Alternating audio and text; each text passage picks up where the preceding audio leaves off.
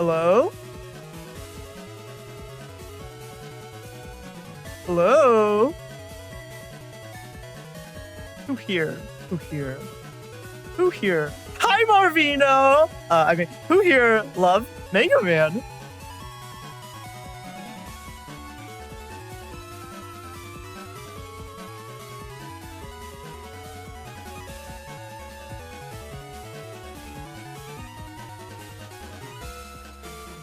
Yes, that was a very sudden hello, but if there's a Marvino here, you gotta celebrate. Let's go!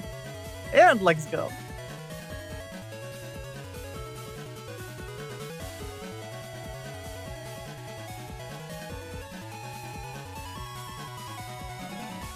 Why? Wait, hold on. Why can't I hear myself? Hold on, I'm scared. 1 sec.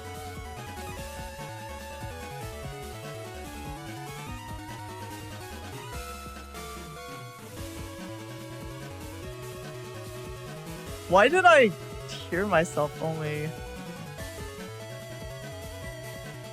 for the legs go? Okay, that's... Okay, don't worry about it. Okay, anyways. Yes, so we have an extra long stream for everyone today. And starting off will be our casters, SoulXCross and Symes. Hello, SoulXCross and Symes.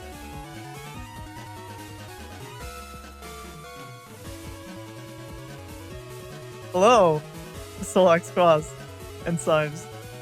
Hello, Player Zero. It's good to be here. You know, it's always a pleasure to be back. Thanks for having me, and I'm ready to see some of these excellent matches.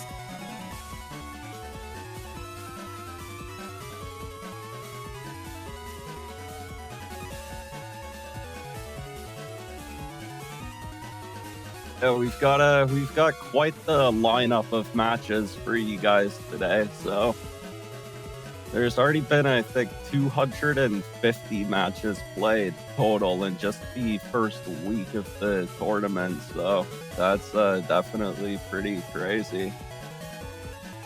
Yeah, a lot of hype to go through. Yeah, we have a lot more activity now thanks to Tango making things silky smooth. Uh-oh, Honor Knight spoiled it. Can the chat notice? Can the chat tell? We managed to get Soul a new microphone, thanks to all the donations. if you guys can so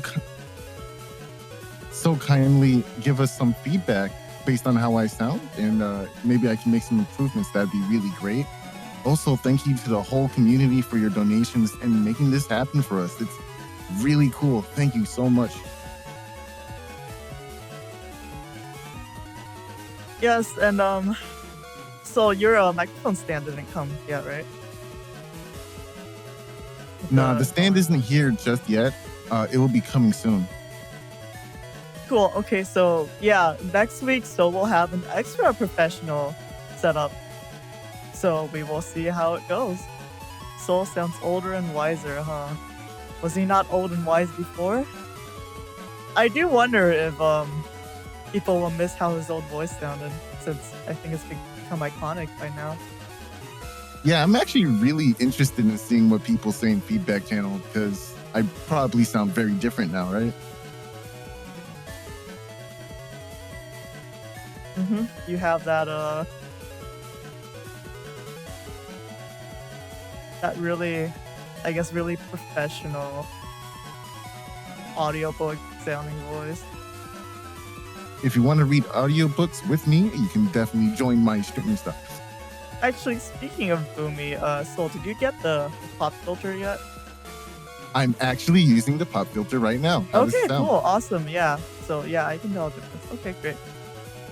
Okay, but with that, let's get into setups for the first match.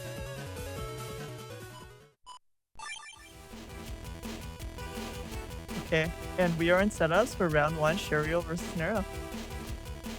All right, looks like Sheriel versus Neryth. Man, this is gonna definitely be an excellent match for sure. I think the cuss that Neryth has in his setup here is an iconic one for sure. definitely one we've seen Salad use quite often before as well. It can fit so much value for Falzar, especially since they don't need to rely on playing things like air shoes or float shoes in their custom. And you still get the attack pluses, this custom max. It's such an excellent custom. It's basically like you don't even need hub batch. It's like having all your value from hub batch from the start, minus the shield, of course. And the cost of that is a lot lower HP. So what are your thoughts on that, Symes? Yeah, having the 1400 is still pretty good. In most cases, you'll see players with that low HP running the full amount of defense, like the 3 invis, 3 anti-damage, and of course life aura. But we can see that Neryth has decided to he has no anti-damage or invis, but he does have a whole bunch of other traps. He's got 3 anti-swords to protect his Tengu, the anti-Navi, and also an anti-Rikav. But yeah, the 1400 HP with no invis or anti-damage is definitely a full glass cannon setup.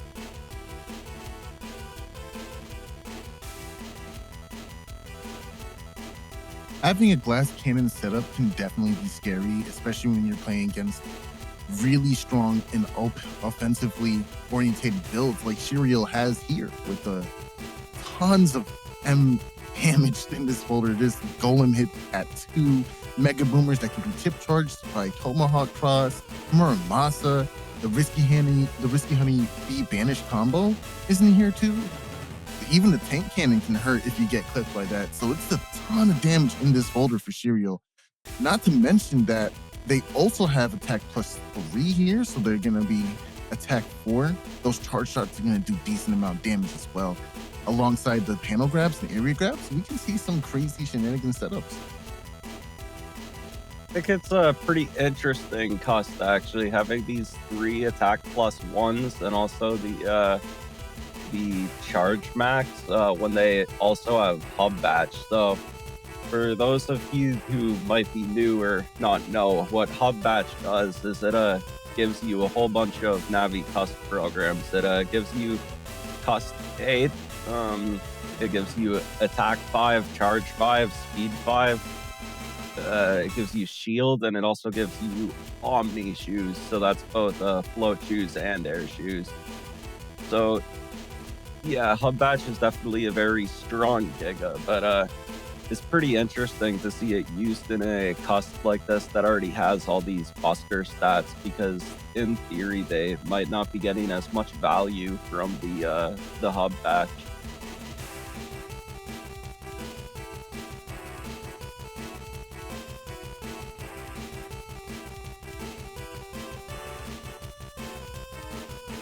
I think all the things that needed to be covered were covered. We can bring up more points during the match. So how about we hop into the match and see how it shakes out between Sheriel and Neryth here. Yeah, that sounds good. Let's get right into it.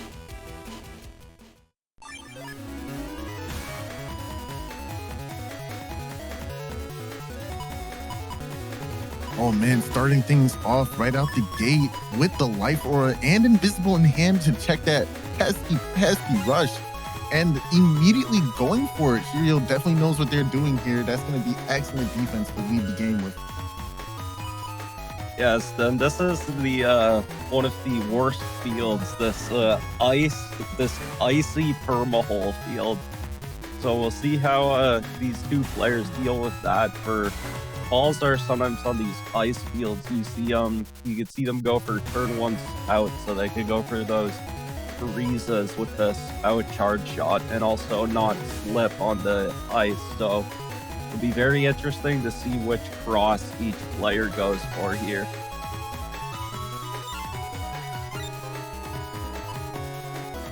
Definitely making a choice here is difficult for Sheriel, it seems. Not knowing if they want to start with Tengu or apparently it seems like Thok is the choice they're going for in the first turn. I don't think Thok is something you want to go for, but I definitely think Dust in this situation is pretty good just to get through your folder. Maybe build up some strategies like that. Oh, I see. Okay, so they want to go fuck in order to use the boomer, but yes, that's the cross I would definitely go for, is the aqua cross here. Try to take advantage of these panels. Oh, but both players have light for us. Not sure if I don't think either player will have anything to deal with at this turn, but Neryth gonna go ahead and put down an area grab here to establish that early area control.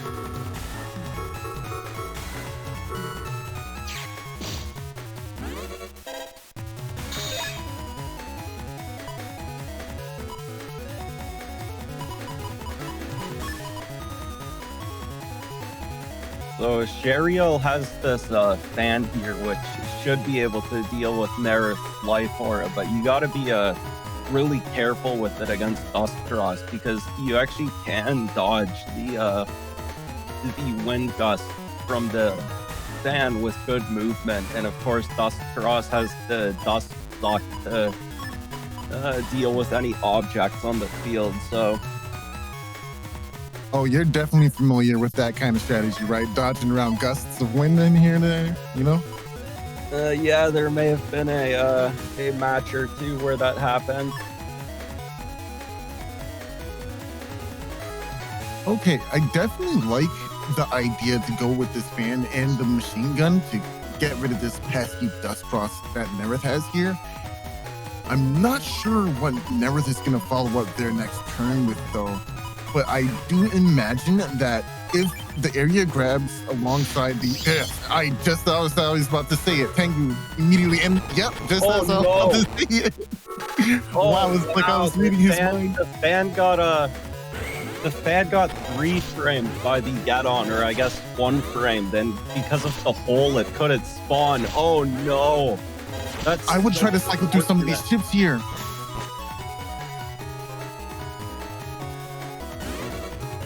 All right, nice. Gets to escape.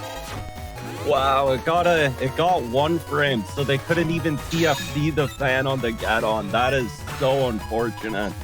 Okay, yes, this was a really interesting choice here. Sheriel's gonna hold on to the chips in an attempt to go into Tengu Cross of their own. Gonna go for the back B here and hopefully get rid of that barrier and then still get to erase that one trap that Neryth has up. It's actually a pretty good strategy. Way to hold on to resources.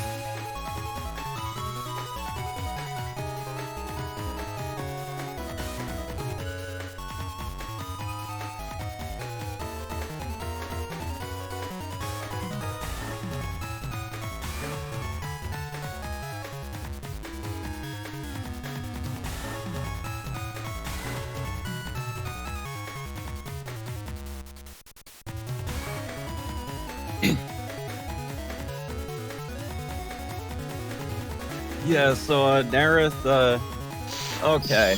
So yeah, Neryth staying in Tengu. We'll see who going for Element Man. All right, just gonna get some damage here. Oh, Erase Man unfortunately will miss, but there's still that machine gun in Sheriel's hand, and almost completely dodged it there.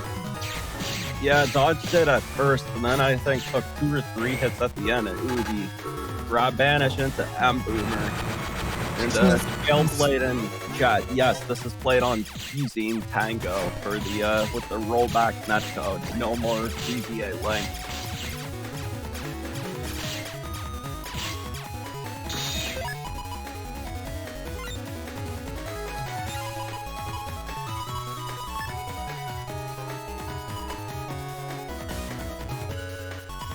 Interesting.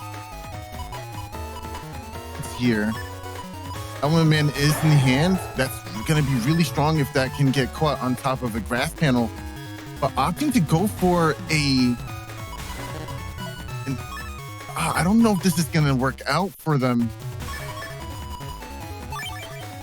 Okay, Muramasa is locked in, goes for the beast out. Maybe the combo is to wait for a charge shot or something like that.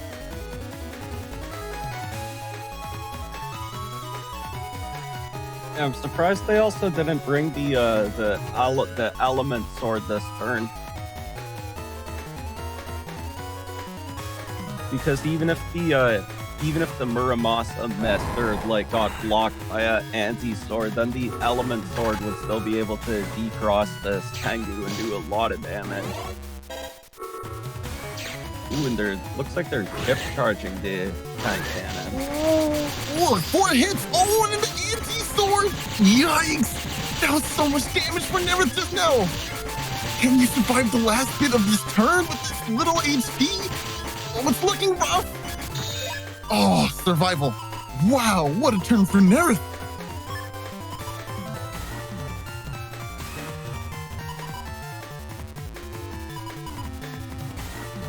All right, so they have this element sword here. The worry would be if at the start of the next turn, Neryth immediately moves down off that grass panel, because in this situation, they'll probably just try to mash the element sword. Oh, Neryth going into Tomahawk Cross. Okay, they do get the element sword, but no D-cross, so Neryth takes it with the Feather Buster. Oh man, and already we're off to the races. What an explosive turn 1. Well, round 1 rather. But man, I don't even know if Sheriel necessarily did anything wrong. That was just a really good sequence for Neryth there. Walking into extra hits on the Tengu Beast Breath there was extremely fatal. Yeah, it was that getting their fan getting 1 frame by the Gadon was extremely unfortunate, and this is kind of cursed. We actually have a Herbal field again. Okay, so both players feeding that bird. Gotta feed that bird or it's gonna eat your pesky Mega Chips, but Erase Man's gonna make it through, decrossing Neryth on the back foot early on in this first round. Man, oh, but Element as SP's gonna go ahead and do a lot of damage and seal off the movement a little bit into a Erase Man of his own.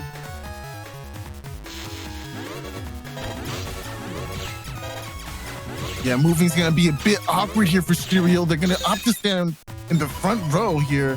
That way they don't get cut off by the perma hole in the center, which is actually really smart for movement. This will allow Neryth to go ahead and set up some strategies, maybe going for a Tengu Windwrack and confirming a couple of hits.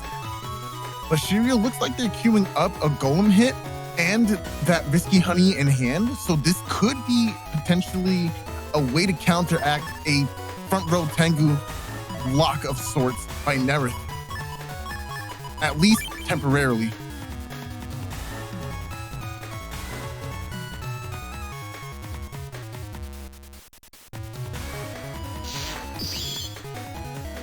Oh, that's not what I expected. Oh, but this is gonna hurt.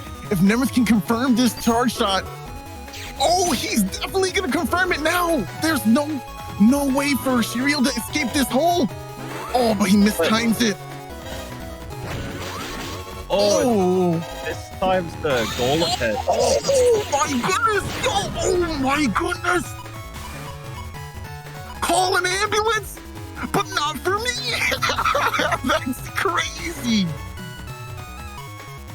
Yeah, I think as we can see there, M-Code has extremely high potential with the ability to just pull out combos like that. It was looking like Sheriel was in a very bad spot, trapped in front of that perma hole, but then just completely reversing the situation with the bees into machine gun combo.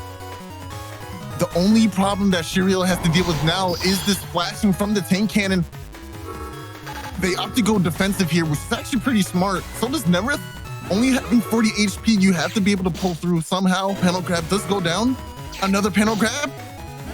Setting up for that possible beast turn in the next couple of turns here. Oh, yeah.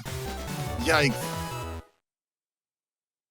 Yeah, that was a very good awareness by Sheriel there, not using the element sword, because we know that Neryth likely had the anti-sword up there. So that was very good situational awareness, just closing it out with the Feather Buster.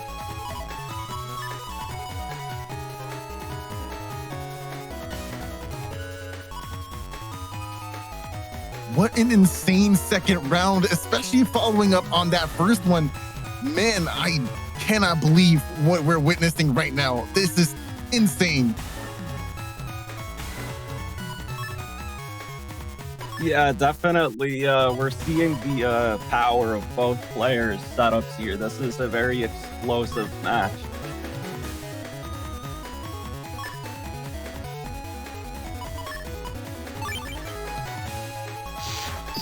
Both players going dust immediately once again. Life for up immediately on top of this panel. Unfortunately, this tank cannon will not be able to deal with it. Perhaps Sheriel can bait Neryth off of that panel.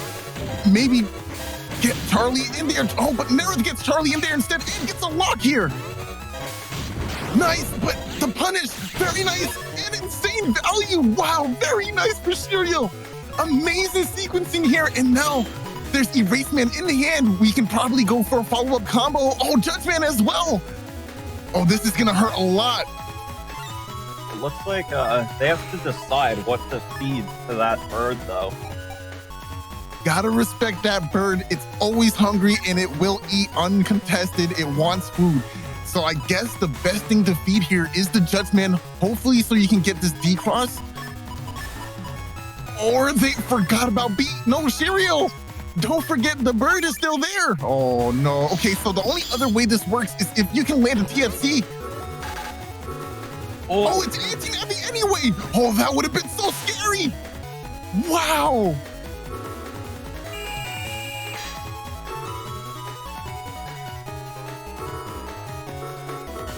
What a scary turn Slow Gauge is ensue. Yes, you cannot avoid this. Gets a little bit of damage here. There's the beat. It's gonna eat Judge Man. But now you do have this option for Invis. No, it's Rush. There's nothing you can do. You have to take this damage in this Slow Gauge, at least until the panels start running out. They're going now. Nice, okay. Oh, but there's an area grab. Okay, there's not a second one though. So their HP here is actually pretty close to even still.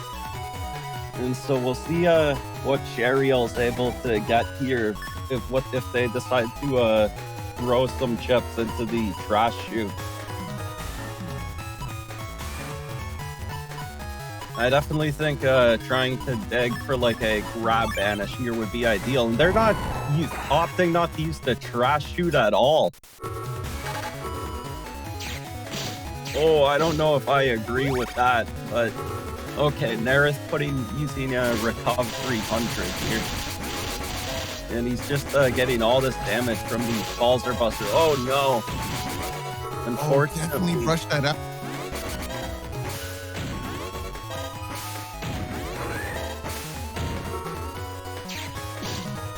Oh, and there goes the full lock. Next turn, you have to expect some of these beast charges to come out. It's even risky to go for anti-damage, especially if Neryth decides to go up with an anti-sword on their end. That means you're just going to eat even more damage. What a scary position to be in. And they just threw away the hub badge there. They do have this this Moonblade. So if this Moonblade lands, that could be huge. And yeah, Neryth didn't have anti-sword up, so he if he went for that beast charge on the last turn, he would have just lost his Tengu for free. Really smart maneuverability by Neryth here, and there it is. That has to be the anti-sword. We can check very simply with this Element Man just to make sure. Okay. Yes, it is. Oh, and now this Moonblade, yeah. Oh, but they do have a. Oh no, that's. Oh my goodness, yo! That was so many hits. Yeah, and that was only the 2-panel setup. So that's in that when you're in the corner with just one column, that is a guaranteed 8 hits. You don't even need the RNG in your favor for that one. That is confirmed. That was an insanely tough position to be in. You had to consider so many variables as Sheriel. I don't even think that was your fault. Like, that was tough. Well, I think They one turn they didn't put any chips in the dust chute.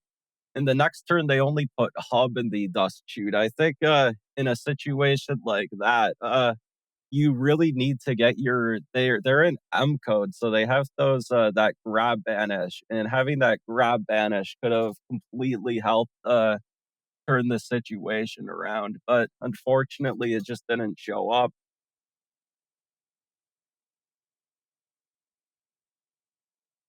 But still, that was definitely a very hype match to watch, and a great game by both players. Absolutely great game. It was very interesting to watch. Man, that was intense.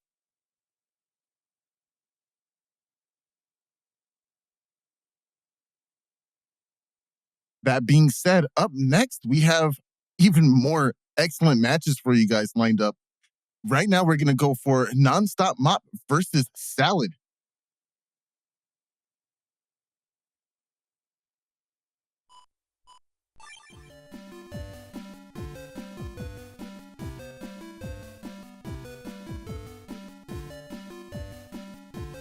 Oh, that means I can talk about my favorite character in all of Battle Network base. Now, you see, there's a patch for a game that I so love called 4.5, right? Now, in this legendary game that has no flaws whatsoever, it's an amazing 10 out of 10 game, it's the best game ever created. You can play as base, right? As your wingman. You can fight. Soul, I don't think you can play as base in Battle Network 1, which is the legendary 10 out of 10 game. I mean, it's okay to be wrong. You know what I'm saying? It's okay. It's okay. I understand. Like, imagine not being base. Like, can you really like? Okay, hold on though. Hold on. Do you know what game base.exe started in? That's not fair. Wait, Soul. That's So, not like fair. Gorman said in chat, you were talking about a battle chip challenge, right? Because you could play as base in that game. In fact, that game even has 2 versions of base. Wait, it does? Yeah, it has base and base GS. Oh, okay. So yeah, I'm actually really excited to see this next match between Nonstopmop and Symes here. It's gonna be a really good one for sure. Like, so Symes, you wanna tell us about, some stuff in that match? It looks like we have the setups up now. Yeah, let me switch back to the screen. Sorry about that. Yeah, so looking at this Symes guy's setup, it's kind of sus. Like, this guy, they don't even have any invis in their folder.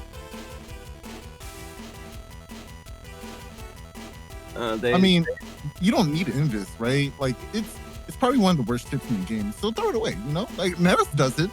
Neryth knows how to play this game, right? I agree. No, yeah, that's true. Yeah, invis is actually like a really bad chip. So yeah, I think people should, like, if you don't have any invis, you don't even have to worry about the opponent's rush. Like, that is so good. But it's valuable.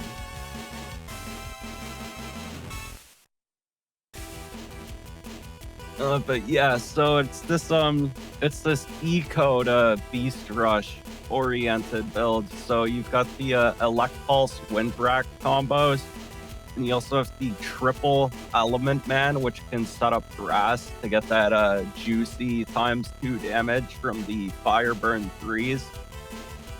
And so yeah, basically I just felt like finally going back to Falzar again. I have betrayed Rhaegar.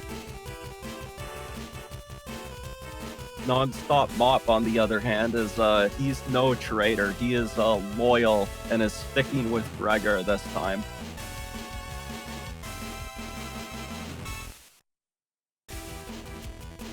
I no absolutely no bias at all. But I do think Rhaegar's the superior version in terms of style and skill. You know what I'm saying? Like, I think if you're playing Rhaegar with custom 2 bug that's absolutely skill, because you don't know when you'll draw your bug fix, right? Yeah, because there's no dust cross in here. You've got to rely on the heart of the chips. Exactly. You see, you do this too. As a matter of fact, you understand that in order to be able to push advantage while having such a deliberating bug upon you, like, come on, like, you got to be the best player in the world, right, son? Yeah, no bias. No. Come on, guys, no bias. There is like so much fake news in this setup commentary right now. I'm considering removing it from the video. Viewer discretion advised. Okay, that's it for me. Okay. All right. So yeah, going at a.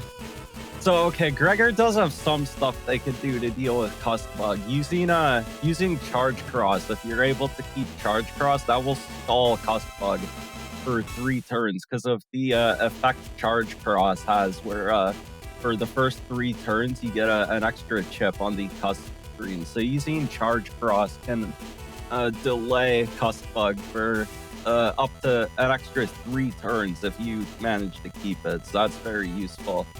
And looking at this folder, we can see Nonstopmop has Barrier 200 in W code with no other W code chips instead of U code. But they also have this full cust, which in full cust is actually a very useful tech, I think. I kind of want to start trying it for my Gregor because the full cust is extremely obnoxious. I definitely want to see how the custom comes into play here. Having cust max with all that chunk is just really solid, especially since Gregor tends to play a lot of chips that are more asterisk or fluid just because they need better folder flow in certain situations.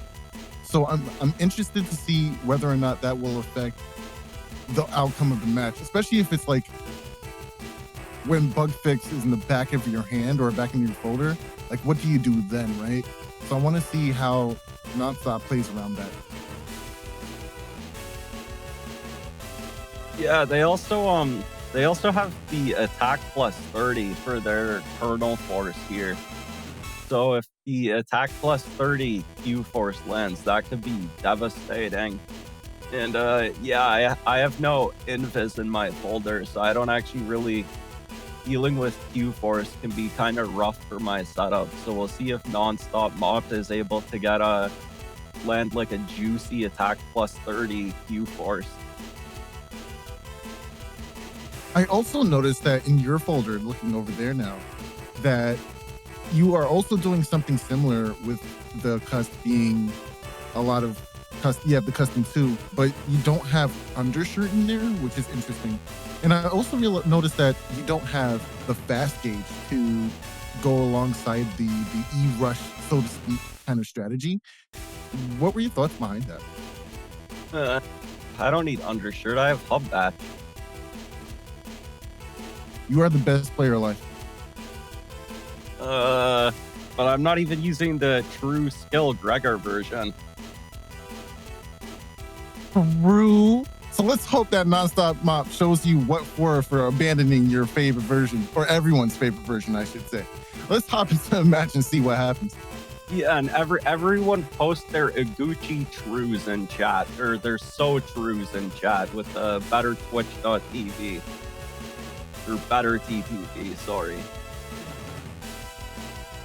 Wow, I feel like I need to take that Symes sound clip and use it for product placements. That was fantastic.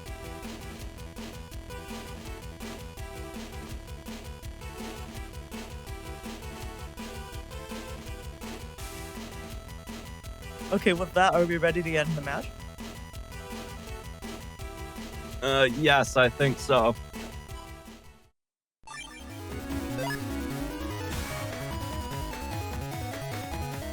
All right, starting things off, looking over at Nonstopmop's hand here, we see a decent amount of flexibility in the starting hand to grab banish and the area grab to go along with that. Also, Windrack in hand can deal with first turn life aura if Symes should be so lucky. Especially since you have a backup Windrack there, it wouldn't be the worst, but you kind of want to combo into something with that, right? So maybe he won't go for the Windrack turn 1. Yeah, you probably want to save your Windrack for when you get that Kernel Force. And they do have that attack plus 30 in hand already, so we're definitely going to have to watch out for that Q Force, but... I also think that... go ahead. I also think that this is one of those hands where a Gregor player or a person that's new to Gregor would be a little second guessy on how they feel they should take the first turn. It feels like there's not much to work with in this hand, but when you realize you have charge shots that line nuke and do tons of damage, you kind of just use them defensively and go with the flow in terms of what your opponent's trying to pressure with, etc., etc.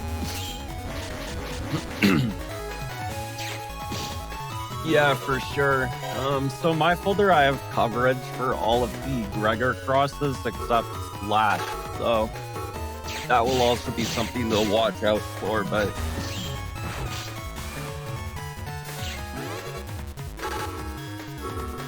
Ooh, I see what Nonstop tried to go for there. Maybe, hopefully, trying to get the charge shot during the sliding animation of the grab banish. That was actually kind of sick. If that converted, that would have been insane damage on the first turn.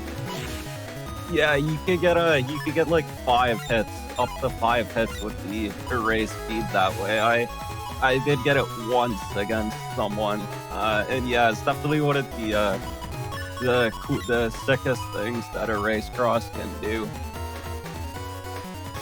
And so it looks like Nonstop is considering changing crosses here.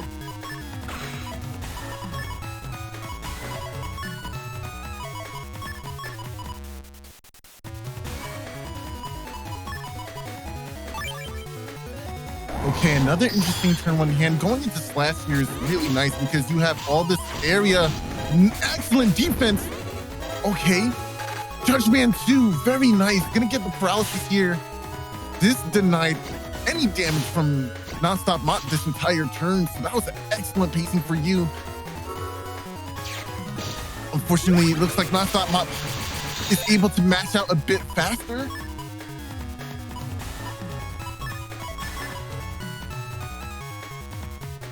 Honestly, the HP is so low here, I could even see going for that and maybe a cross change. But with only 1 recover in hand, you kind of want to raid around for the second one so you get both at the same time. They actually just used the first one on the previous turn. Oh, I did not see that. But this Blast Man, oh, did they get it? Oh, they did, right before the Sanctuary. Oh, what off timing. If you were a little bit faster on the Sanctuary, you would still been flashing too. Yeah, that was definitely a bit of a misplay on my part, or if I just camped the Sanctuary instead of taking 500 damage from the Blast Man, I would have only taken 125 damage from the Blast Man, so that was actually a pretty massive HP swing there. Okay, and there's that bug effect just in time, as we can see the Nonstopmop already ticked down to +7 this turn. We also got to see a little bit of the synergy between, or rather, not the synergy, the comparison between HP Bug with getting pushed and pulled by Elect Pulses. We started to see the bug ramping up the amount of HP that was taken away on Nonstopmop's side. It was very interesting to see there. But fortunately, now Nonstopmop doesn't have to worry about it, at least after that bug fix is triggered. The slowest bubble star ever, hit twice, crazy.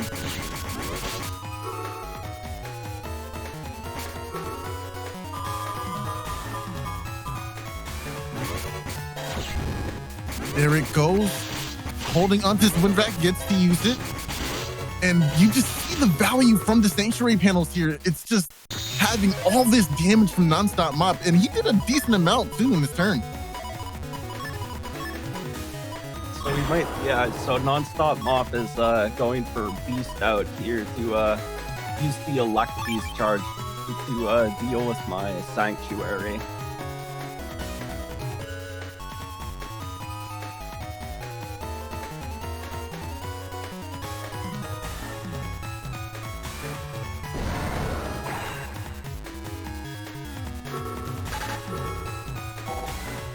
I also think it's interesting that Nonstopmop decided to stay in this cross, especially since it's kind of invaluable for you to go into Element Man SP or even Element Man Star because of the fact that you'll be losing most of these panels anyway. Well, I guess that means you should use it, right? If you're going to lose them anyway once you see Elect Beast in the first place.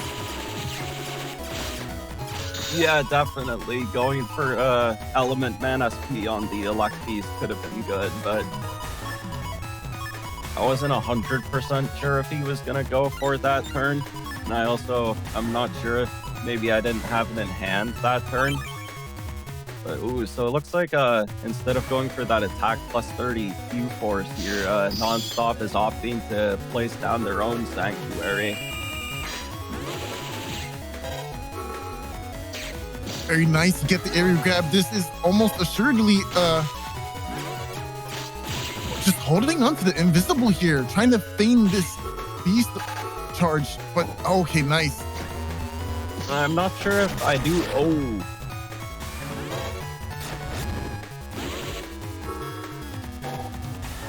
Okay. But now since I didn't set the field to grass, I now have a Holy Aura on these front Holy panels.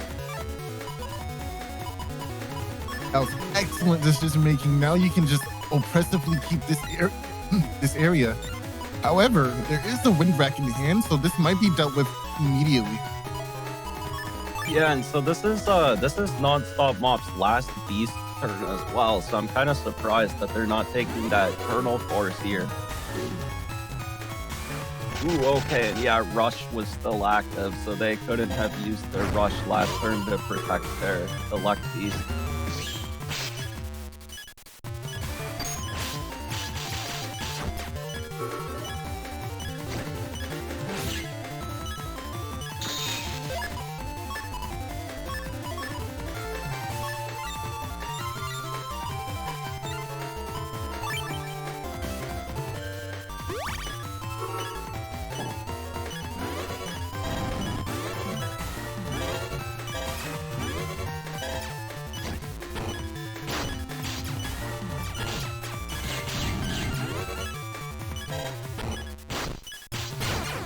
Yeah, that will take the first round.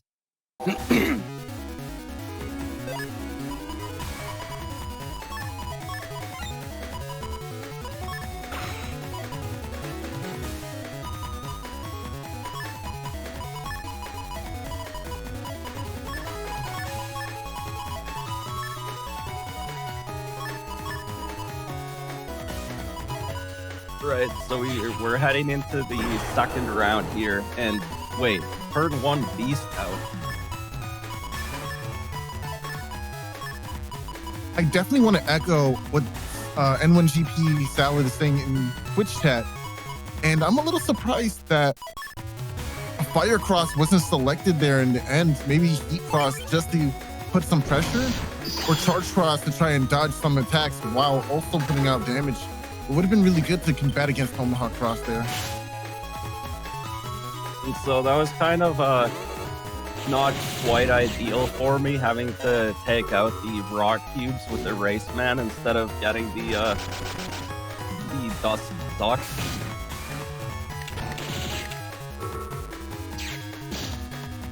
An early beast out, very interesting. I'm not sure what we were trying to do with it, but an earlier beast out does mean later in the game you could go for beast over strats with Kernel Force, which would be a ton of damage. Oh, excellent. Standing in front of this whole panel without shoes prevents you from being pushed back. Now Nonstopmop can just simply put down another area grab. Ooh, and there's Kernel Force in the hand too, just completely setting up for the next turn. Going for your race here would be extremely strong with a slow gauge in hand, because you cannot stop any of this damage. I would probably queue up the slow gauge first there.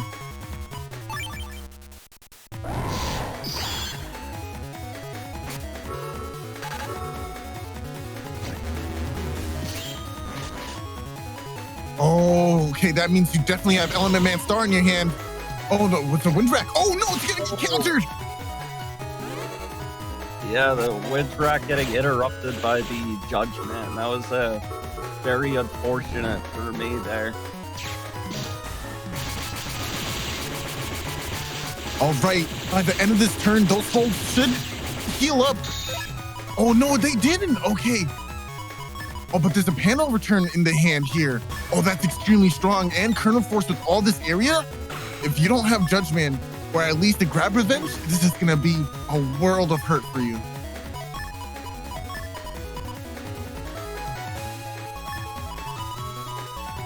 It looks like they're going for a sanctuary here, which with the +2 area is pretty risky because that could potentially give me a whole bunch of holy panels. Okay, nice. You're able to go for the area grab here. Nice, good dodge on the. Oh, but the Element Man, oh, the punish. That's double damage.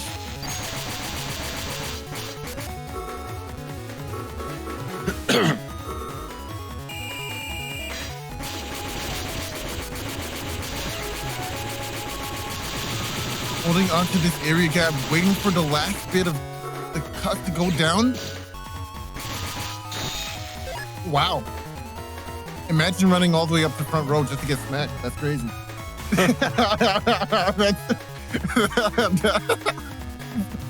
I mean, to be fair, you had Beast out regardless, but the fact that you had it surprised me. I'm not gonna lie to you.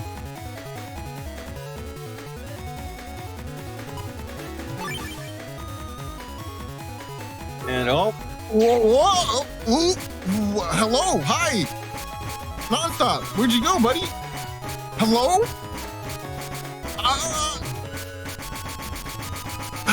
Hello, Mega Man? There's no running away from a fight. Yeah, no, Nonstopmop. Yeah, the Marvito in chat. Nonstopmop just vented. Very sus. He's decided this turn he just wants to hide in the vent. And I lost an entire turn of Beast out to that, but I don't even know. How did he do that? What just happened? This is actually the first time I've seen that. He vented.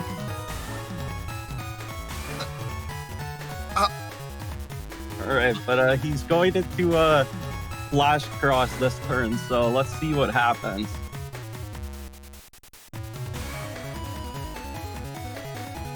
And yeah, I think I'm taking a while in cuss here because we were typing in the tournament chat, and we were like, what is going on? That was insane. Oh, he came back.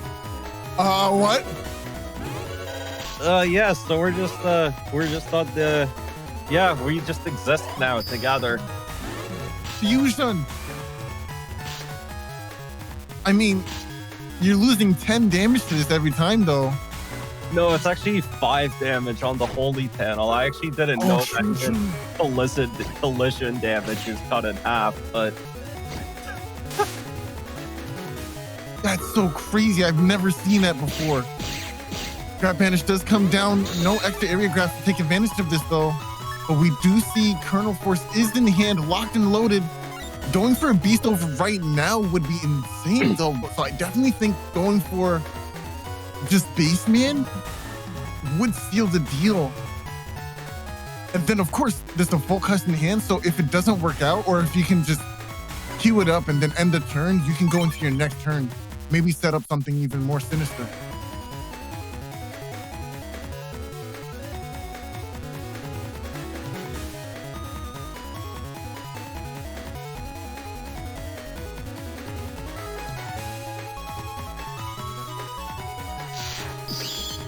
Yeah, so the other thing is it looks like Nonstopmop is down to just 5 chips, but that's actually due to the cusp bug taking effect.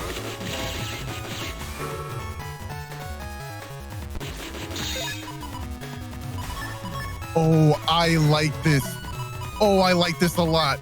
You're definitely going to preemptively go for defense just to avoid the last bit of damage, and maybe you can get the cross up here with the Blastman SP in hand and punish the Tengu. Excuse me, the Tomahawk. But that's if you go for defense here. But maybe you won't, because it's only a little bit of damage. You took less damage thanks to that anti-damage anyway. Maybe you don't go for defense immediately.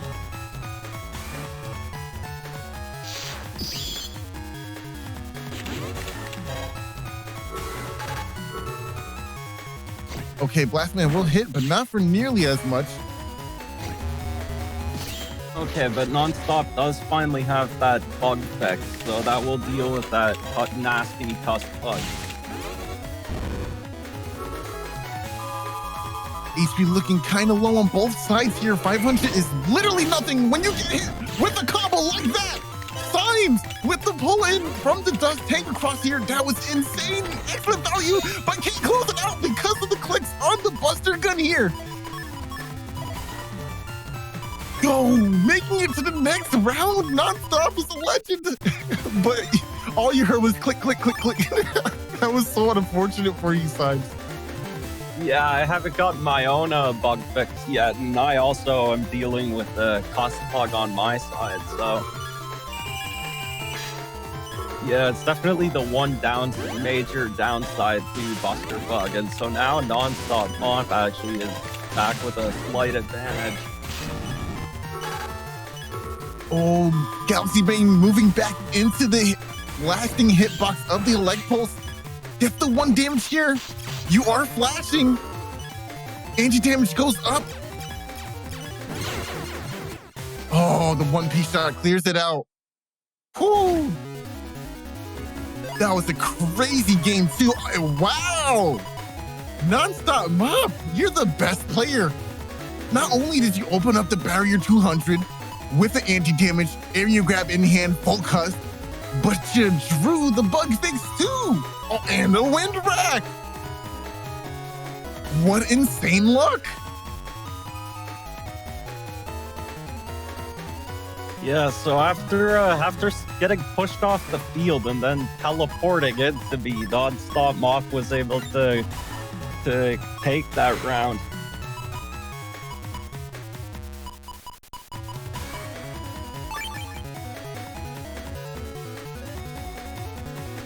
This game 3 is insane. He drew everything that Symes. He drew everything. Yeah, but we do at least get the stupid Balzar privilege cube field. Oh, true. Sucking one of these bad boys up alone will allow you to just press B button for 200 damage. And I love that you're camping them instead of taking them away immediately. You don't know exactly how it's disrupting your opponent with the spacing. Why didn't he TFC the barrier 200 on the erase, man? I think it's an interesting choice. Maybe he believes there would be a follow-up of some sort.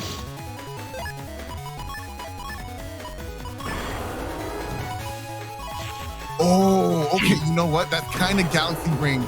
I don't know exactly how this would work out. But if you go for a wind rack, nah, it wouldn't work out. That's not good enough. Maybe you could bait rush before the aura is removed completely. That's going to be rough to try and time, though, especially since you're already mid-animation for the gust, or for the wind rack in general. Oh, but you cancel it!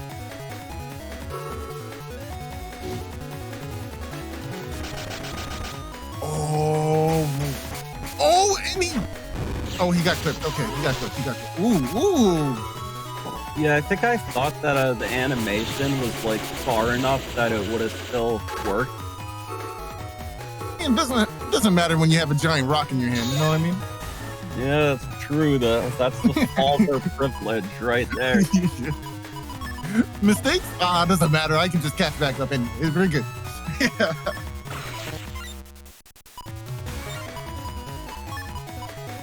so Nonstopmop is in a little bit of a rough spot here, but they do have this area advantage, and so yeah, another reason why this SoulXCross attack is actually pretty nice as Gregor is they could just opt to beast charge it here, but it looks like they might just be going for it.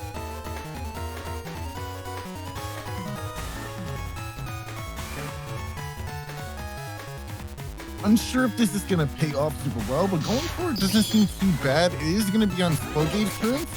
Oh, he tip charged it instead. You get a counter hit. Sanctuary with all this area. That's a little rough. Oh, it's like that. Oh, it's like that. Make a decision. Do you want to deal with my Heat Beast or do you want to deal with my Sanctuary panels?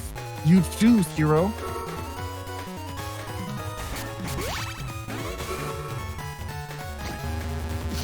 And you have chosen. Maybe there's another element. I have made a decision here, but will this decision pay off? Whiffing Erasement on purpose just to get to this panel return. Oh, the movement, the baiting. Oh man, that was tough. Oh, that was definitely a mind game for sure. Slow gauge definitely allowed for that little transaction to happen here. I really like the movement that you were going for though. But I think you gave up on it a little too early. Maybe you just didn't think you had anything left. No, I knew. So you resigned to your fate, I see. Oh, that's funny.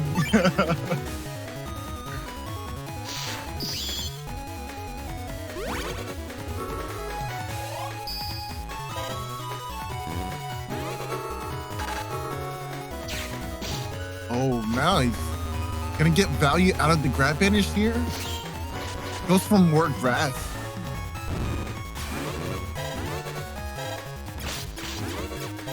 I love the decision there to run up to the front row and go for a shield just in case Nonstop reactively went for a grab banish there. You would have just deflected it entirely. Ooh, no TFC. This is 500 big ones. And for some reason, I didn't get the anger there. Huh. Yeah, wow. Actually, now that you bring that up. Yeah, I don't think I noticed that in the match. Yeah, that's weird. Huh. Going for Kernel Force here. I don't think you beast over, obviously. You have a ton of HP. But you still get the value from the plus 30. Not as much from having the Beast Buster alongside that, though. Yeah, I think I would have gone for probably stayed in Slash and maybe used the Life Aura. Yeah, I agree with that. You have so much value on that, especially with the extra 2 area grabs in hand. You just keep up the pressure no matter what. Oh, okay. I didn't get the anger because I was already, I'd already used phase Beast out, so I was tired. That makes sense. Oh yeah, that makes sense.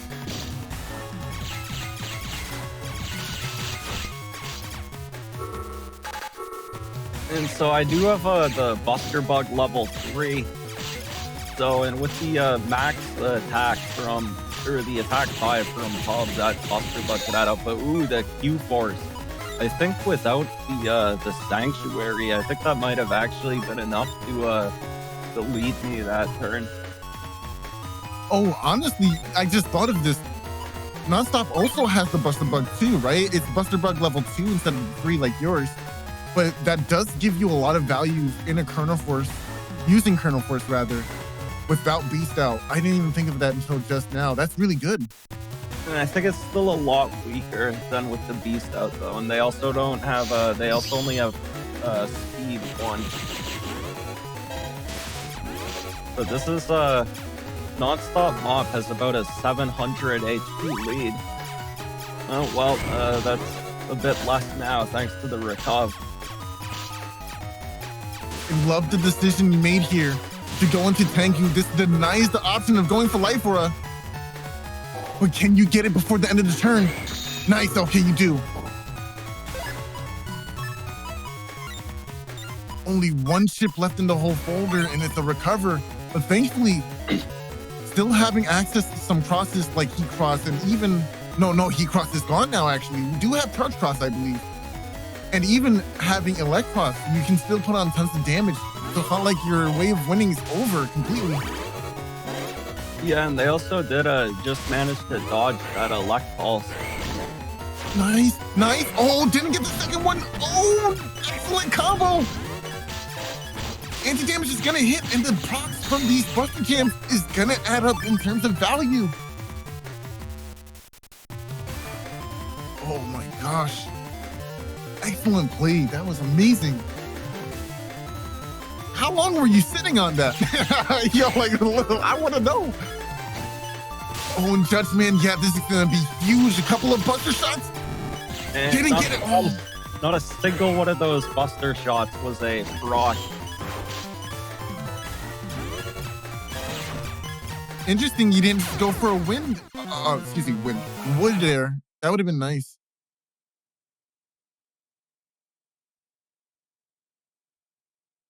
All right, and yeah, GG's. That was, hold on. I'm actually wrong. Nonstop has level 3 bug. Buster bug there. Attack max is on the line. It's out of bounds. Charge max is also out of bounds. Yeah, that definitely makes 3. My mistake.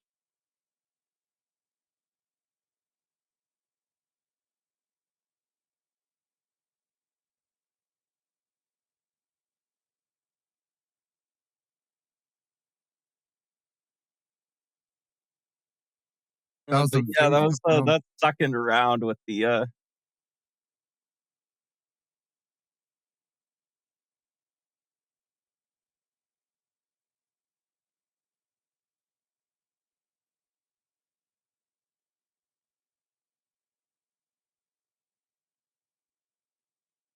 All right, that round being over and done with now. Excellent plays to both players. That was an insane match. But it is time to move on forward. Up next, we have Crew Mars versus Thiago. All right, ladies and gentlemen. This is not your average Mars. This is crewmate Mars. Crew Mars rocking that little spaceman in the Navicus, if you can see it. It is kind of sus that he was able to finesse such an amazing custom and still do decently enough in this tournament. Like, it's amazing. It just goes to show that it's the player that plays and not just your Navicus setup, not just the folk. You got to be able to do it all.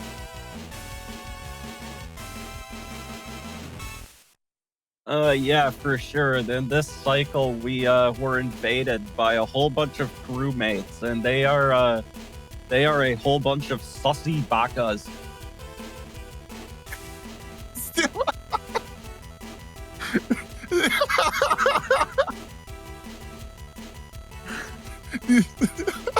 Hold on. Sussy bakas. I'm mad. I am mad. Oh my gosh. Oh Mars. They're already. This is gonna be clipped forever. Oh no! I'm never gonna be able to escape this. No takesy backsies. You gotta live with this now. Oh no! What have I done? Oh no. Yeah, so, yeah, it's a very sus folder, as we can see. He's got the Bout Mad SP, Ground Mad SP, Slash Mad SP. Like, this man, my man, doesn't even have a Judge Man here, because he doesn't need it. He's got 5 area grabs and also a sus grab banish. He doesn't need, this man does not even have his Giga Chip. Who needs a Giga Chip? I'm already sus. I'm already getting my value. I'm gonna win. That's all I need to do, right?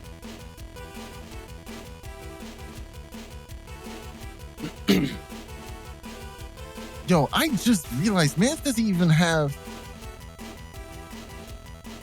He has no custom here. Like, this is cust 5. If he draws Among in one hand, I'm going to scream. If it spells Among in his hand. Oh no, that's what I was saying, that these the sus players should have an Exodia rule where if they could spell Among Us in their hand, they just win. More like Final Countdown. No, not Final Countdown. Destiny board, right? Because it spells Among, like final. Yeah, this is Destiny board for sure. Yeah, I don't know. I don't know what that is, but yeah, sure. That's probably right. I am still so tilted. Why did I say that? No regrets. We look forward and towards tomorrow. Looking at Thiago's hand here, they are pulling no punches.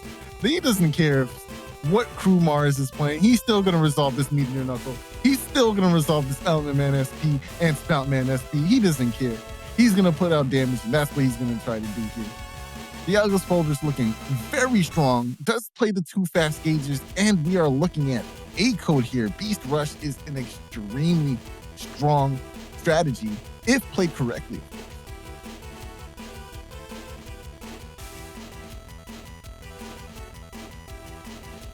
Yeah, Thiago has a significantly less sus build, so it could be a pretty tough match for Mars, but you never know. Mars might just be able to vent off the field like Nonstopmop did.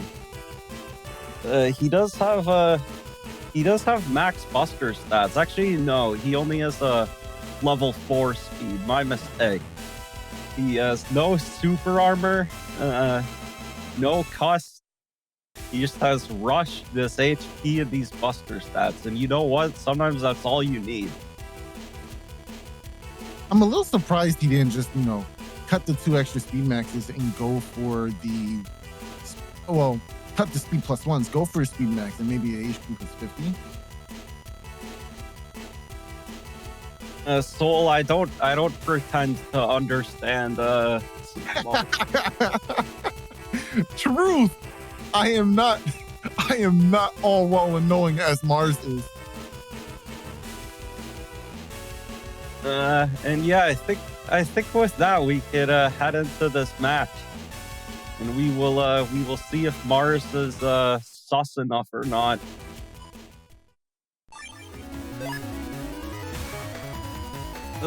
Yeah, that's a nice starting hand. Muwog. I had a heart attack just now. I'm not gonna lie to you. I started looking at letters, and I saw more letters than not letters, and I was concerned for a moment. Imagine starting the game into a win. Take a screenshot, send it to your opponent. All right, man, I got it. GG, bro. Wanna go game 2? Yeah, so I think oh yeah, he has a regged A code would actually be kind of OP for that strat. Oh, true. You start off with 1 letter. Yeah, and you could probably also tag 2 of the other ones. That could actually be really toxic. But it's interesting that with this soupy hand and cust 5, it looks like Mars is thinking of just going for Electros here instead of going for Charge Cross to open up his cust screen a little bit.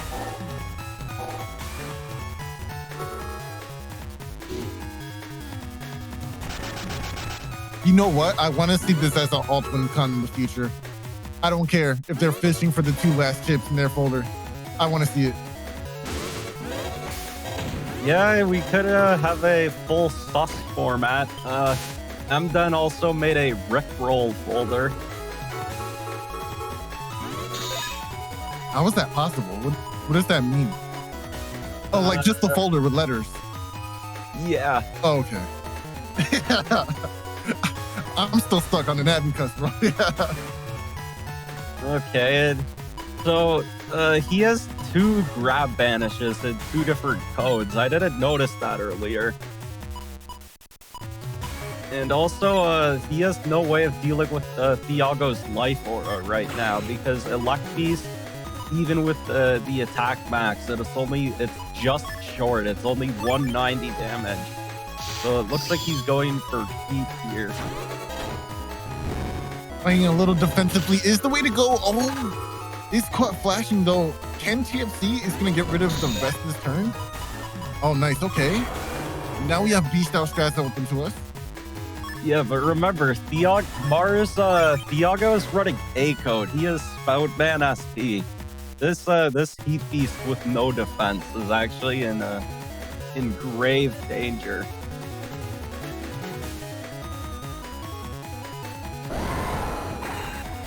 But we'll see if Mars is able to dodge it by venting or something.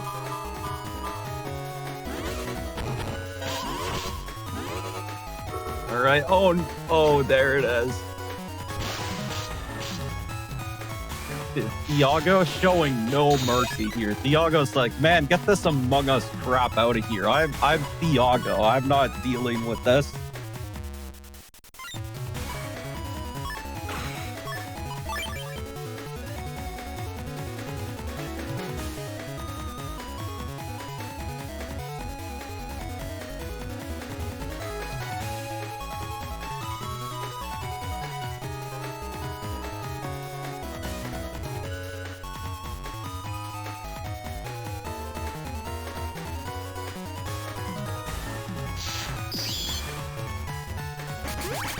Base is in play now.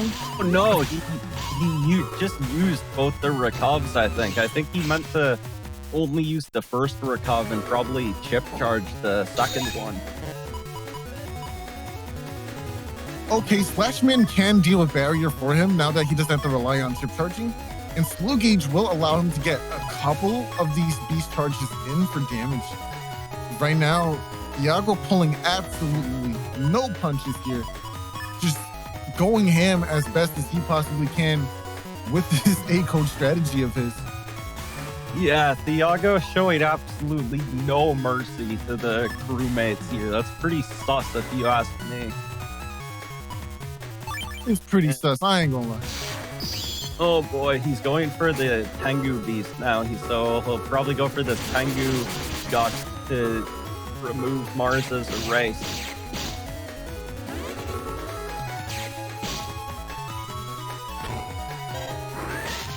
Oh no, he had the erase tail arrow charged and he just walked right into it. And to get on block the splash man. Oh man, that's such a rough game. This is terrible game one. Dang. Wow. Oh man. Thiago didn't even take any damage that entire round. So Thiago voted and we chose True Mars and we think he's kind of sus. Put him off the island. Put him off the shit. Thiago just woke up and chose violence. And also, yeah, this opening hand. Ooh.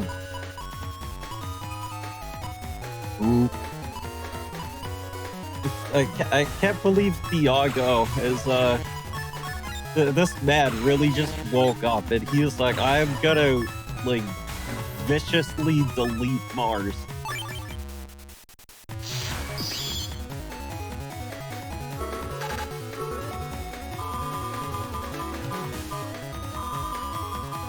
Is this turn one bug fix on both sides? Amazing.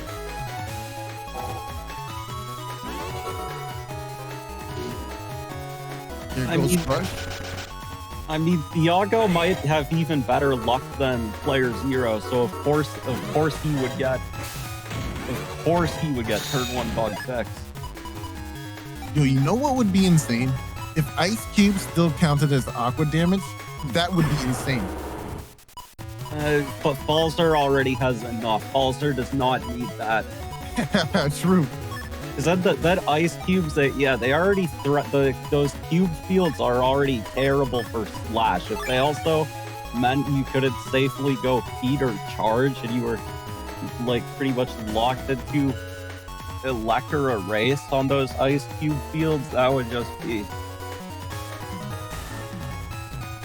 But Mara's already doing better than he did in the last round because he didn't already lose a whole bunch of HP on the first turn. True. 100% true. All right, should be able. Oh, the Elect Pulse will deny the charge. Oh, at the very end there, gets it out. Very nicely done for True Mars here. Can at least start going for some damage now. Doesn't have to worry about another life or it either. Yeah, and he has this Agu hand, which he's opting not to take.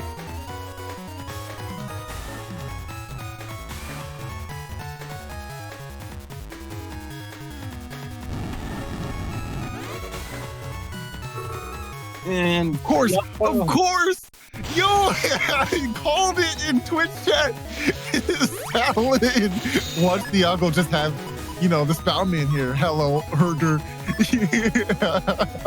Wow. It wasn't even a secret. My man didn't even wait for it. No suspense, just press A. Yeah, that feels so bad. At least Mars has already done 10 damage to Thiago this round. That's 10 more damage than the last round. So, I mean, that's pretty good, right? No, actually, it's progress. It's more, whenever you see progress in any shape or form, you're immediately doing better. Oh, no! He did 10. Oh! And Mars will finally retaliate with his own Spoutman. I think Spoutman is probably the most sus Navi. You want to try saying that again, tough guy? Yeah, you want to first to 10 again? Spoutman is sus. Ooh! Yo, I'll do it. Don't talk about baby like that, bro.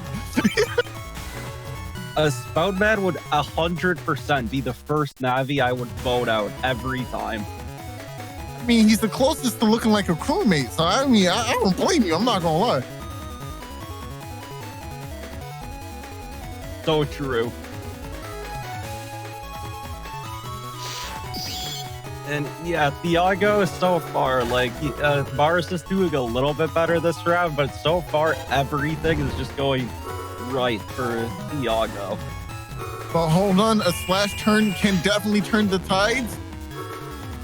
Judgment's not going to be enough. There needs to be a Windrak in the hand as well in order to get this area back. Oh, but step down just in time, but you can't move now. Okay, so that's just as good. But there is an area grab, so that means Mars will be able to reclaim area regardless. I think leading area grab is probably the best option for him right now, and maybe following up with Groundman for some damage. Removing a trap first is pretty ideal too. Okay, he wants all the area, not half of it. This is definitely the green play. Waiting for flashing. Oh, what's the follow-up? Nice. Oh, not nice. Oh, value.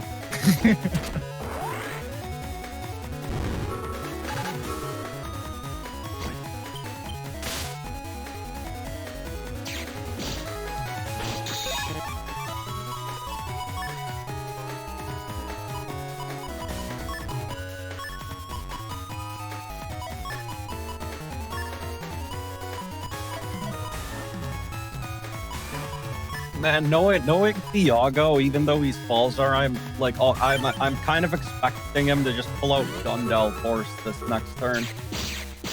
Anything can happen. Thiago does have lower HP. Just get down the area grab though, so these charge shots are going to be a lot. Oh, nice. The machine gun should be able to deal with it before the end. Oh, but wait. Yeah, okay, Mars, he needed to... That was just kind of a rough interaction there for Mars. There wasn't really much he could have done. Because changing the charge cross keeps the anti-damage though, so it won't be as bad. Yeah, and he does have that very sus Neo variable.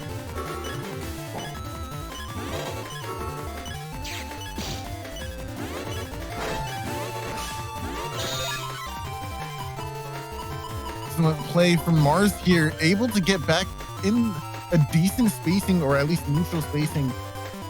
370 HP is very low, but I imagine that Thiago wasted a ton of resources just to get to this point. Okay, can you get the Neo? Okay, he gets the Sonic Boom. Oh, Meteor Knuckle. 1, 2, 3, 4, 5. Wow. Oh, on center panel. Wow. Yeah, Thiago, I'm telling you, Thiago has even more luck than player 0. This man just, he's like, man, get this crewmate out of here.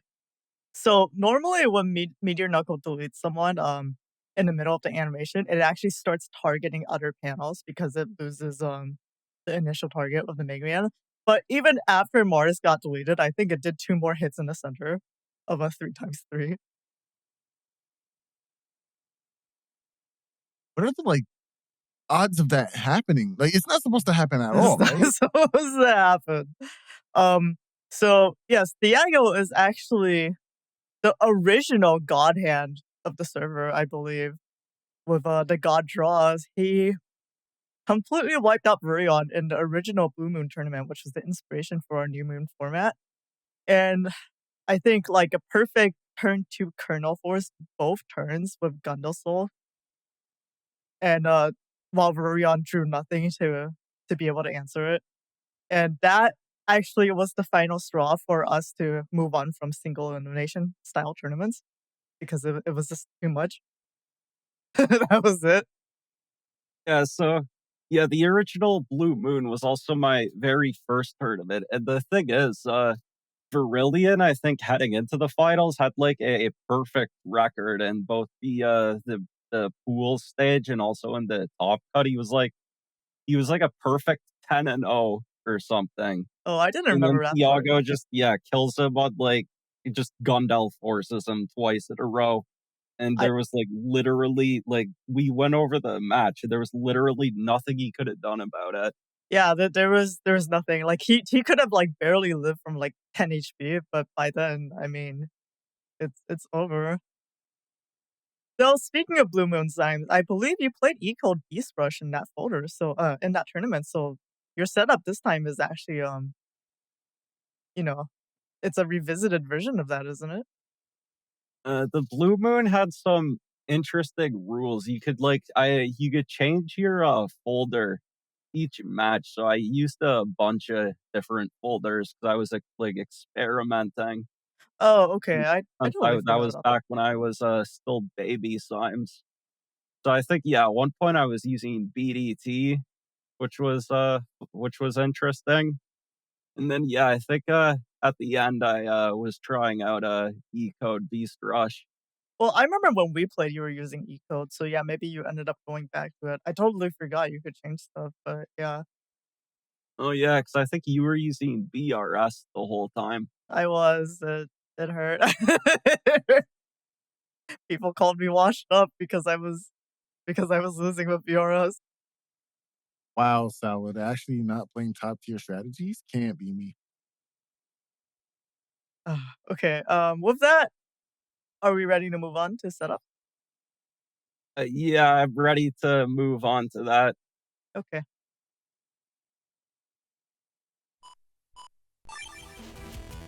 Yeah, so we just saw what happened to Mars against Thiago.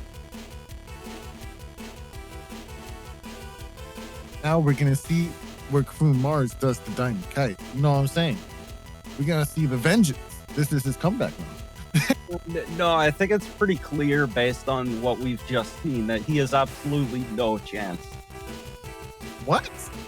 Do you doubt the powers that is Crew Mars? I mean, you saw what Thiago just did to him, right? There's no way he has a chance. Bro, you know what? That's kind of sus. And I think I'm about to cast my vote. Oh yeah, who are you voting for? I'm not saying I don't want to get voted off. You're not gonna vote for me, are you? So let's get into the match and see how it shakes out. I think we should at least go over Nugget's setup first. Oh, true. What are we looking at? That's pretty sus that you just wanted to get right into the match, Soul. True. Yeah, so Diamond Kite, also known as Nugget, is using something that he's known for, which is like these coming road panel grab fan strats. So basically what he's trying to do is he's trying to use like the coming road with panel grabs to like completely lock you into a row. And then as Gregor, he could like because he's also like locking you into the front of the row, so he could like go for slash cross and just charge you from like charge shot you from the middle row and be almost completely safe. Or you could just go for one of the other 4 Gregor crosses and just like freely like have like guaranteed charge shot confirms and then just like move to another row to actually charge them and still be pretty safe. So if you could get these coming road or fan lock set up, it's a very powerful strategy. It is a very solid strategy. Very scary to be behind that wall of intrusion by Diamond Kite too. It's very tough to actually play around once it starts happening too, right? And it's very sneaky. You don't really know you're in a bind until it's already too late and you're already being oppressed by movement. Yeah, and the other thing is float shoes isn't too common. So in most matchups the coming road will work. Of course Balzers can use Beast out for the float shoes and stuff, but for the most part this coming road can work out pretty well. Although Nugget is using his namesake, the Nugget Tusk. So he, in fact, does have float juice. He also potentially can go for bodyguard because he has anti-navi, the 3 anti-damages, and an anti-sword. I think the anti-sword is pretty interesting. I believe he's going for the program advance here, right? Do you see a white cap inside the folder here? Oh no, but there is uninstall. So as long as uninstall doesn't miss, this program advance for bodyguard, it won't miss. That requires anti-navi, anti-damage, and anti-sword. I believe in that exclusive sequence. So it's going to be very powerful if it goes off. Yeah, the nice thing about bodyguard though is of course you can also just use you can just use the anti-navi individually and it will still be pretty useful. So yeah, there's definitely a lot of solid options he has available to him here. And yeah, based on what we've just seen from Mars against Thiago, I think it's pretty clear that this is going to be a rough matchup. But yeah, you never know. Anything can happen. All right, let's roll the clip.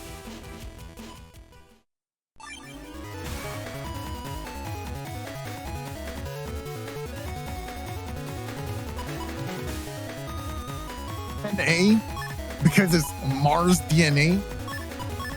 You got a little Mars in you and me. MNA. He's just built different. Well, whatever you say, SoulXCross. Whoa. Oh, now hold on. This slander against my name will not be tolerated. Moderators help. Oh, wow. Nugget is going straight into Erase Cross and opening with the Erase Man SP. And Marvito and Twitch chat. Everyone vote Soul Liz. I agree. We used to be friends, Marvino. We used to be friends. Oh, and as I say that, it looks like Nugget does get the strategy. No, but Mars has the... Oh, wow. That is so unfortunate for Nugget. Mars just had the single panel return ready to go. And it works out wonderfully as he's able to escape. What a terrifying trap that would have been.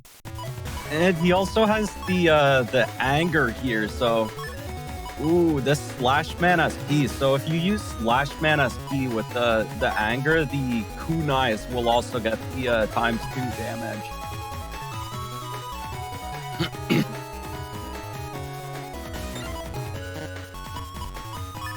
This Slash Man SP here could be very juicy with the anger.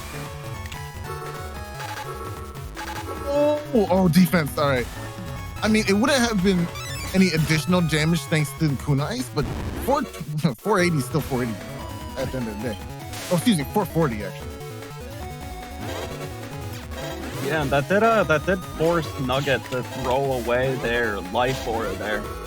And so we actually see Mars with about a 200 HP. Ooh, and gets the body block on the fanfare. That's unfortunate for Nugget. That erase cross charge shot was so meaty just now. Still getting the lasting hitbox on Mars as he came down. Even I didn't expect him to still get hit from that. That was really crazy. Is he really going with double banish in the 2 different codes?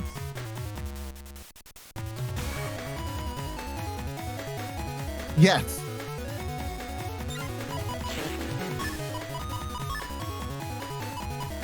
Yes. Press the button. Oh, what? Beast out? Interesting. Oh, maybe to chip charge these away? I don't know. I don't know if I agree with this. Nugget does play a decent amount of area control in the folder.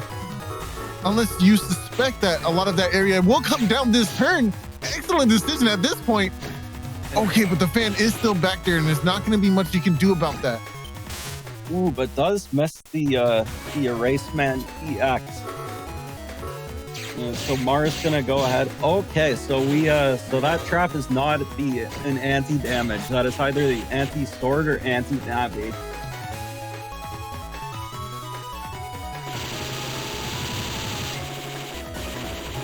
Mars holding B button, like, yeah, no, we can do that. That's fine. I'll take that trade. Sometimes you just gotta hold your Gregor Buster.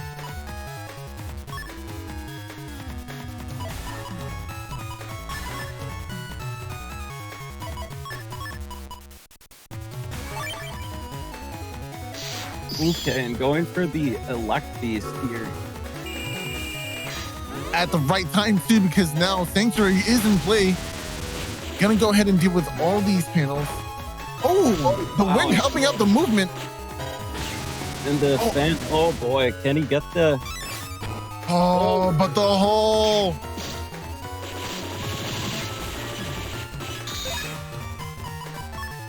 A little late for this bug fix, don't you think? I mean, you can still use it, I guess. But, you know, I got 450. You could chip charge it. He wouldn't do that. Mars wouldn't do that. You wouldn't do that, right, Mars? I would do it, but okay, so Nugget puts up the barrier 200. So this Elect Beast charge would get the barrier 200 down to just 10 HP. Ooh, but... Oh wow, he took... That animation is so long. He took so much damage from the from Nugget's Gregor Buster just while he was doing the Elect Breath animation. Oh, I could see Erase into a machine gun too. That would be a ton of damage in this range. Yeah, he'll probably want to clear out this fan on the field before going for that barrier 200. Yeah, I definitely see the change to Erase here. Yeah, absolutely. Oh? A word is like that? But there's a hole there, right? How soon is that going to clear up? Oh, I think this is risky. Let's see what happens. Oh, counter hit. Oh, It's a Buster Bug proc. I was wrong, and I apologize for my transgressions upon you, crewmate Mars. You are clearly the superior player to me. Yeah, now he's got this Moo hand. That was a extremely clutch buster rock though to immediately bring Nugget down to just 1 HP.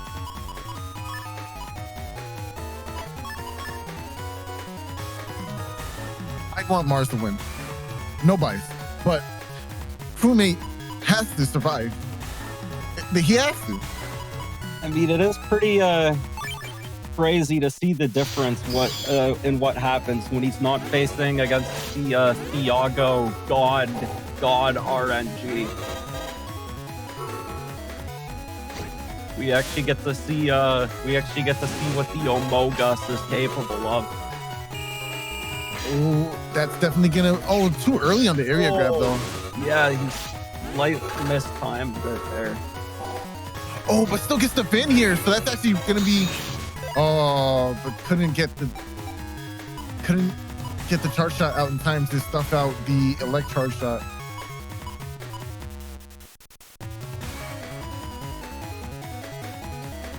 I think this exemplifies why Super Armor is such an important program to have in play.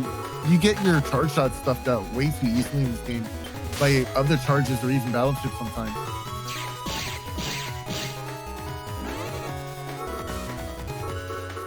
But he got the lock. Or wait, no, the area's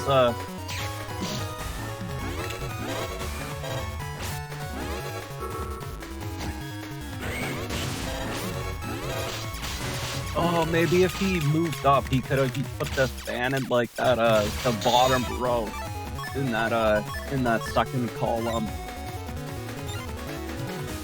Recover 300s in hand and an area grab will continue to make sure that he doesn't get put into a position that he'll be stuck in. So this isn't too bad.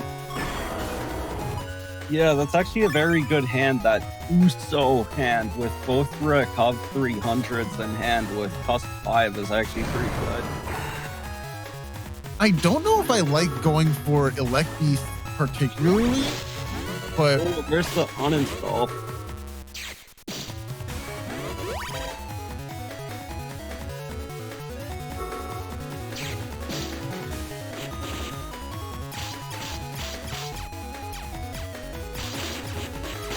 Okay, panels have timed out. No longer have to worry about that. The Hanva in chat, or Nugget in chat. Very important uninstall. So yeah, the thing about Mars's cost is he actually has nothing that can be uninstalled. No super armor, no shield, no shoes, nothing. So letting Mars is basically immune to uninstall.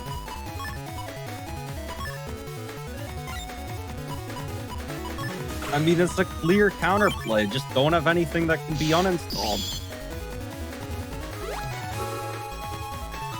Oh, there goes the bird I hate. Oh, I hate that bird so much.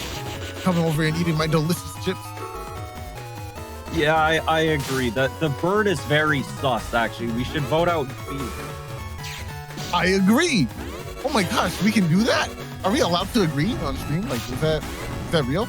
No, yeah, no, I think, yeah, that's it. Beat is now banned.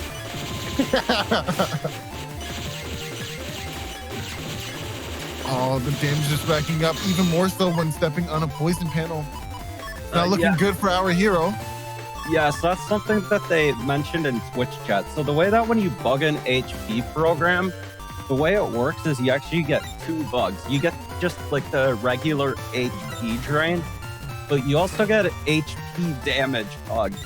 And so the way HP damage bug works is whenever you get flinched, it actually increases your... Oh boy, yeah, that's it. Because he's on the poison, he's just gonna die. Oh, and no shirt. Yeah, that erased fan SP takes it. But yeah, as I was saying, so every time you get flinched with the HP damage bug, it actually increases your HP bug level. So the highest level of HP bug you can normally get just from the Navi Cusp is level 3. But with the HP damage bug, your HP bug can go all the way up to level 7, which, as we saw there, actually has a very fast drain.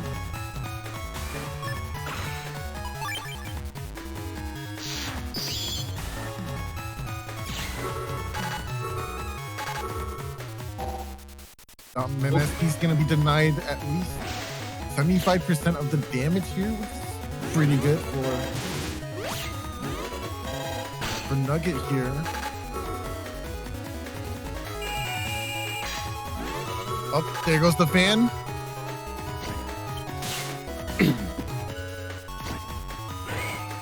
Oh, Maybe- yeah.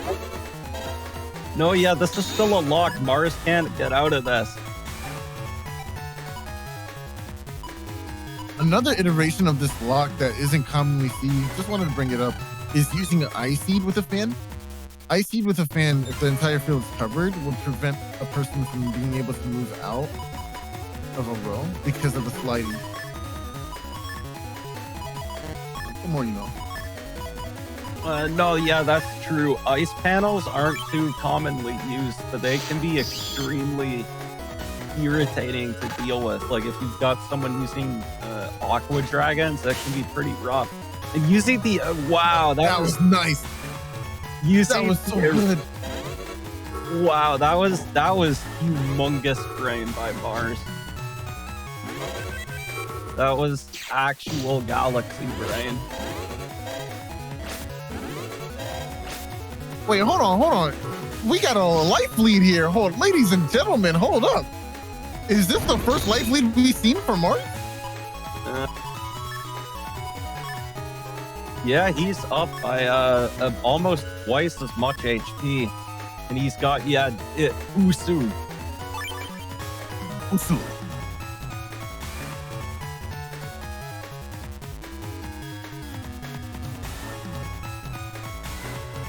Was that on purpose, Symes? Just be straight with me, bro. Was humongous on purpose? Did you say that on purpose? Maybe. I hated you. Oh, but there's that bubble star into the judgment, and what the did you see that? He was floating. Yeah, you don't do that often. That is very sus. I mean, it's crewmate. Oh wow, Charger does connect here. Still sitting on 950. That's pretty nice. No, if you think about it, everything except baseman builds are sus because they're like the shapeshifter. That is true. That is so true. We're the ones that sus, not Mars. He's the average crewmate. Crazy. No, but he's also crossing, so he's also sus. Everything except humor builds is sus. True. Ooh, so Nugget does have the fan set up here. And so, but Mars still able to get the dodge. And now he has this perfect grab vanish here to take back his area.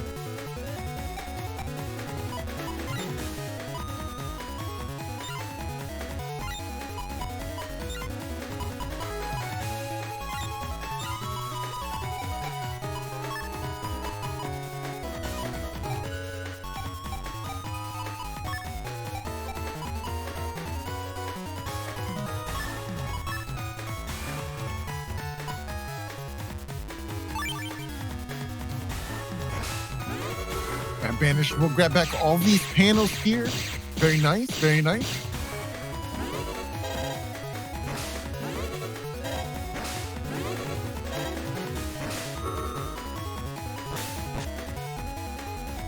There's that bird that we both hate so much.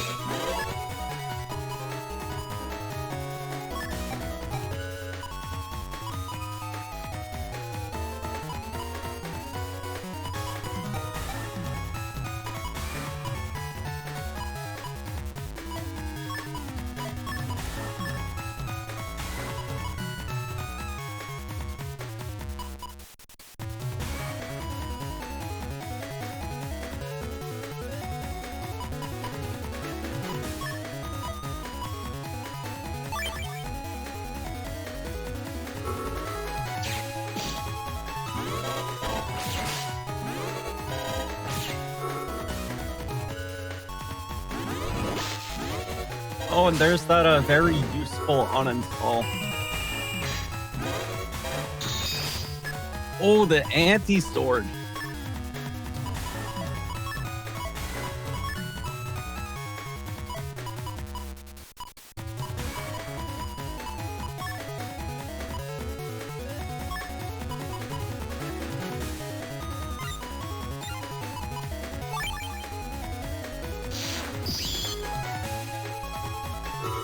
Oh wow, but he cross-canceled his own anti-sword.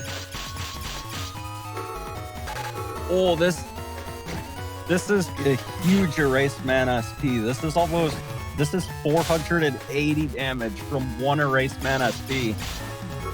Are still trying to keep a lead though. Does have the area grab in hand. Oh Handle no. grab also denied. Oh, should have held it. Should have held it. Oh, what movement by Nugget. Oh wait, hold on. Groundman SP could be the ender right here. Yeah, or it looks like Mars is opting to play it safer with the life aura here.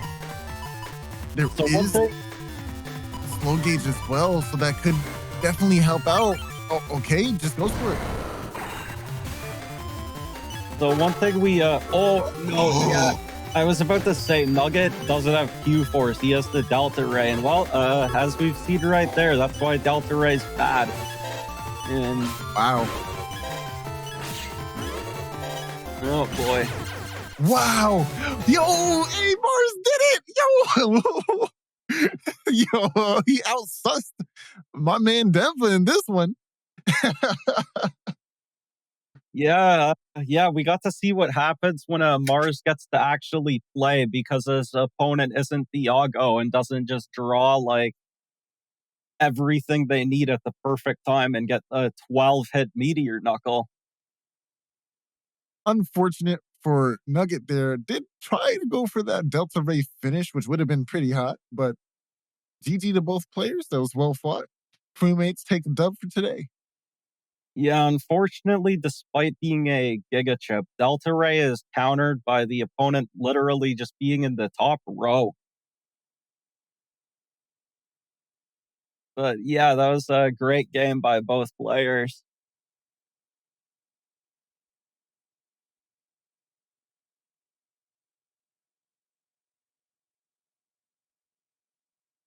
And I think with that, we're ready to head into the setups for our next match.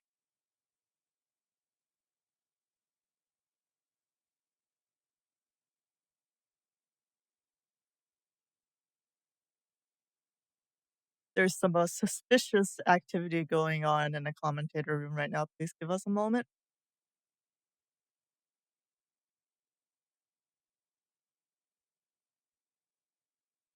We will move into setups first, though. Yeah, we're no more sus matches for now. Instead, we've got two newer players here appearing on stream for the first time, Mauldren and Fish.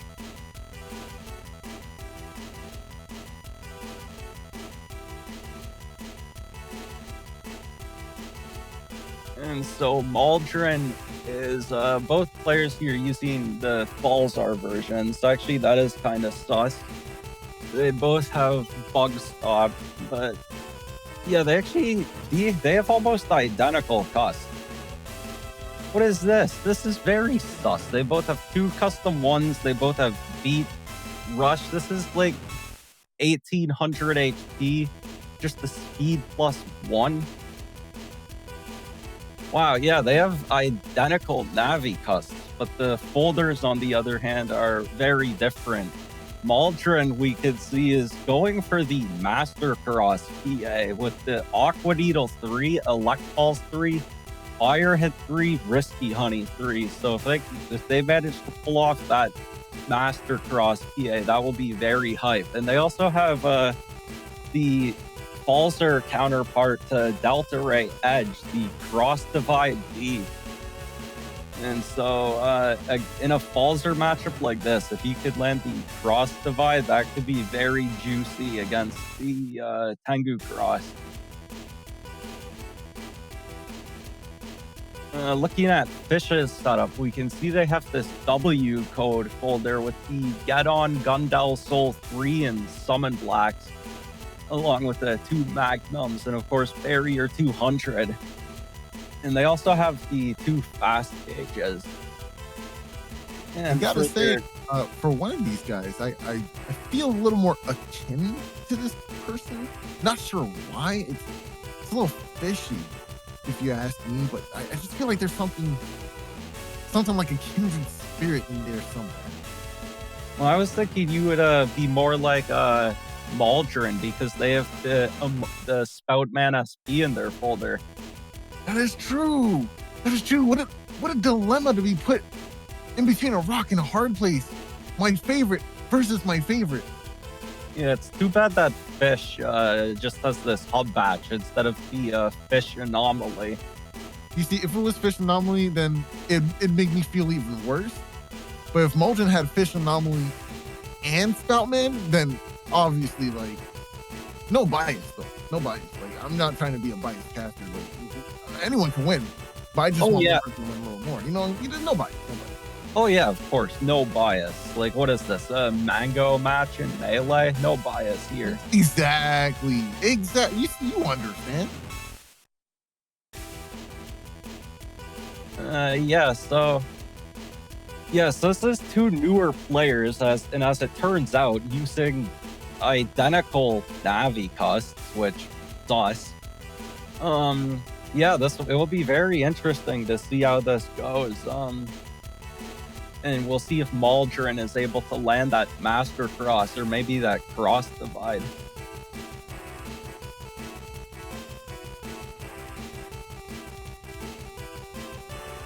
And I think with that, we can get into it.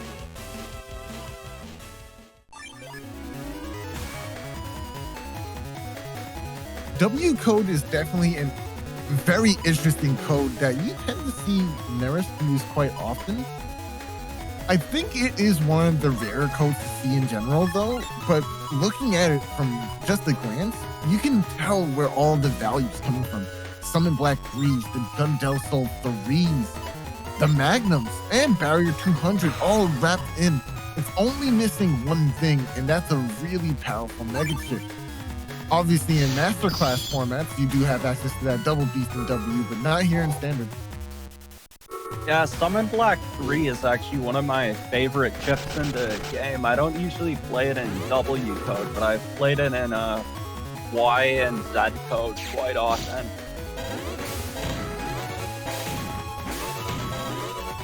Already, you see a lot of pressure being put onto both players, limiting movement on either side with the creation of these cracked panels. Thanks to Charles.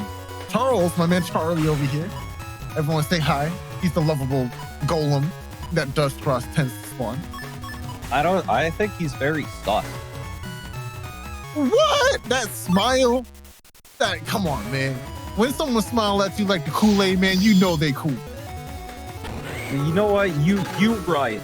And also, he's is making these holes here for which Fish might be able to take advantage of for those summon blacks. Ooh, tricky movement, but was able to get in there and go for a charge shot. Very nice movement from Mauldren there, positioning themselves to get some sneaky charge shot value from Tengu here.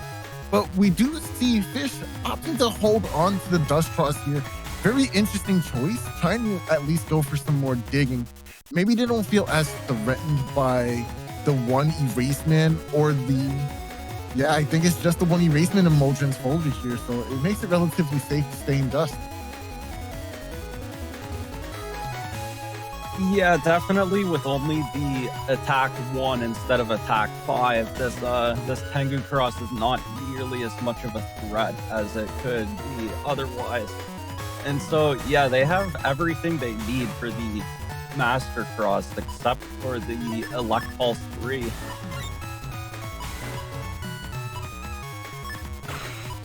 Will say, though, I would be very scared. Yeah, okay, there goes the change to the cross.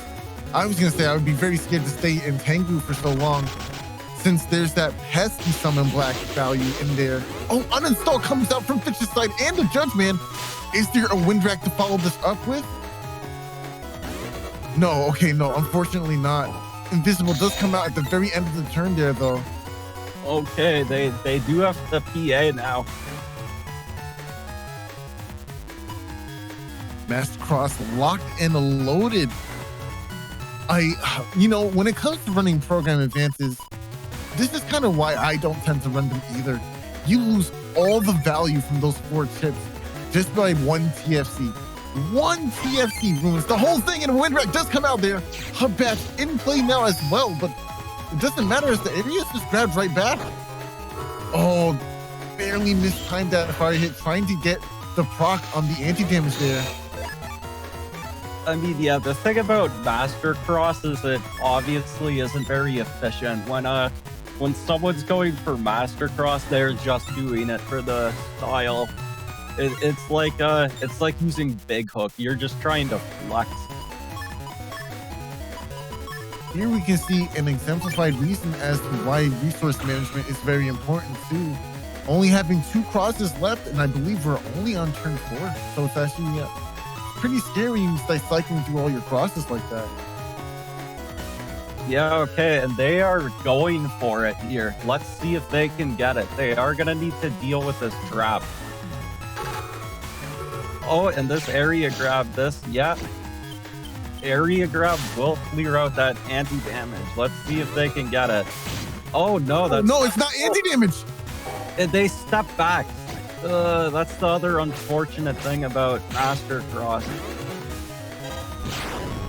Its damage is basically cut in half if the opponent's in the back column. And right, that's so Fish actually also has some anti-swords in their folder.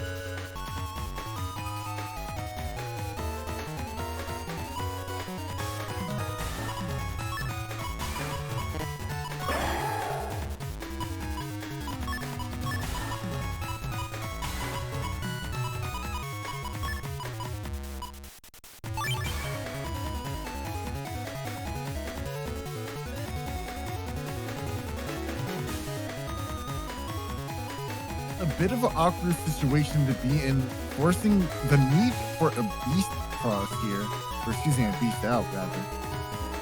The panel's configuration and these holes are making it tricky to move around, which is why I think it was a good idea to go into your beast now. And the damage on these charges aren't too bad when you chip charge for beast. Oh, the interruption there. Yeah, it's also they have all this area control, but they only have the attack one. So even with all this area, they're not really that threatening. Yeah, it's a bit rough, and there is no attack investment in this folder at all in the build for Mauldren here. So it's not like these beast charges are going to be very scary immediately or in any type of way like that. I mean, they're still good damage. It's going to be better than not chip charging, I guess. But the most value you're going to be getting out of this folder is within the folder itself, not the chip beast charges or the charge stops and crosses. And there goes that bird one more time, just coming out to eat. Yeah, but they threw something away before the erase man, so they still have that erase man here, which could clear out this trap and the dust cross. Oh right, because this is also anti-sword, so without dealing with the anti-sword, it will be impossible to land the cross divide. This is no. Oh, that was the damage. Yo, the cross divide. Nice. Perfectly. Yeah, I don't want to hear anyone talking bad about cross divide. That is a great gig up. Don't talk about cross divide or me ever again, bro. It's always been good. You know what I'm saying? Fish does have the anger here, and they also have these holes in front of them to potentially go for the a ×2 summon black. But fortunately for Mauldren, they have quite a bit of defense in their hands, so if Fish were to go for a 2-time summon black. Oh yeah, the Invis TFC. Really smart to pack those defenses there too, so that way you don't get punished by the ×2 that you gave your opponent. And now you're sitting really comfy. Unless there's another summon black in hand, this might be a little difficult to deal with.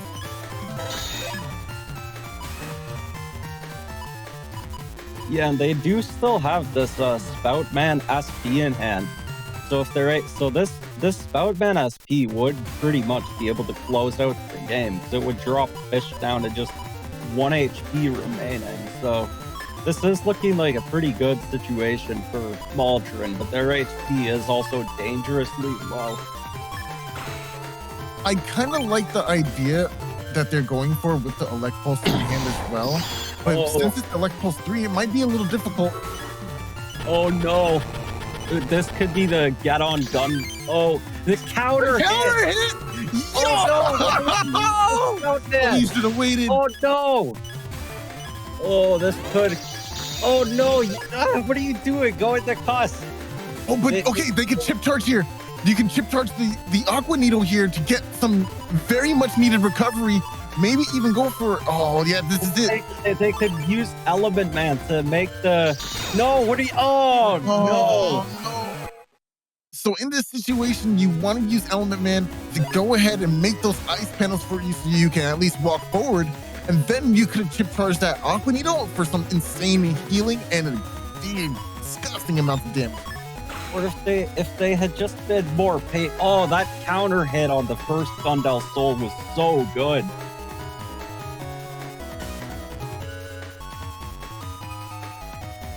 And yeah, if they had just been more patient on the Spoutman.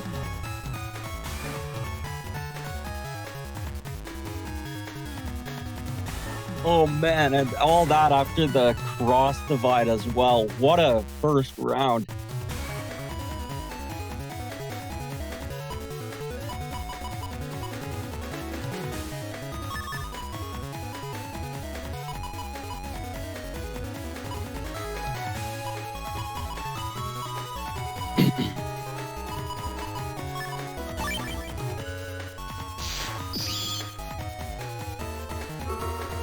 All right, very nice decision to go ahead and go Tomahawk turn 1. Bait out this rush early so that way you don't have to deal with it any longer.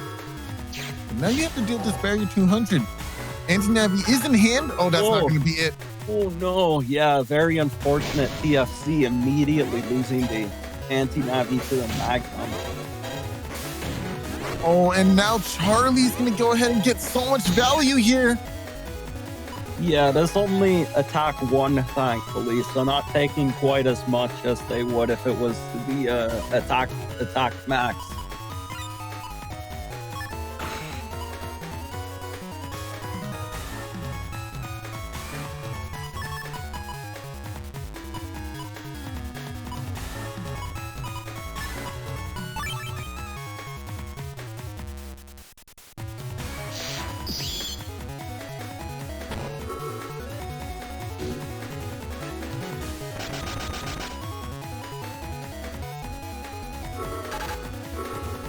Oh no! Oh boy. That's huge. The ×2 Tomahawk Man SP on the Tengu Cross.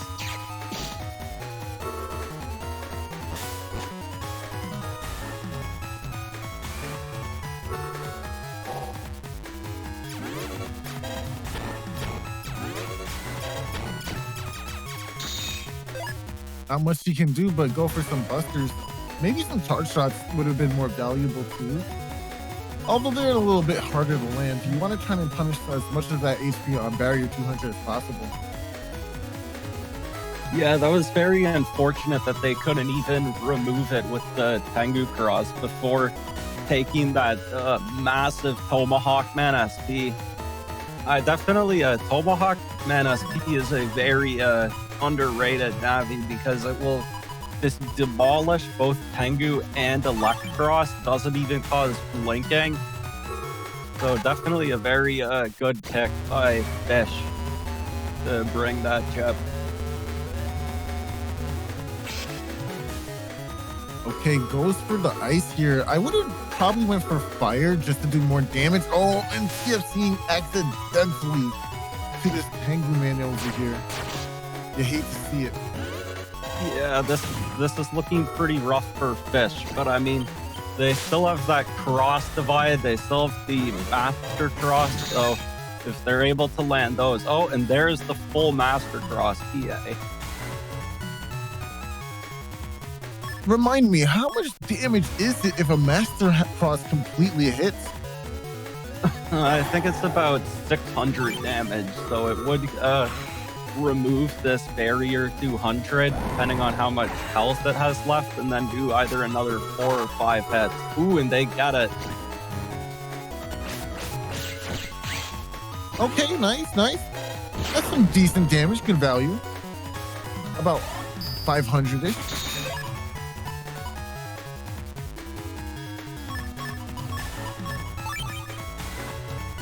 Oh, I would have loved to see maybe a beast charges on Tengu Cross. It always feels bad to double up your air shoes resources on one beast charge there, but it still would have been really strong.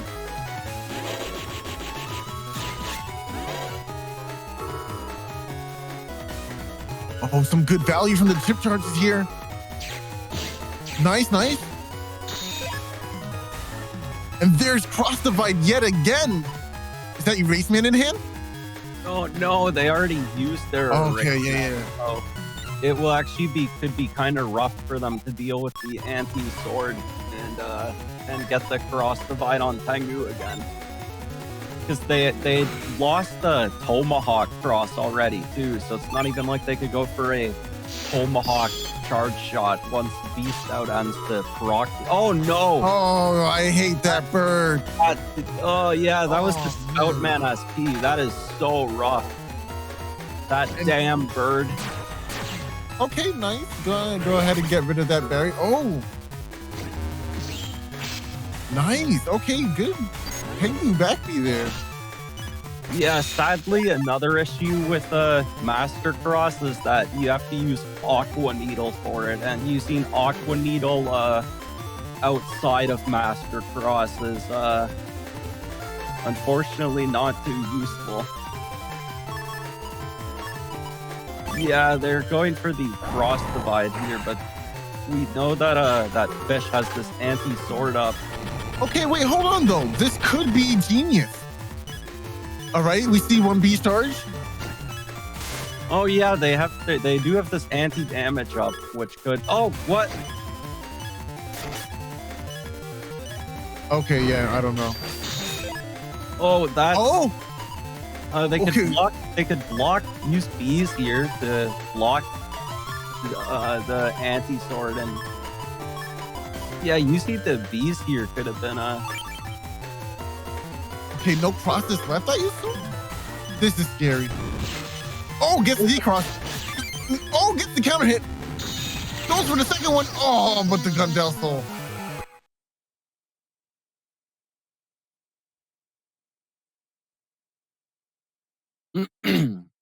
Yeah, so well played to both players. It's always fun to see new players facing off against each other, and that was actually very intense, especially at the end of the first round was extremely close.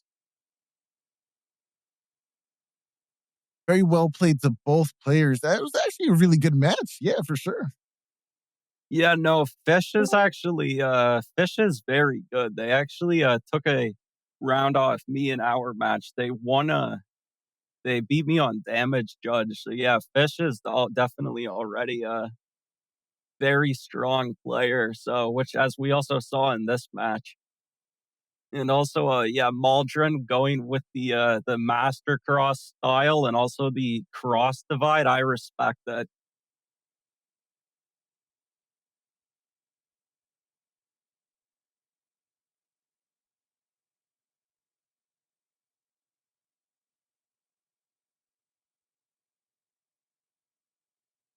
And so, yeah, do you have any final thoughts on that match, Soul?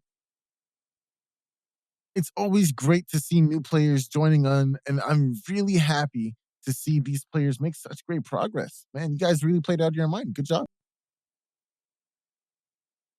Yeah, for sure. And so that will actually be it for me on commentary today. I also will be stepping off for a little bit. Don't fret, I might be back by the end of this last few matches here. But as for now, we will be introducing to the setups. Thank you for joining us, Nonstopmop and Neryth. Thank you Yeah, for it was a joining us. pleasure casting with you, Soul, as always.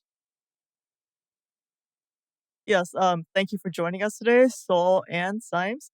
And with that, we're gonna do the caster shuffle and bring in Neryth and Nonstopmop for now. Get out! Okay, bye. Bye.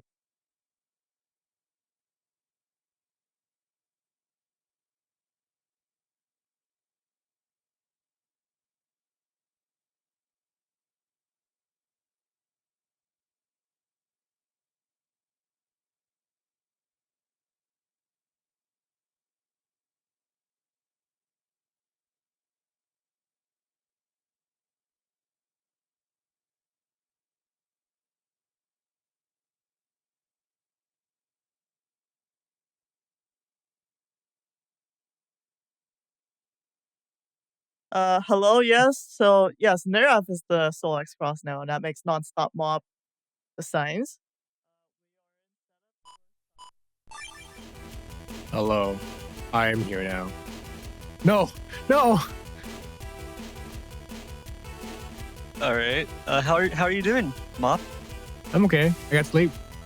Thank you to Symes and Soul for taking the earlier slot.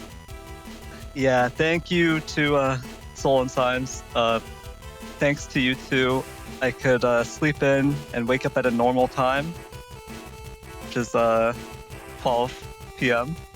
I've been asleep this whole time. Definitely haven't been messing around in chat and watching the stream. Yes, same. I have said nothing and done nothing but sleep. Nothing more. All right. So let's take a look at these setups. We've got Symes on the left, KayThree on the right, I believe, and this is Symes' E code Rhaegar build versus KayThree's. This is a V code. Yeah, it's a V code, and it's Falzar versus Falzar. Yeah, and there's BDT and K3's build. The custs are very similar as well. It's just instead of K3 has 5 custs and Symes has 7. You know what? I remember. Okay. So yeah, K3's got this 2700 HP abomination, this Falzar build that has cust 5, like you mentioned. Yeah. But the thing is, this is basically unthinkable because K3's build is unthinkable in my opinion because you're digging for BDT and bug fix, and you're rocking E code of Element SP, U code with Barrier 200 and Life Aura. Then you've got an array of V code chips, and you have Super Vulcan with no white capsule or attack plus 30 or double point. So it's just an unboosted Super Vulcan, I guess. Yeah, it doesn't have any of those chips in It also doesn't have white capsule? Yeah, no, there's no white capsule. So the only way to get this would be to like break panels so that they can't move out of the way, and then hope they don't have air shoes, or you could, I don't know. The other possibility would have been to uninstall, but that is also not in here. Yeah, no uninstall. And I mean, what are you gonna do? Like, how are you gonna play Cust 5 BDT with no hub batch, and also hope you get uninstall? Because then at that point, it's like, okay, maybe you draw to uninstall and then you don't have a chip to use with it. Yeah. Yeah, so like Cust 5, it's Cust 5. It's Cust 5 Falzar with no hub batch, so it's just gonna be Cust 5 the whole way through. So basically, KayThree it's just banking on like getting really, really godly chip sequence and draws, and then using dust cross and hoping your opponent doesn't decross you out of dust, and just hoping that you can cycle through your chips and pull out the BDT early, and your 2700 HP is just to keep you going until you can draw your win conditions. Yeah. Meanwhile, Symes. Yeah, I really like Symes' build. You can see the link to the Navicust image is sus. And what I really like about it is that Symes managed to get triple Buster Bug, so Buster Bug level 3, with a single speed max in that corner of the Navicust, the bottom right corner, if you take a look, because it's triple bugged. So that's level 3 Buster Bug. Wait, I don't see how it's triple. It's next to two of the same color, and then it's also going off of the Navicust. Oh, you can use it the same rule twice? I didn't actually know that. I think you can. But I believe it is triple bugged here. So that is level 3 Buster Bug with a single Navicust piece right there. It's going to be interesting to see. We did see earlier today, Symes' Buster luck is acting up a little bit, not getting those procs with like 5 or 6 shots in a row. That was unfortunate. Not even getting a single Buster proc. But still, we know Symes is a very good player, can maybe make up the difference regardless. So I think that's all I have to say about the matchup. I don't know. KayThree doesn't even have the attack. I think if KayThree doesn't get BDT, I feel like Symes should win this in theory. But I think Symes also needs to pull that bug fix as soon as possible. I don't know. I'd like to see how this plays out. So I guess we can just move into the match if you're good to go into it. I guess one last thing I should say is the reason why I'm kind of I have mixed feelings about this matchup is because in my own set against KayThree, KayThree basically had extremely good draws every single game. So even with Cust 5, I'm just thinking like this guy is pretty lucky with his draws, so he might not struggle to get an early BDT even with Cust 5. So it's all just going to be up to luck, right? Yeah. He had pretty good luck against me too. But yeah, us mere mortals have to run Cust 8 to get our win conditions and to cycle through our folders quickly. But for KayThree, Cust 5 is adequate. But yeah, I'm good to go into the match itself now. All right, let's do it then.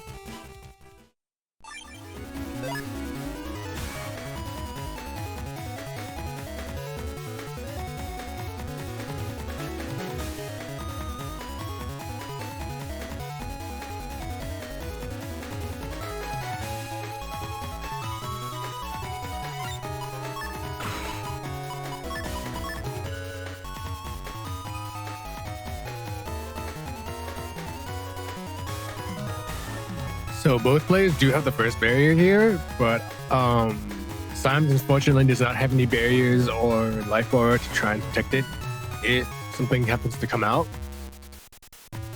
Yeah, but luckily, KayThree's only cursor chips are Erase Man and Circle Gun, and it's just one of each. So obviously, Erase Man will be a problem, but Circle Gun will only be a problem if KayThree area grabs first. So the potential is there for both of those chips, but if you stay in the center and KayThree doesn't lock that area grab, then the Circle Gun just can't hit. Okay, there it is. Yep, there's Life Aura that will protect against any decrosses. Yeah, turn 1 Life Aura from KayThree. 5 Cust, remember? Yeah, 5 Cust. Maybe a little biased. I don't know. No bias, no bias. Just strong feelings, right? I have an opinion. That's not necessarily being biased, right? Ooh, Yeah, nice. I'm sure it's not. End of turn, Windrat coming out right before the full custom pop.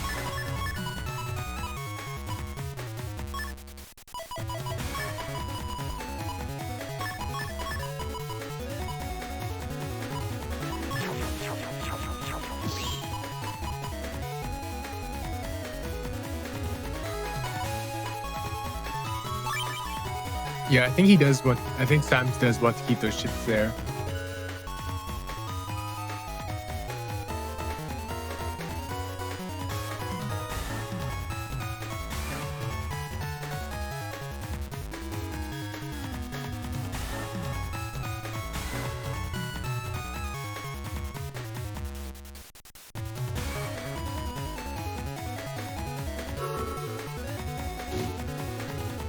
Very nice on KayThree's part, popping the rush right before the life aura removal.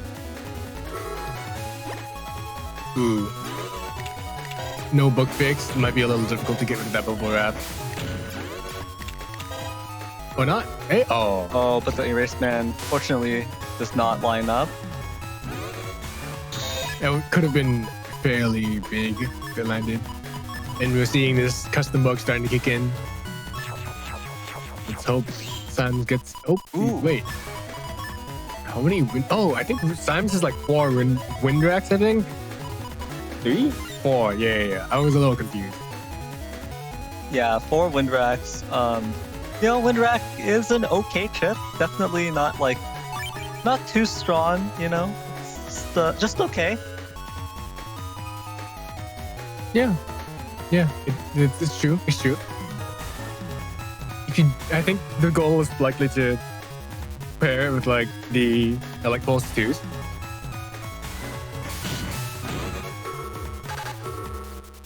BDT drop from KayThree, hub batch from Symes. So both Gigas being used this turn. Slow gauge being dropped here as well. So now this is going to be some Dark Thunders flooding the field. Uh-oh. The first one does connect. See Symes' movement here. It's going to be very hard. So that cust was set to 8, but then the custom bug brought it back down to 7, and there's the bug fix. So looking at this, Symes has a lot of potential options here. Sanctuary can be very useful. Obviously wants to bring the bug fix this turn. Grab Revenge as well. Going to be very, very useful here to get that area back.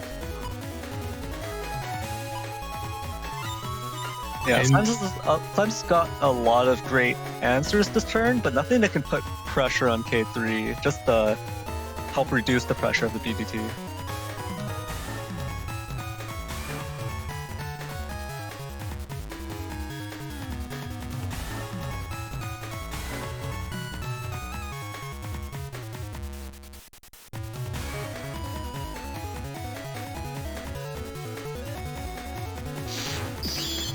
Okay, so here's the Tomahawk Cross coming up for Symes. Oh! Wait, but... Okay, so that gets rid of Tomahawk, but the Sanctuary gets to stay, which is... I don't know which is the better trade.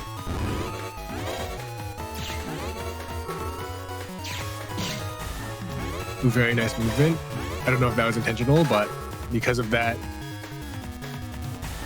the area was not completely taken away. Or given back, I suppose. There it is, Hot Batch Shield. So that actually did a favor for Symes almost. Yeah. Element Man SP connected and decross Symes gave Symes access to the Hot Batch Shield. Okay, yeah, that was a huge change. So maybe Symes is better out. Oh, Symes is going to the Beast out. Maybe to get some good damage in. Ooh, yeah, and this first hit, the Elect Pulse, it's going to interrupt the BDT charge, and also it's going to destroy the Bubble Wrap and do double damage, so this should be pretty good. Ooh. Okay, so going for grass, getting rid of all the holy panels. KayThree also going for it. Ooh, alright. Ooh, almost. I think that was still 2 times damage. Ooh, nice hit. Yeah, but looking at the HP difference here, Yeah. it's not necessarily that there's a big HP gap in terms of like if you compare to starting HP, but mainly that KayThree just still has 2,000 HP to burn through, so it's going to be a tall order for Symes here. Yeah, for sure. And I don't know if these beast jumps can safely land while these BDTs are on the field. This is going to be very interesting because Symes does have that shield after the beast runs out. Oh, and now KayThree is using Circle Gun already, so even without the shield, Ground Cross could also be used as an answer to BDT later on.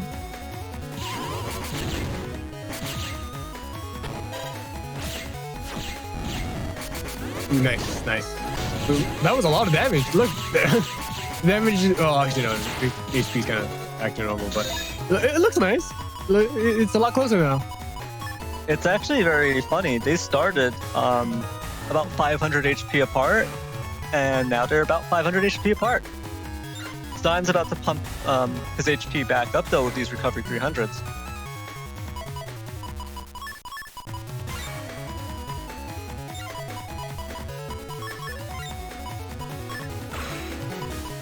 Oh, Ooh, and yeah, Symes gonna use the ground beast, the drill drive.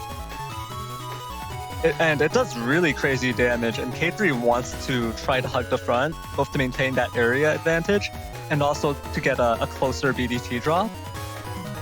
So that ground beast could do a lot of damage.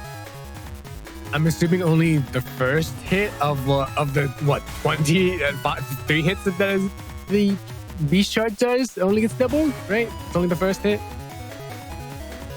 If it's hitting a frozen opponent, sorry. I think the drill drive doesn't actually do that many hits. I think it does like 2 or 3 hits. But yeah, it's very heavy hitting. Oh, Ooh, yeah, this is big. wonder if that was a 3 frame of some kind. I mean, 1 frame. Ooh, okay. Yeah. Oh, I think all of the hits did not hit. Yeah, so only the first one hit. And I think it does 2. Yeah, 2 hits. Oh, Ooh, this area though is very nasty. Symes should be getting the shield back this turn. Yeah, and I think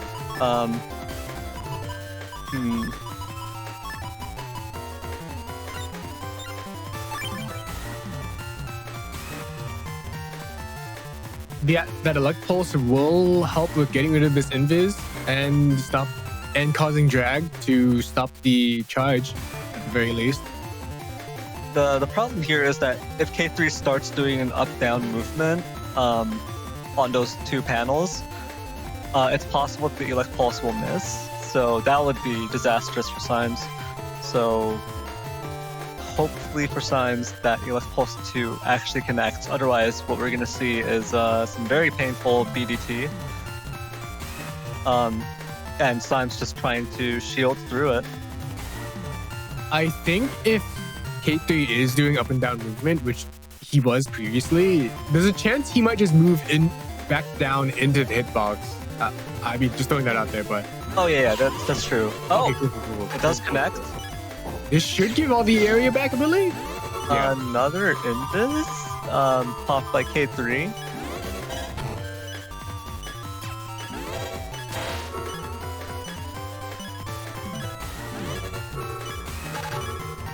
Oh no. Uh-oh. Uh-oh. Oh, this should be enough if the Dark Thunder lands. Oh. That just looked bad. Oh, I'm so sorry, Symes. I can't believe that happened to you. I should never work. Symes, I don't know. I think I'm just disappointed.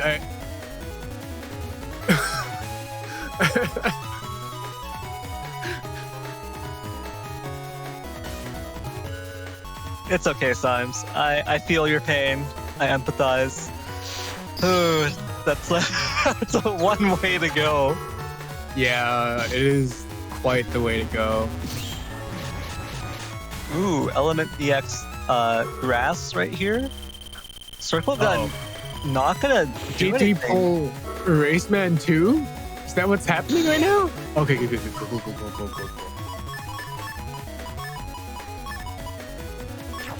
I think the issue is just that, even knowing that the circle gun's gonna get blocked, KayThree just has to go through their hand. With Cust 5, you're not given that many options, and KayThree's gotta keep going for that bug fix and bug Death Thunder. So yeah, that's true.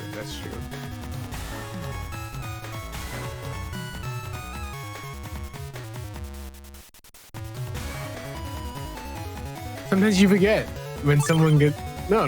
Sometimes you just forget that someone has Cust 5. It doesn't feel like it sometimes, you know?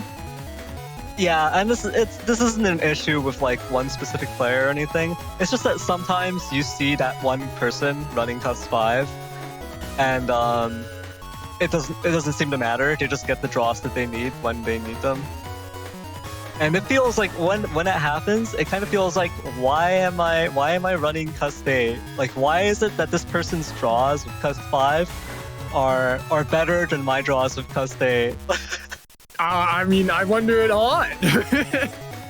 I don't know how it happens, but sometimes it just does. Oh, someone busy? What was that? What? Did you hear that? What was that? I heard the tweeting sound. Oh, that was confusion, wasn't it? Who was confused and why? I think we're confused. Oh, I guess you're right. I am. Erase Man connecting, getting a D-Cross on KayThree. If KayThree has not pulled BDT and bug fix yet, well, it might become an issue now. Symes hasn't either. Well, I think KayThree doesn't really need it. Right? Because KayThree doesn't have custom bug of anything like that. It's just HP bug, I think. I think that's true. Yeah, I believe it's just HP that's bugged, but I think it's heavily bugged. It's maxed out at 3, so I think both sides are just living with it.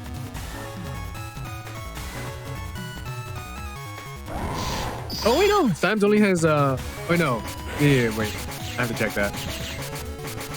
I mean, Symes might not. Ooh, beautiful. Ooh, yeah, very nice combo from Symes here.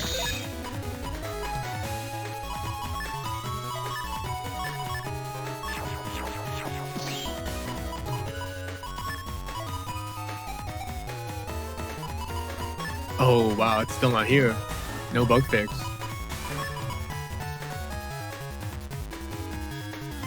Yeah, at least there's this hub batch waiting in Symes' hand. Yeah, so it's like a last minute resort if necessary, I suppose. Ooh, Element SP Fire on grass, 480 damage. Ooh. Oh wait, nice. This is another 480. 480 right back. Both Element SPs landing and doing double damage on grass here this turn. And there's the bug fix. It's finally arrived.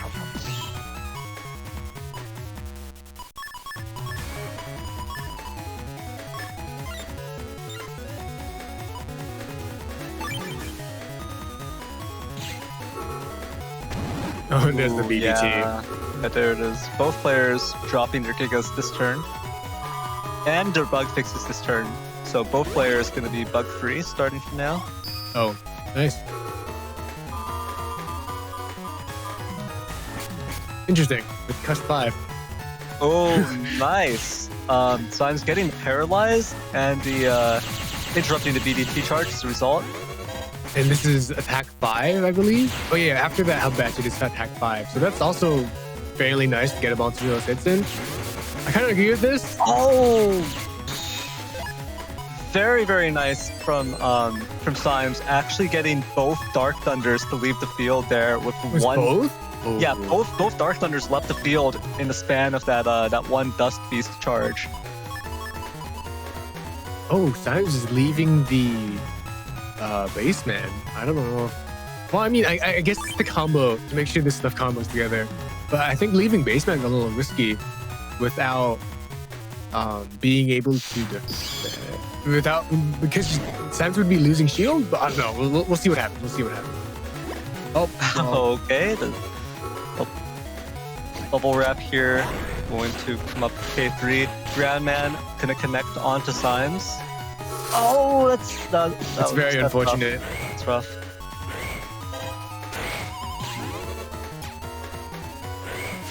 I feel like there was so little to gain by going into Tengu here. I know it was just a bunch of unfortunate misses though, but so much more to lose.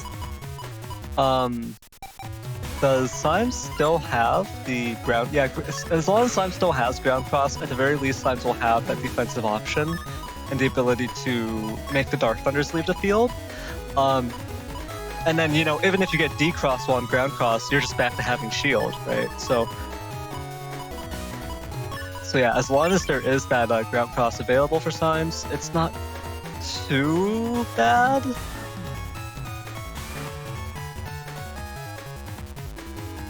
I think Element SP was used earlier, so I think Symes is fairly safe to go into Tengu. Element Man here. Element Tomahawk Cross. I'll just pretend I didn't hear any of that. Cool. Element Man Cross. Could you imagine?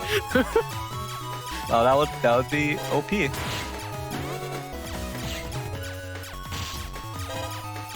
Symes just eating it, just deciding, you know what, it's 100 damage.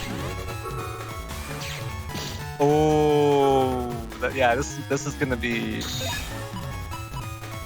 rough for KayThree with being down this area. Symes is actually gonna be able to confirm the Tomahawk charge shots, or yeah, what's his game plan here? I think Symes has enough HP to just. And Element Man SP has already been used by both sides, so there's no risk of like a heavy hitting D-cross here.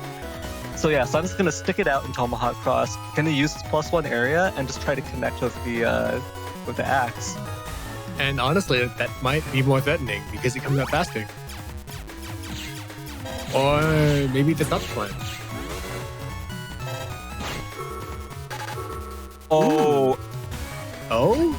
I mean, that's fine. And then there's freeze. And then freeze and then just finish them off. You just spam Buster, hope for Buster procs. Yeah. Oh wait, there's bug fix. The Barrier 200 got thrown away into the TFC. Yeah. So KayThree just dropped it. I don't know why. That just did not seem like a good idea. Okay, so yeah, KayThree just dropped it to get that Element Man out, right? And then Yeah. So that was it.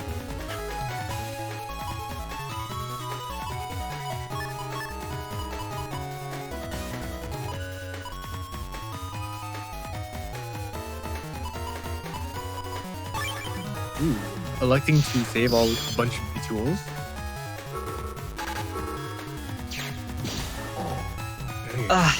It brings a smile to my face seeing all of these poison panels, you know. Oh yeah, you like them, right?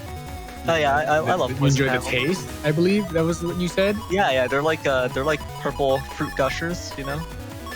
Is it like a grape flavor, perhaps? Yeah. Look, it looks really grapey, right? Mm. I mean, it looks delicious to me. So yeah, I'm a big fan. And look at the way it's like. It like changes color, yeah.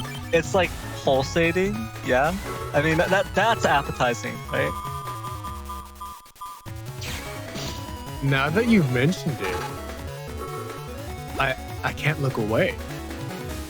Let's look at them glow. I didn't know that they glowed. Okay, back to the match. Okay, Bubble Wrap coming out, and then Rush getting... Oh, wow, okay. The Buster Bug actually coming into play here for Symes. And Erase Man not going to nice connect for dodge.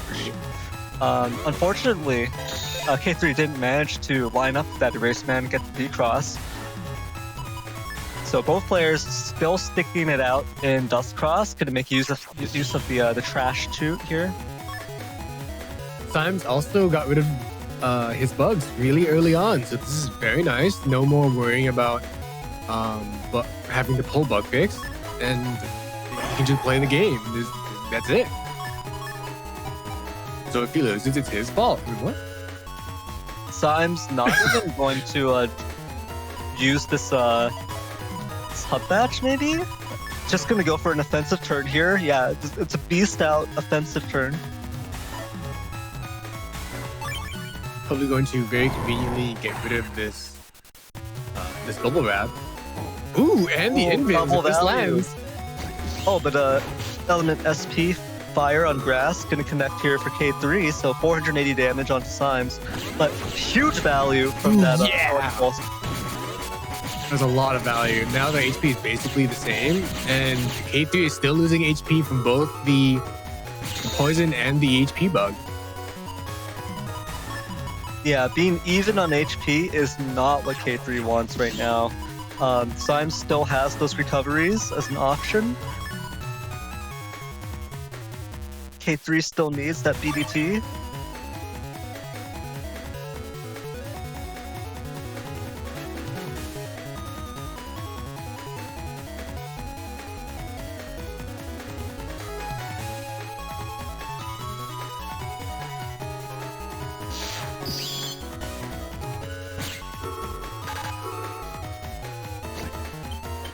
Ooh, thanks to the status guard of Tomahawk Cross, this will not be causing a paralysis.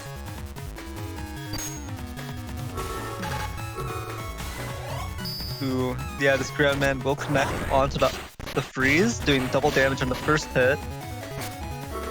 Some juicy damage there.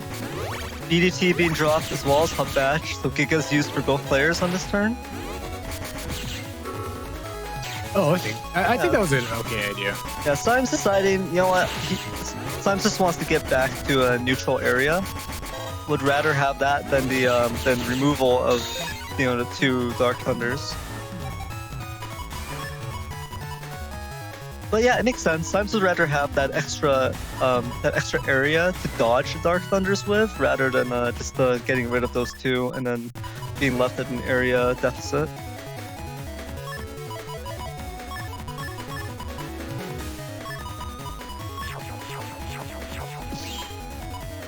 Ooh, very nice. Bunch of E-code. This looks like a bunch of really nice tools to fight against BDT build. So, yeah, this is fine. This is fine. I think I would rather get rid of the Tomahawk Cross first.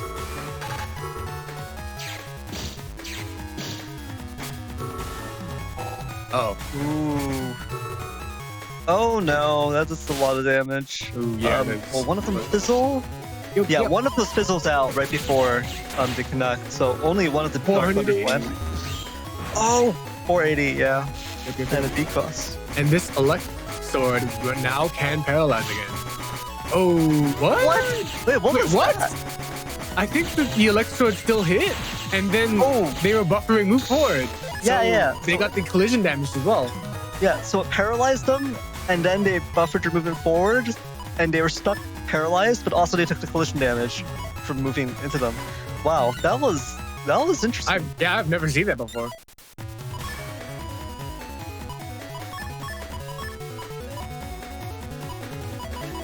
Oh wait, I think Anona is pointing out that earlier the Element Man SP was used during the BDT chip lockout.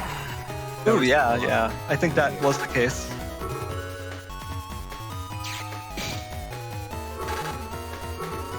Very nice shield from Symes, actually blocking that area grab so it doesn't pop the anti-damage. Yep. Waiting for the BDT. Oh, okay. Here's mine. Oh, interesting. Okay. I thought he was going to wait a little bit longer to try and get some value off the. Okay, interesting. I guess playing with the biggest patch. That will go off. Okay. Oh, what? Oh, wow. All right. So that actually connected. I guess the shield just timed out, and then also it didn't finish moving off of the field. So that Dark Thunder actually connected there at the end. I think if Symes went up, the BDT would have been in the field for less time. Maybe it could have went off the screen, but unfortunately he got hit there. Still, Symes has a lot of answers to BDT now. The Sanctuary helps a lot. The shield, well, Symes deciding, you know what, I don't even need to shield anymore.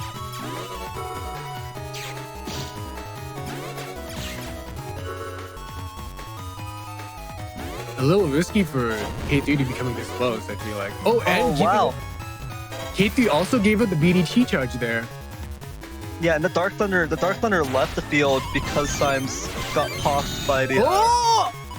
Oh wow! That super slow moving bubble star still managed to hit.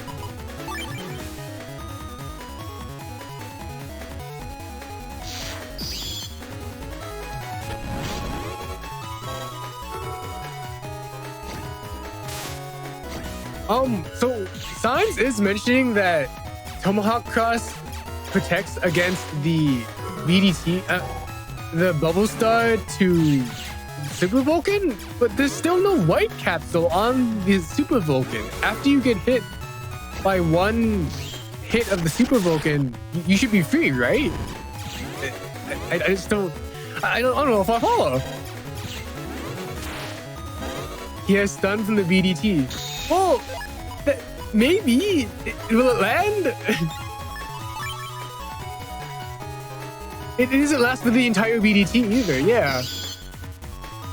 Yeah. I mean, the Super Vulcan is only going to do 500 damage, even the Beast, because there's no attack plus 30 in the folder. But still, Symes basically just deciding to play it out, play it safe. And you know, the Tomahawk does allow Symes to just brute force it and Buster Bug his way to victory. So yeah, well played to Symes and KayThree. Wait, what? I thought KayThree had Undershirt. Why did I just miss one of the hits? I guess, or maybe I just missed it. Okay. Yeah, I'm not sure. All right. Well, yeah, good game to both players. Yeah, that was a very interesting set. Symes definitely had so many different answers to the BDT.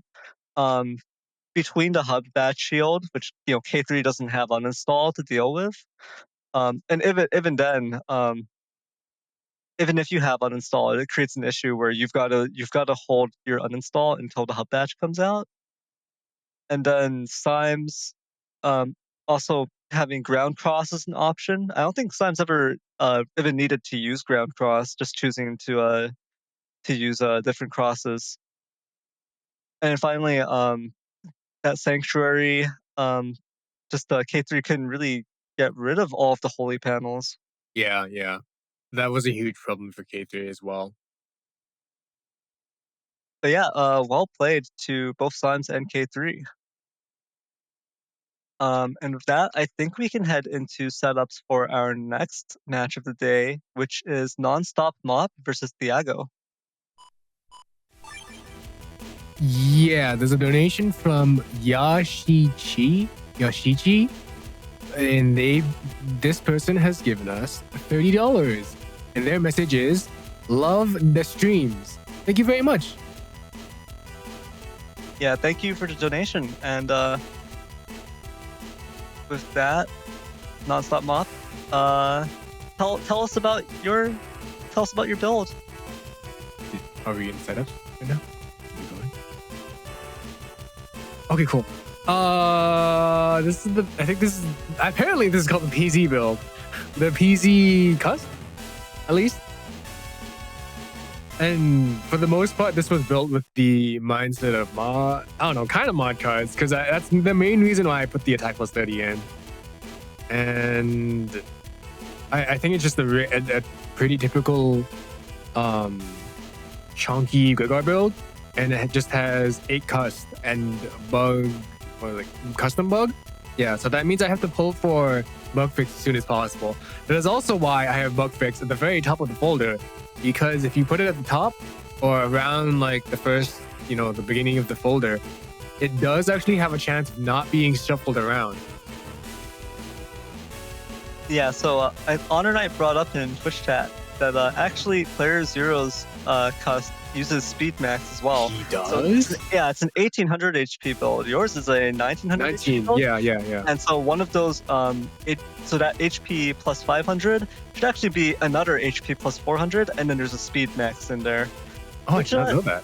And yeah, it makes sense because PZ wants to get maximum buster spam. Bug. Oh, that makes sense. I didn't think about that. Yeah, so that speed max actually factors in to that damage output as well.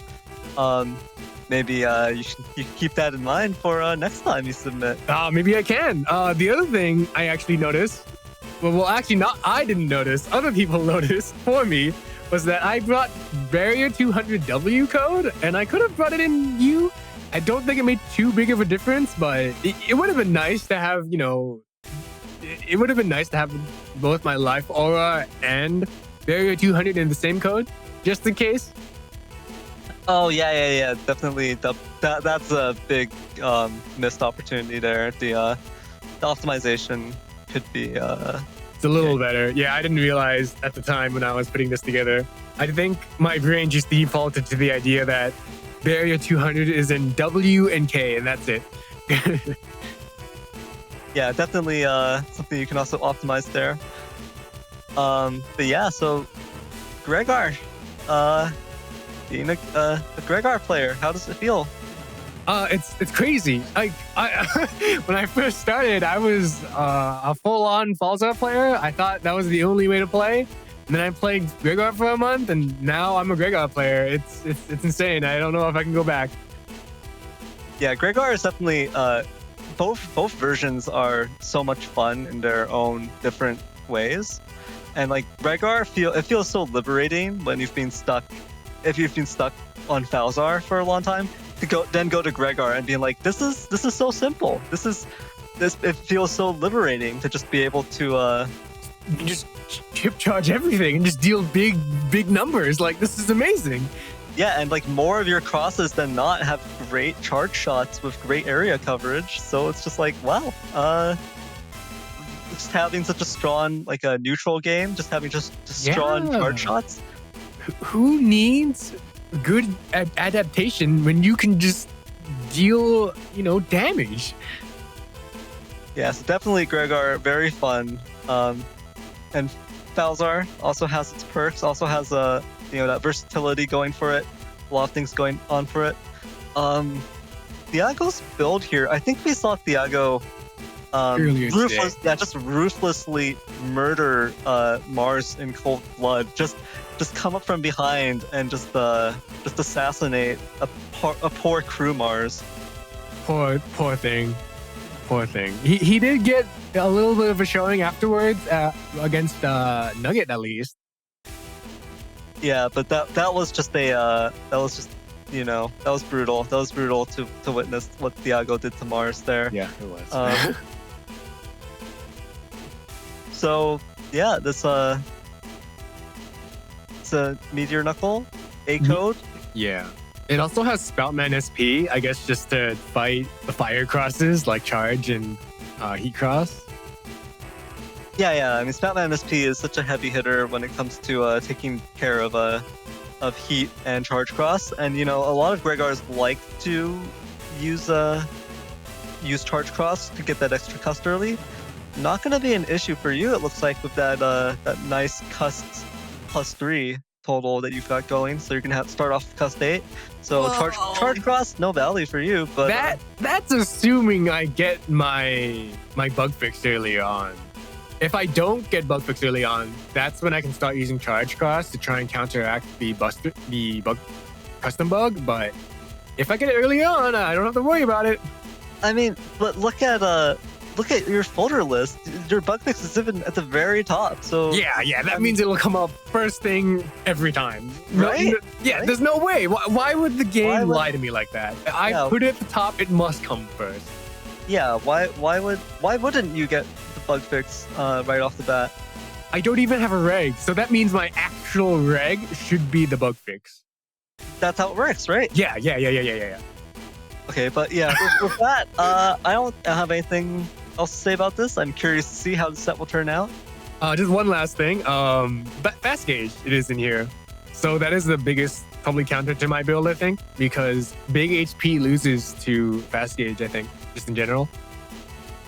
Oh, yeah, that could be an issue, but it's double gauge matchup. So you've got double slow gauge. Thiago's got double fast gauge. So whoever pops the first gauge is going to have to suffer through playing the rest of the match eventually in the opponent's choice, right? So That is correct. Yep. And that's the last thing I had to say. So I'm good to head into the match if you are. all right, yeah, let's head into it.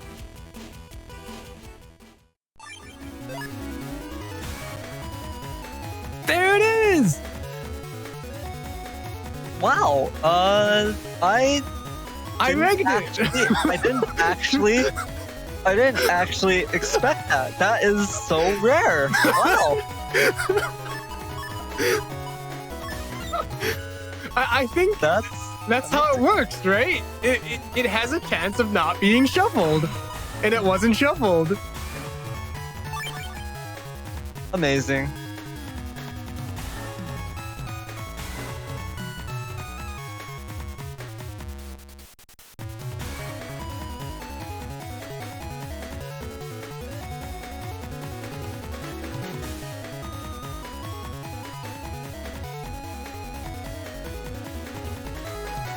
All right, so this is a grass field, which kind of favors Gregar, but it's got the super rocks on it, the big chunky boulders, which kind of favors Falzar. So we'll see how this turns out. With Element Man SP in play for Thiago, this grass field could also be pretty dangerous for Nonstopmop. But then Nonstopmop also has Blast Man SP, so we'll see who makes the use of the grass and who gets to make use of it first. But yeah, Thiago is gonna probably go into dust. I think that's Nonstopmop's prediction as well. Is that Thiago will go into dust, suck up the rocks, and try and get possibly a freeze rock combination if an Element Man can connect. Otherwise, just gonna use them as is. There's that turn 1 bug fix from Nonstop. Ooh, area grab right off the bat. Into life aura. Oh yeah, this is not a great situation.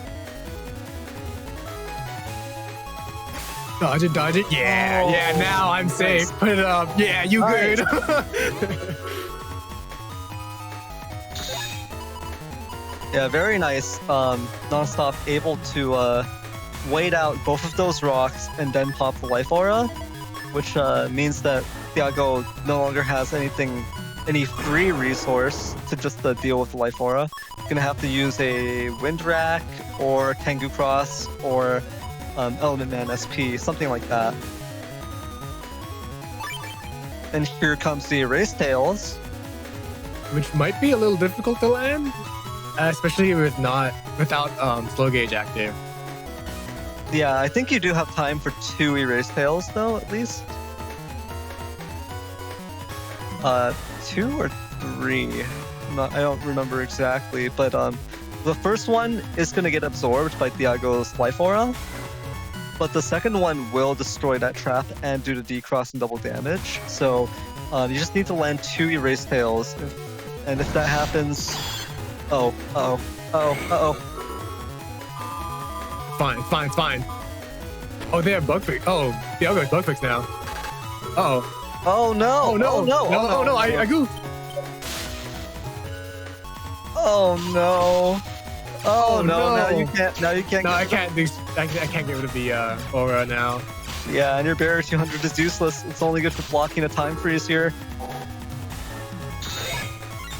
Oh, I didn't use the slow gauge. It is You know okay. what? He doesn't need that information. Yeah, Thiago doesn't know. So Thiago might not start the gauge war anyways. So at least it's going to be, at least it might still play out in normal gauge. Yeah, exactly. This is one of the good things about.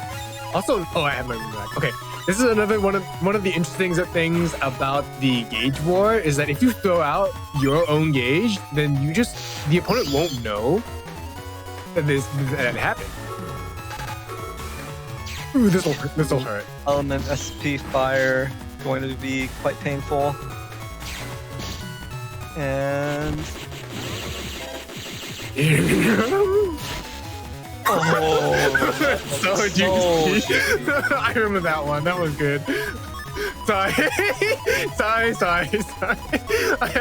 I just remember that play. I was happy about it. And hey, that is such a good reason to play Gregor. The satisfaction of getting this kind of turn. It's just like, yeah, that is. This is why Gregor is crazy. This big damage. Yeah, Thiago's got to be left reeling after that one, just trying to figure out how can he make a comeback? How can he close this HP gap and then some? Because there are no recoveries in here either for Thiago, so that's not going up. Meanwhile, you've got yours loaded up this turn, I believe. I believe so. As well as defense. So yeah, it's going to be very difficult. Beautiful. Oh, I didn't TFC it. Oh, it's fine. 4 hits on 6 panels. That was pretty lucky. Nice. Okay, good. Oh, no defense, and Thiago is in anger state. I don't know if I'm fine. I don't remember this anymore. Don't go into any crosses. I think Thiago still has Spout SP, so if you go into any of your 2 remaining crosses, that would just delete me. Yeah. It would. Yeah, that would just delete you for sure. Yeah.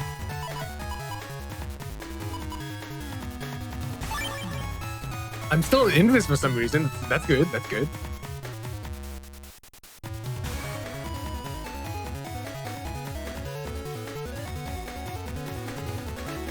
Yeah, panel return can be very nice for you here.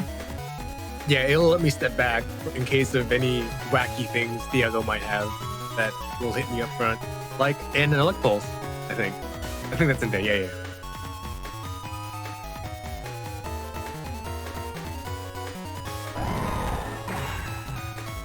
Ooh, okay.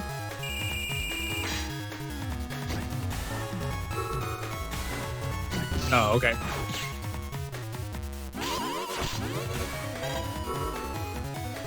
Ooh, and there's the Spout SP. This is gonna put you very low. 130 to 175 here. Oh, you could have actually used Blast Man. If I used Blast Man, I could have actually gone through the bees because bees do not like fire. Yeah, the hive gets burnt by the fire. Does not protect the risky honey user from the fire attack.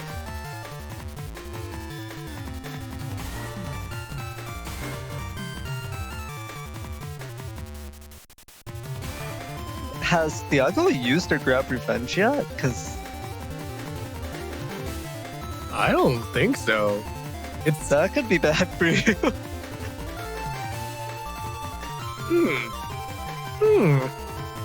No, I'll be fine. I don't. Okay, I think it's a problem that I don't remember how this ended. Let's look at that dust. Spout? Like, that's just. He's just asking for an aqua spiral that'll go wrong.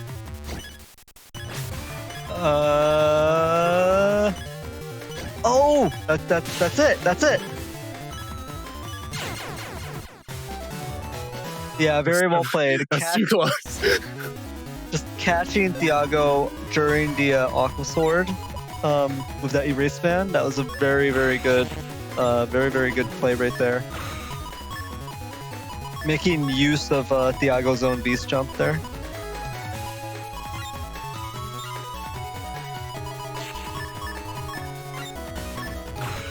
Heat.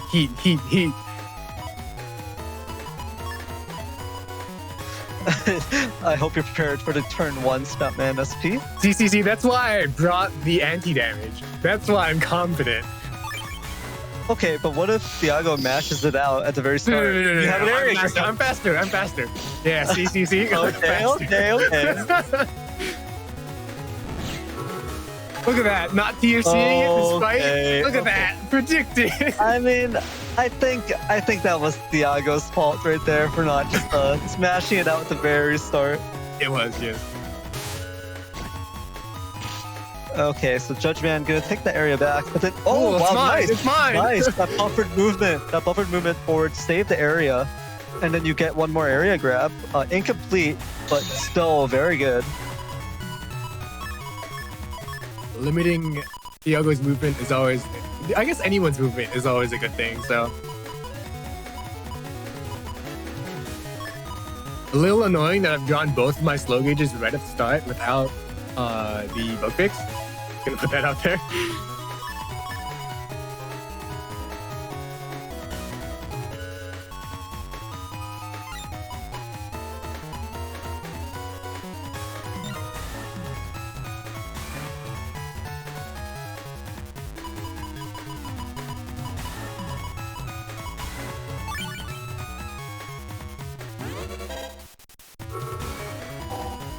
Life aura drop by Thiago here, so not gonna be much to do this turn.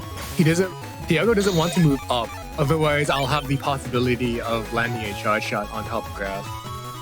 Yeah, there's still those both the bottom and the top have grass panels, so Thiago being a little bit spooked by them. I think I maybe shouldn't have carried my chips. I mean, obviously I wanted to use the chips, but I didn't want to keep them because I still have custom bug to deal with, which is a little unfortunate or scary at least. Yeah, I think you should just mash them out instead. Yeah, I agree with that.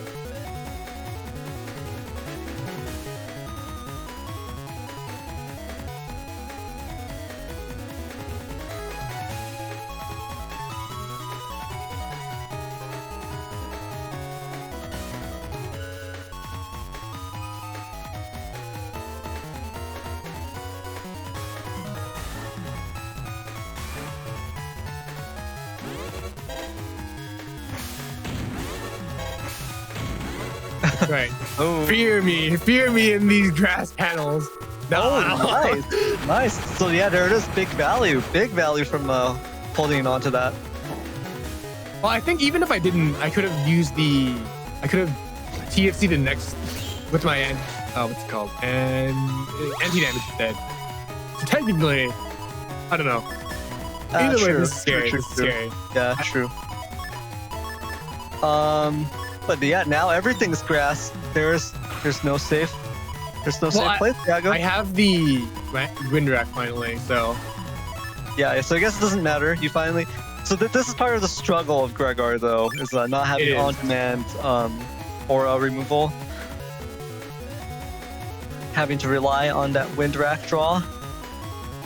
And yes, Symes is mentioning that it is risky to go for the wind rack right now because if I use it and it is cancelled out by an erase man, that could be very bad for me. Yeah. So you probably, and I mean, even if you use it right now, you don't have any follow-up because you can't get onto you can't actually get confirmed heart shots from this range. So. Okay, good. Unless Thiago camps. That's not good. Oh no. I mean, but he doesn't get the full area back because you don't have airship. Yeah, exactly. So it's not the worst thing in the world. 200 damage from Element Man.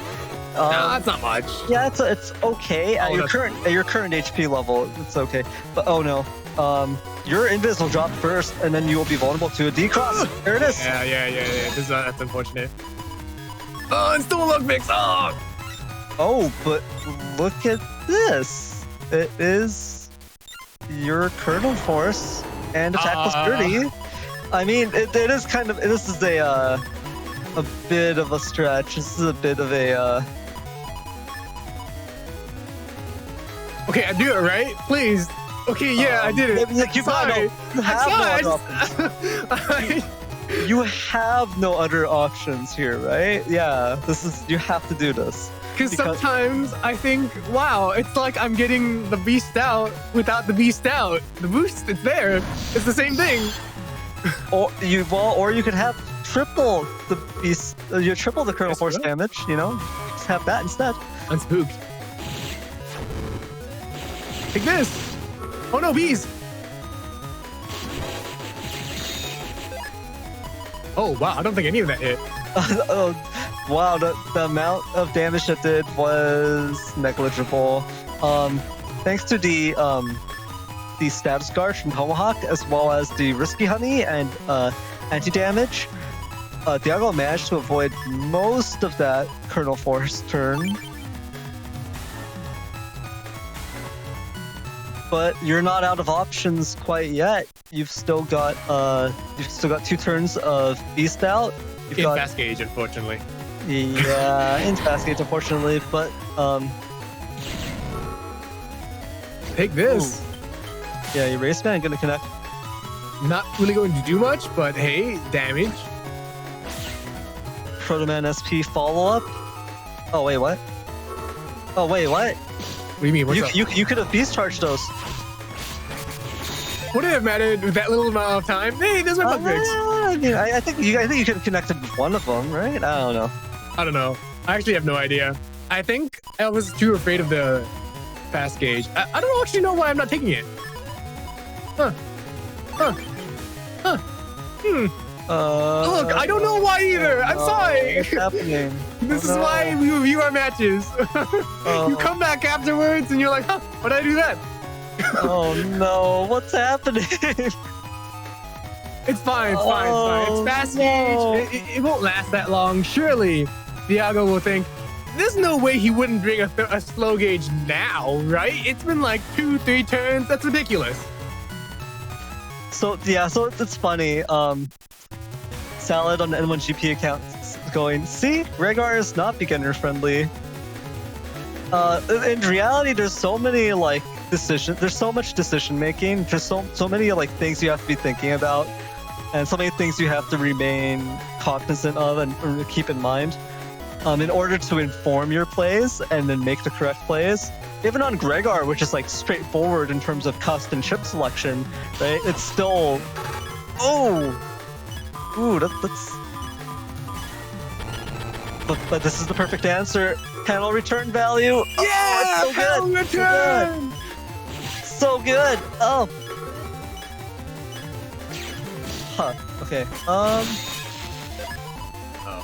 Hey, look at all these chips. Yeah. Hey. Look at this. Whoa. What happened? What happened, Nonstop? I thought you were out of chips. What happened there? Wow. It's called bug fix. Okay. I thought you used folder back. Oh yeah, no, I used folder back. I hacked it into the game. I'm sorry. I had to bring it back just for this one. I was a little spooked about how well Thiago was playing against me, right, as well as by. Yeah, go ahead. Well, we're gonna have to disqualify you, but Oh.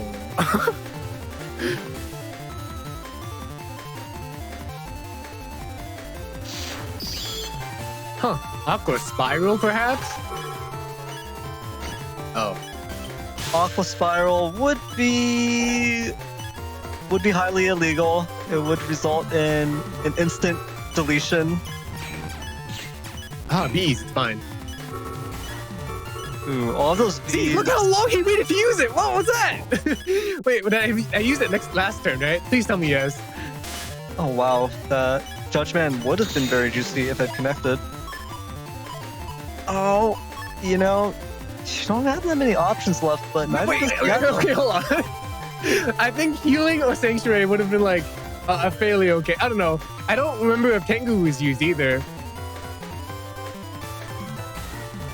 Look, if Thiago is relying on 200 damage to try and deal some damage, to get rid of the life, or perhaps this is not not a bad idea, you know? Like, you think? Okay, I understand like the theoretical. I understand the thought process behind going for Sanctuary. Ah, you're right. But yeah, Tengu. See, you are playing the It's fine. It's fine. Fast game. It's fine. He can't. There's no way. Thiago can't do this. Thiago, no, you can't do this. Oh. Okay, I think Thiago wins. Oh jeez. Wow. You don't have much left to go on here.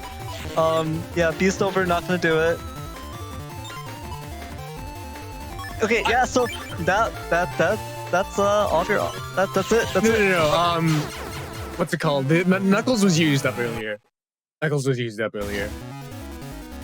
It's fine. It's round three. It's fine. Look at that. First chip bug fix. It's fine. Yeah. Well, that. Okay. All right then. We can't be friends anymore. What? No, dude, you can't. Goodbye, Nonstop. No. Nothing irritates me more than seeing this turn 1 bug fix. I put it at the top. That means I get it first, right? We talked about this.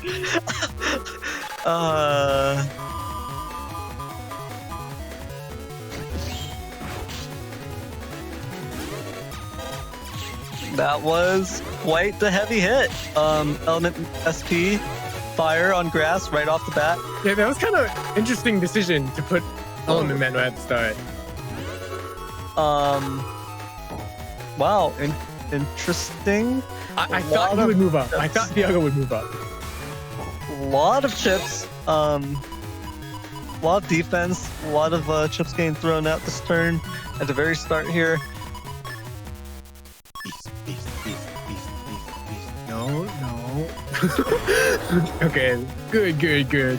So if I beast here, I can get rid of those offenses that are currently up. Currently both an invis and a trap are up, which is very nice.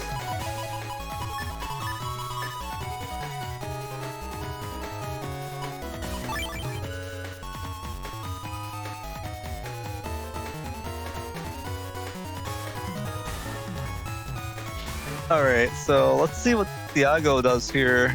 In terms of crosses, Thiago could go into Tengu and try to go for an area play, but it's not the safest. And Thiago only has the 3 area grabs in this holder, so without at least 2, can't even reach them. Ooh, so it's gonna be Beast Pulse and Wind Racks, right? Yeah. One more. Oh, that's fine. About SP.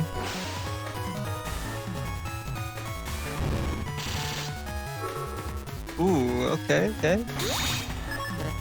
It's fine. No, see. It's fine. I used it. I was just putting it, doing it, just showing the people that you can do it. You can use the recovery 300. You can trip charge it, but I just decided not to. It was just joking. Yeah, it was just a joke. Funny joke, haha.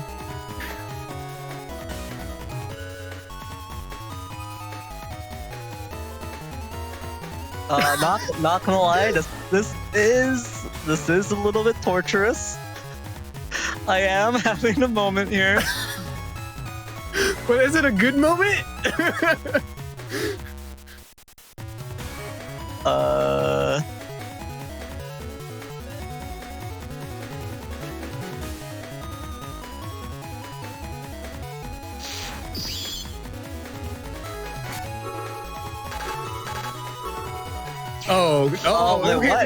Okay. Let me explain.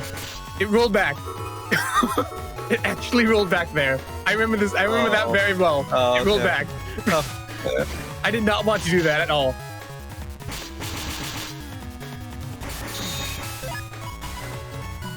Okay, so this final turn of your beast, the final turn of your beast out. You have not managed to land any hits, I think, with the you landed one? You landed... Yeah, I landed one beast arrow because I got rid of the both traps. There was an invis and an anti-damage, I believe. Well, I don't know what trap it was, but it must have been anti-damage.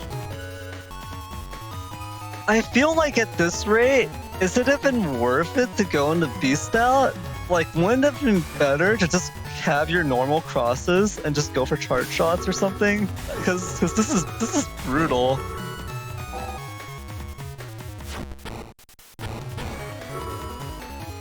Rest in peace. The Erase Man does not connect, unfortunately. Would have been a very, very nice chunk of damage. Oh, nice. At the very least, you do get that double damage Erase Tail. Yep. I got rid of the trap as well. Very juicy. Yep. That's right. Stay away from me.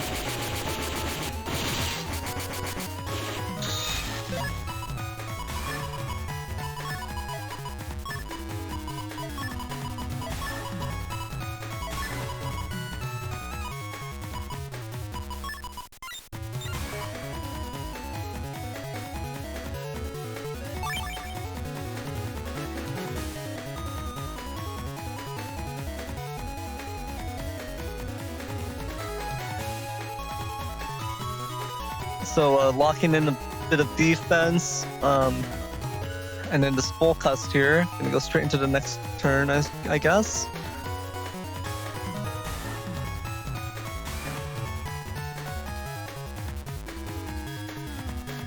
Fine. Trust. Not gonna lie, Nonstop. You remind me of a younger version of myself. No. I mean, okay, it's fine. Just wait. Just chill. Just trust me.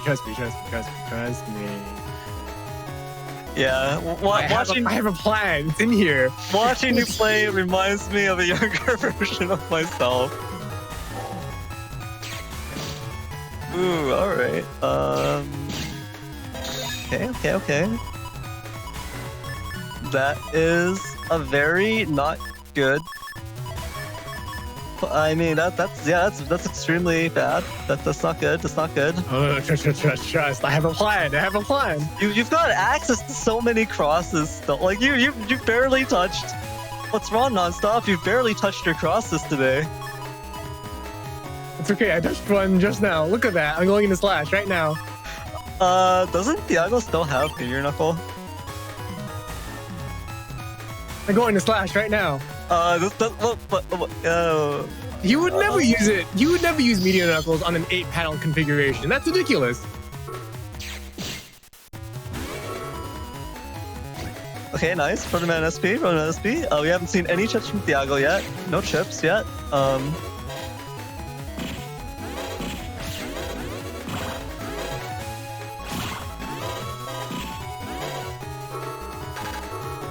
Okay, nice. Okay, I mean, if it had made it to the, oh, nice. This is great. Okay. Okay. I had a plan. If that had played out, if that chip sequence had been different, that situation could have been reversed. It could have, but I had a plan. Okay. Well played to Nonstopmop and Thiago. You can kind of see Thiago kind of just started pushing buttons in the corner. I think he gave up at that point. That was kind of unfortunate to see, but yeah, I mean, he needed the Meteor Knuckle to land there to remove your dust or to move your slash cross, and also to get that massive double damage on you. But that was scary. Yeah, because if you notice that I think Thiago also carried over that Meteor Knuckle from the previous turn. I think he just didn't want to risk not getting more than 3 hits, like getting less than 3 hits on a 9-panel configuration or 8. That was my guess. I was like, there's no way he was gonna use a Meteor Knuckle with only 9 panels to try and get more than 2. That was my bet. So Yeah, I mean, because that never happens, right? Getting like a Yeah, I know. And then I saw the clip from Mars, and he got hit like 5, 6, 7 times on a 9-panel configuration. I was like, wow, I can't believe this happened. That could have happened to me. that could have happened to you. You could have been straight up deleted. Yeah, if that actually happened, yeah, I would have held it. But luckily, Thiago was thinking, this probably won't land. I'll wait for a better opportunity. Yeah, like a normal person, like a sane human being, and not a complete psychopath who just punches you 9 times or 8 times on a 9-panel configuration. It was at the very start. No, I moved into the middle before all that stuff happened. It was 8 panels at the start, 8 panels. and then it went back to 9, and then you stepped forward and gave Thiago the 6 panels, but you had your invis ready. So yeah. So there was never at no point did I stand at a position where I could eat at a 6 or 7 panel configuration while I didn't have a defense up. Yeah. It's just you were lucky. You were lucky, honestly. Oh. I don't know. I was kind of happy about that. It was like, oh man, I got him. This is what I thought would happen. It was going to be medium knuckles and then fast gauge, and that's what happened. All right. Well, well played once more, and that was quite a nail biter. We need to stop watching these from my side. That took a lot of energy out of me. Wow. Okay. With that, let's go into subs for the next set of the day, which I believe is Josue versus Neryth. So there's G code and J code for the PA for Destroy Pulse in here. Yeah. This Pulse is one of my favorite PAs. It's one of the most used of the actual PAs. It's just a great chip. Not much to say about it. Or create a great series of chips, actually. Pulse 1, 2, and 3, all of them are... I mean, Pulse 3 is is simultaneously the last one in the sequence, which is supposed to be like the strongest or the best. Actually the worst of the 3, but each of those 3 pulses are, they're good. You remove invis from your opponent. You get the pulse 2 for the pull, the drag effect, and then pulse 1 for the paralysis. So it's all good. I mean, it's all good. So you can even use it out of the PA. They're just great chips. Yep, that is correct. The only issue is that they are off code from the rest of the folder, but if used correctly, I don't think it's too big of a problem. Yeah, that sounds about right. Oh, also oh, wow. So, Neryth, you have brought 4 panel grabs and 5 area grabs. And that might be a problem for Josue because Josue has only brought 3 area grabs, and is there no banish in here? There's no banish, is there? There's no banish. No, there's no banish and no revenge in Josue's folder. That may cause you some issues. I mean, may cause Josue some issues. So it's perfectly. This is perfectly normal, right? Running 4 panel grabs, 5 area grabs. That's normal gameplay. Yeah. Absolutely. We're the weird ones. Yeah. You guys are the weird ones running stuff like anti-damage and like not running 4 panel grabs. Correct. Yeah. That's it. This is the ultimate form of my Tengu setup, and the entire purpose is the Tengu. So Beast Tengu perhaps, or is just Tengu? Both are Tengu. This is true. Tengu's Tengu. So just default Tengu or the Beast Tengu, both Tengu. I see. Sounds like a plan. How about we see how this match shakes up? All right, let's get right into it.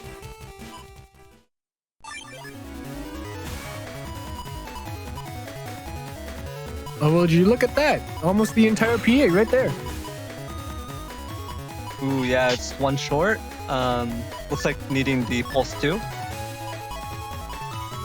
Ooh, and Josue's got a lot of cursor right off the bat. Looks like only gonna use the erase, and that's gonna go into beat unless there's a time freeze. Oh yeah, you have beat. Oh, you have beat and rush. That might be a little bit of an issue for Josue here. Josue also has beat and rush though.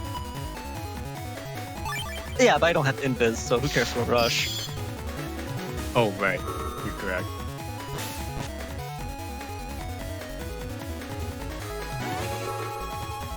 Ooh, that is unfortunate for Josue there. Oh, or not. Maybe that was fine.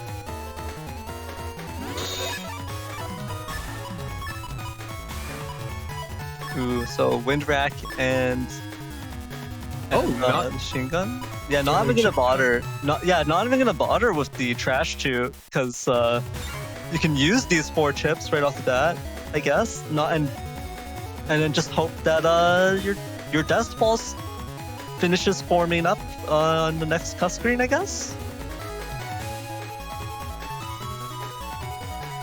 I think this should be fine. Your trap isn't actually anti-damage, so Yeah. I mean, who needs anti-damage?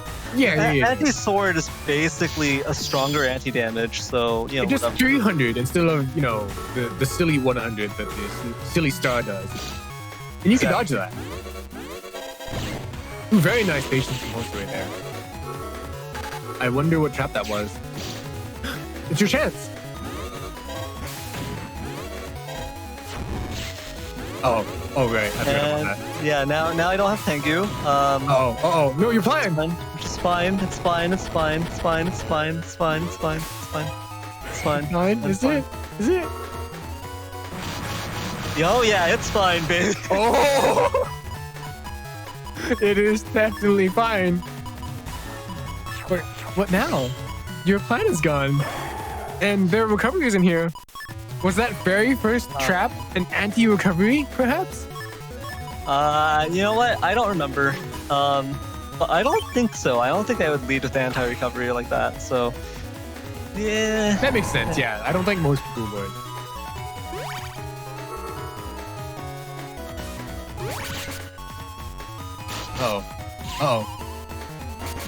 You're blind and have custom bug and HP bug?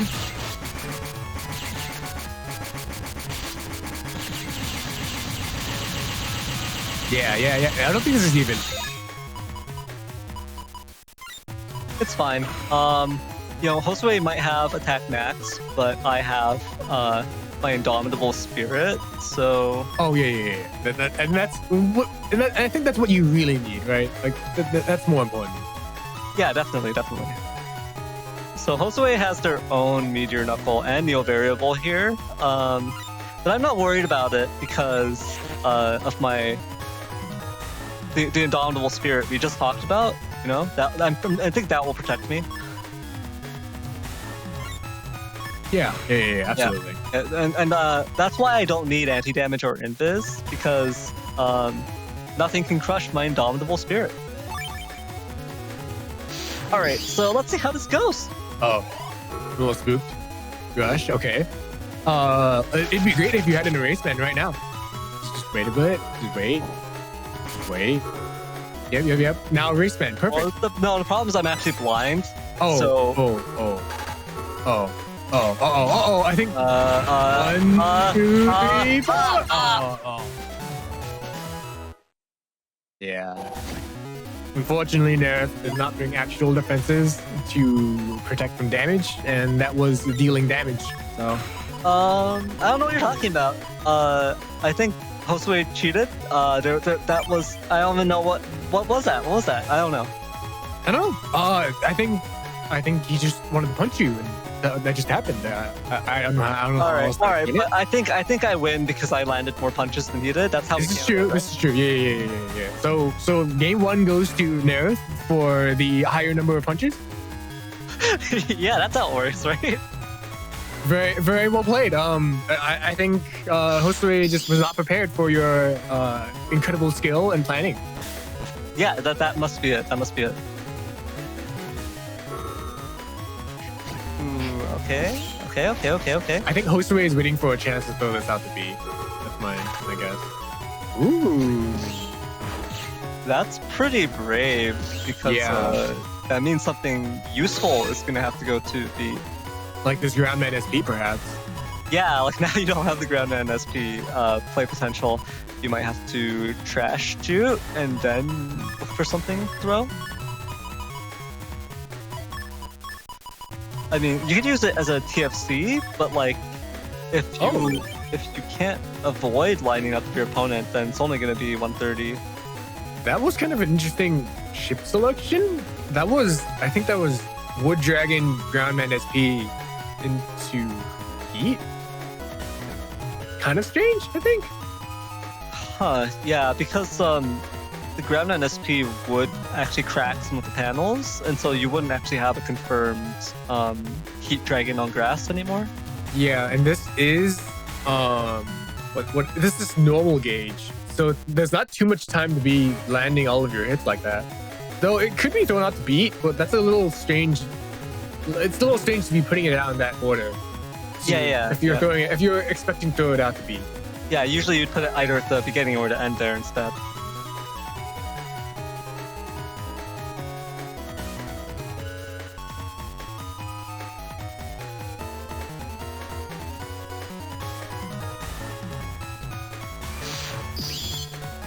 Well, here's Tango. It's time. It's time? Yay! It's time. It's it. Oh, good. It's time. Are you in Invis right now? Are you good? Yeah, it's time. And now, the dragons. Oh, and that's invincibility. Very nice. It's time. Now what, Josue? Now you're trapped. This is just what Neryth was going for. Okay, now you just have the normal shoot. Unfortunately, I don't think that was 5 attack. So a little bit of a discount from the normal damage.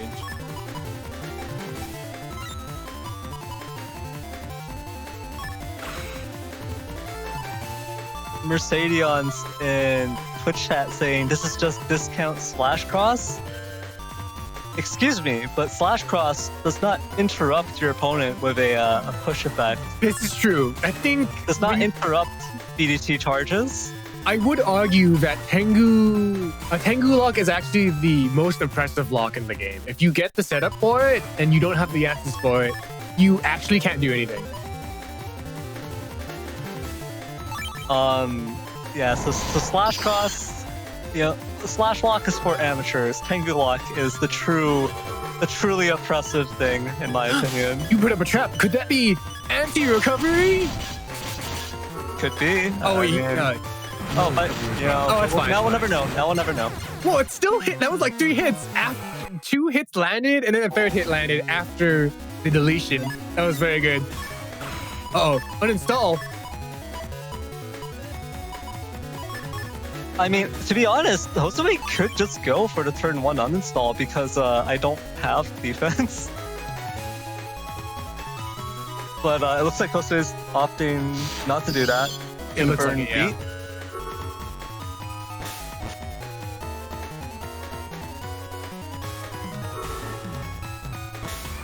Okay, both the birds getting fed today. A good meal for Beat today. I wonder what the Beats had to eat today. Probably a spout man for me. I have that ragged, so usually I toss it to Beat. Oh, that makes sense. A very wet meal. Yeah, Beat slurping that up. If Spoutman is drained, does that mean what happens to Spoutman? I think they just become like a I don't know, they just become very soggy, very deflated. I think Spoutman's head is like a fish jar, right? Like a fish bowl. Oh, I guess, yeah. So I guess that part of them. Yeah. So I think that wouldn't deflate. That was my perception of it. Ooh, double damage Heat Dragon on grass. And then the uninstall Machine Gun. Ooh. But at least you got a 480 damage hit from that 2 times on the grass.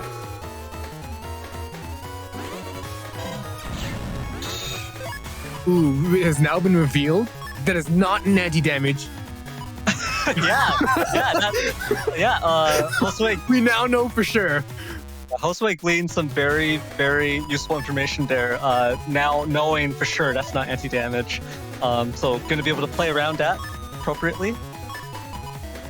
Now all he has to think about is anti-navi, anti-sword, and anti-recovery. Yep, and it's very easy to check for all 3 of those, right? So Absolutely. Look at that. He has the anti-damage prepared right there to see if it's anti-sword. He has the Raceman to see if it's anti-navi. And if it's not any of those, then it must be anti-recovery. Perfect plan. yeah, exactly. Oh, now he won't be finding out if it's anti-sword or not. Yeah, Life Aura coming up for both players here.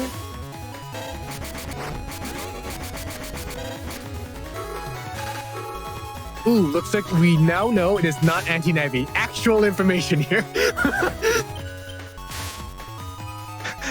Both of us choosing to use Erase Man to slap each other's barriers. Yeah, so it's Life Auras preventing both Erase Mans that turn.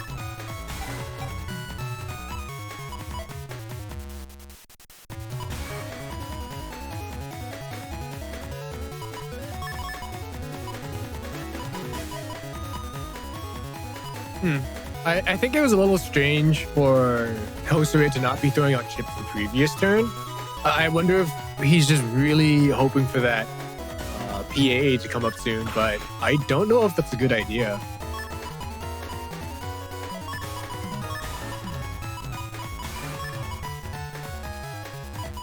Oh, yeah. What's going on here? Oh, wow, it worked. Oh, wow. Just one Literally, chip was all he needed. this is the next chip in the folder. Wow. All right, Josue. All I right. actually can't believe this. That was amazing. Sure. But problem here is Josue has nothing to get this area back or to decross me. So with the current area configuration, this could be pretty bad. Yeah, and you do have the trap is in. Ooh, there you go. Yeah.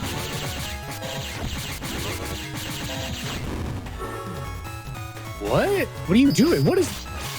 Okay, cool. I guess that was recovery then. That's all I could think about for that. Ooh, these invises might cause you some trouble. I don't recall if rush has been used yet though. Yeah, I didn't think that trap would actually land in time. I guess it did. Some people are just built different. I guess so, yeah. Some people are built different, and in this case, it is you.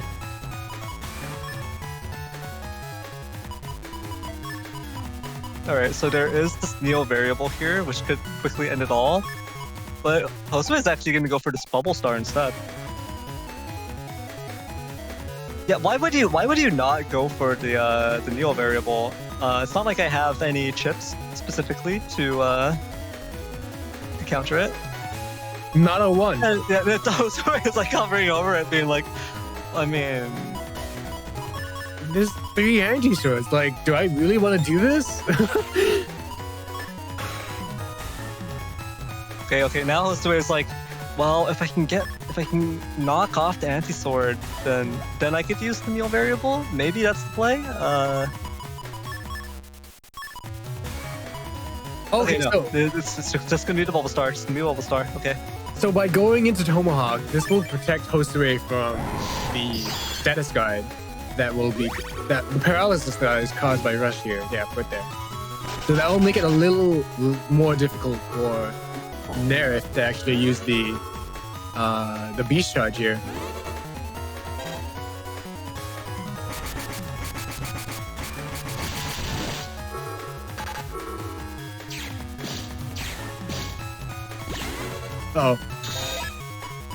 Uh-oh. You're a beast. And Meteor Knuckles. And Judgment. This could be turned into a four panel configuration. Look, wait, what's this order? Wait. Why would you area grab first? Hold on, Josue, wait. If you use Judgment first, you would get two columns of panels back. And then if you area grab, you would get a fourth column, and that would put Neryth into a 4-panel configuration. I think Josue's thinking they want to area grab and then step up to connect the Judgment. Oh, you're right. To get 200 damage plus 3 books, 260 damage. That would leave me at 140, 138 or whatever, and then I would still be paralyzed, so there would be a follow up there. Oh, you're right. But there's no chance you don't cross out.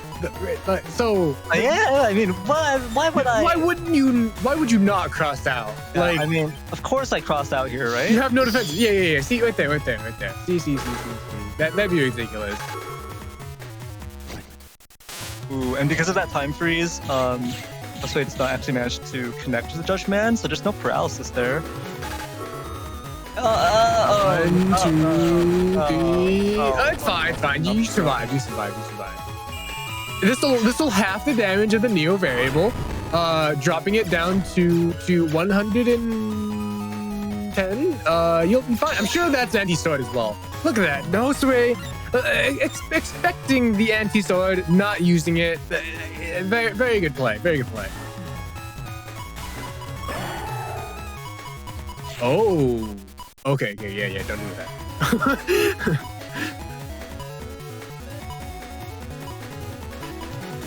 All right, so what could happen next? What could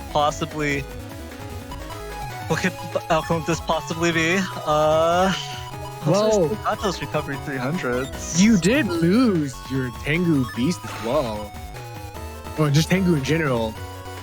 And Josue is free to go into Tengu Cross and stop moving around to shoot, which is not something you want to see.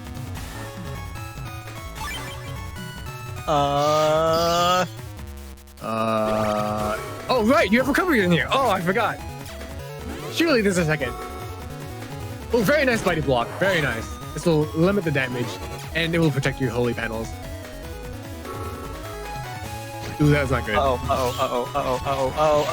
no. Oh.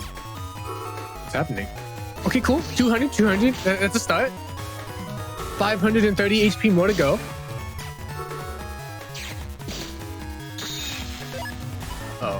Uh-oh. It's fine.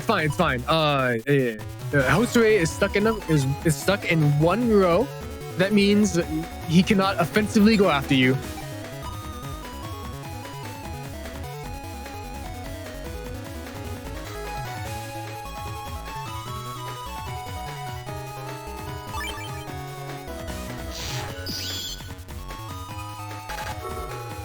Yes! Look, this is it. Okay, well, it didn't do anything, but I mean, it could have been worse. It could have been much worse. Oh, okay.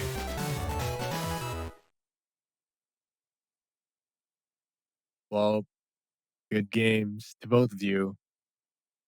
It's quite the shame that we could not see the moment for a Tengu lock created by Tengu Beast.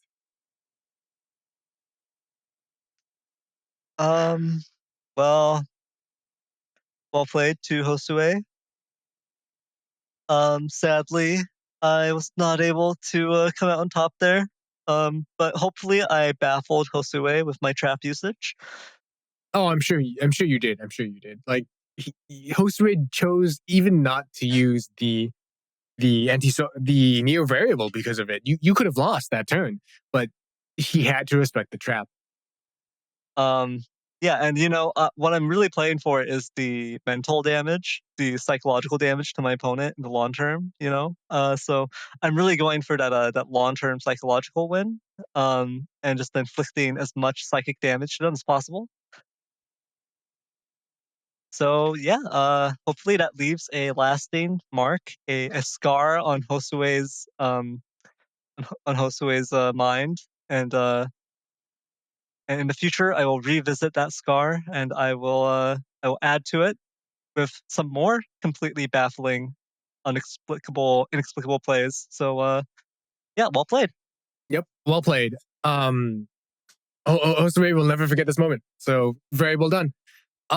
This will actually be it for me because the next game will be commentated by our main commentator, super commentator SoulXCross.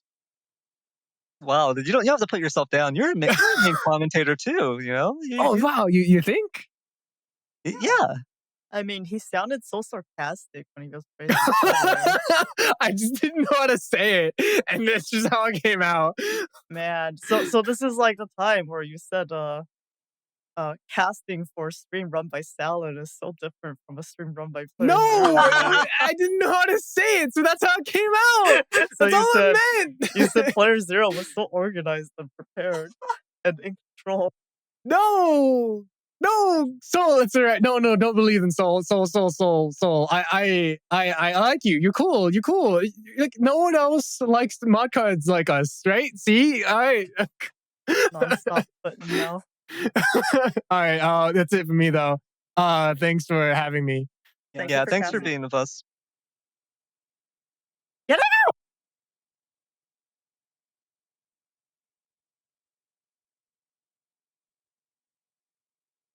All right, we are now waiting for Soul to speak of the devil. Hello. So, no, I forced him in here actually. That wasn't him. Oh wow.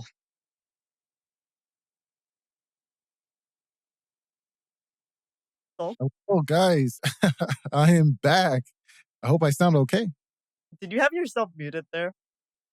For a second, I had to the actual Twitch stream because Oh, okay. I was hearing you and it, so it was doubling up, and it was brain blasting me, bro.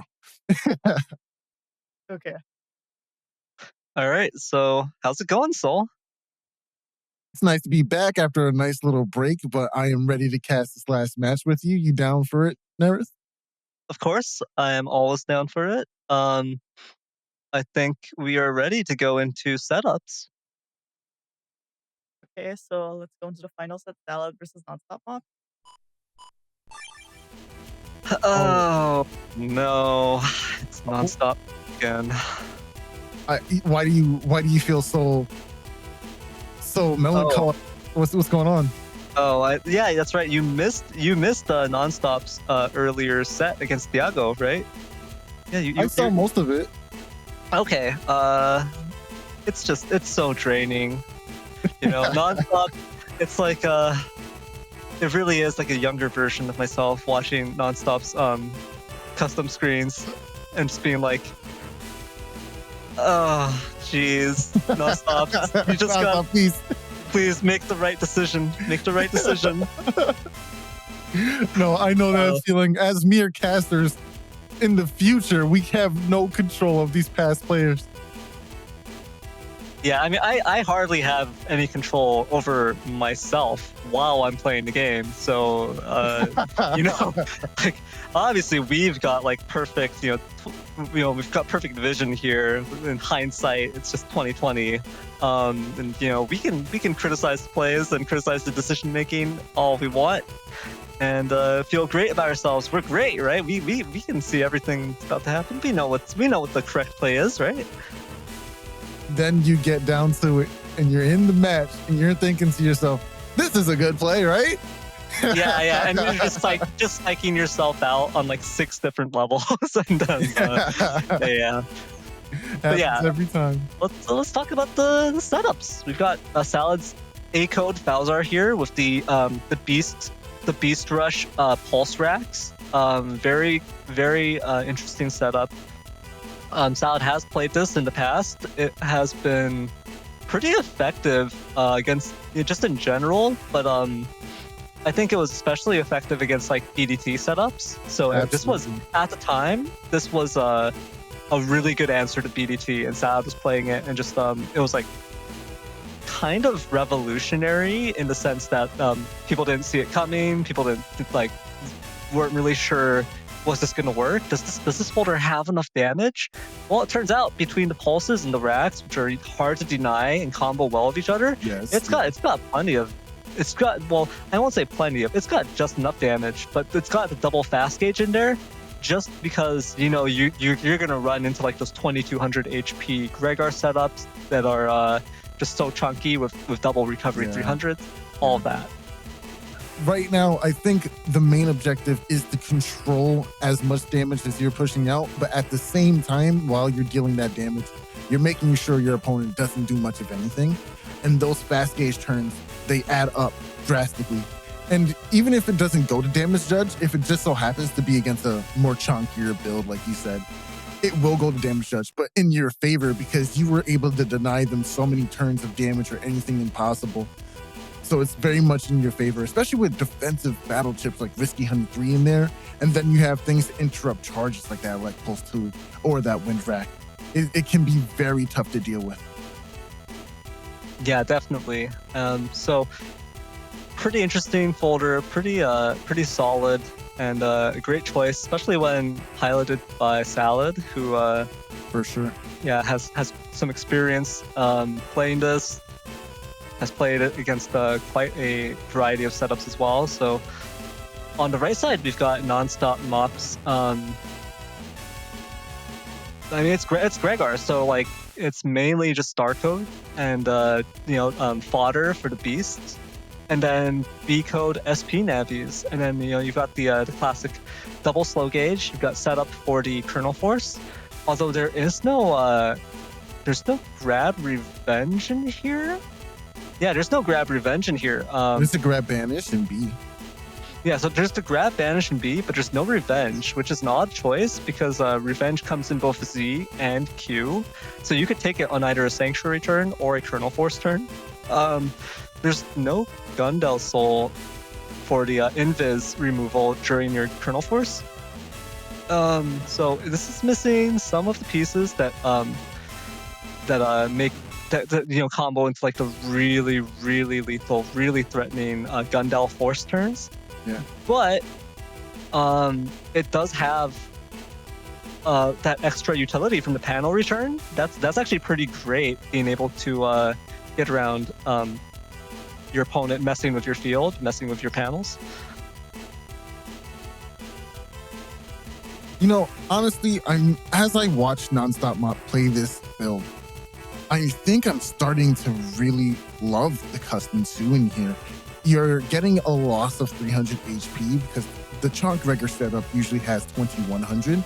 But at 1900, I think that's still a solid stat line. But also having custom max at your disposal is something that Gregar doesn't usually have. It comes at a cost, though, of not having access to air shoes or even float shoes. So you are really stranded when it comes to playing against players with Getting, for instance. But with the amount of HP you have in here, and of course the Sanctuary that's in there, you can weather a lot of big turns on your opponent's side of the field and still push out damage and control thanks to the amazing charge shots that Gregar has. I would have loved to see that panel return or even that attack plus 30 become a holy panel. Maybe even keep the panel return. I think it's a little scary when you play the Sanctuary and when you play the holy panel, of course, but panel return in itself is still pretty strong too, right? I think if those were in there, this would be a much scarier build, but at least Sanctuary is there, right? Yeah. So there's those two options there.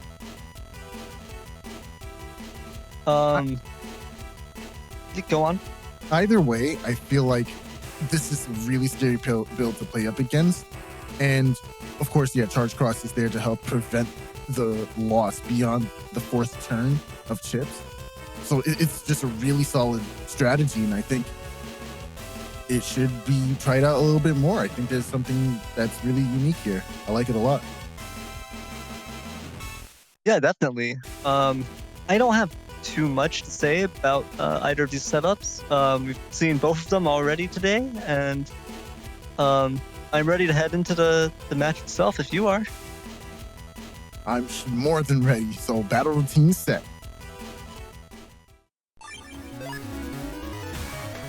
Execute. Here we go.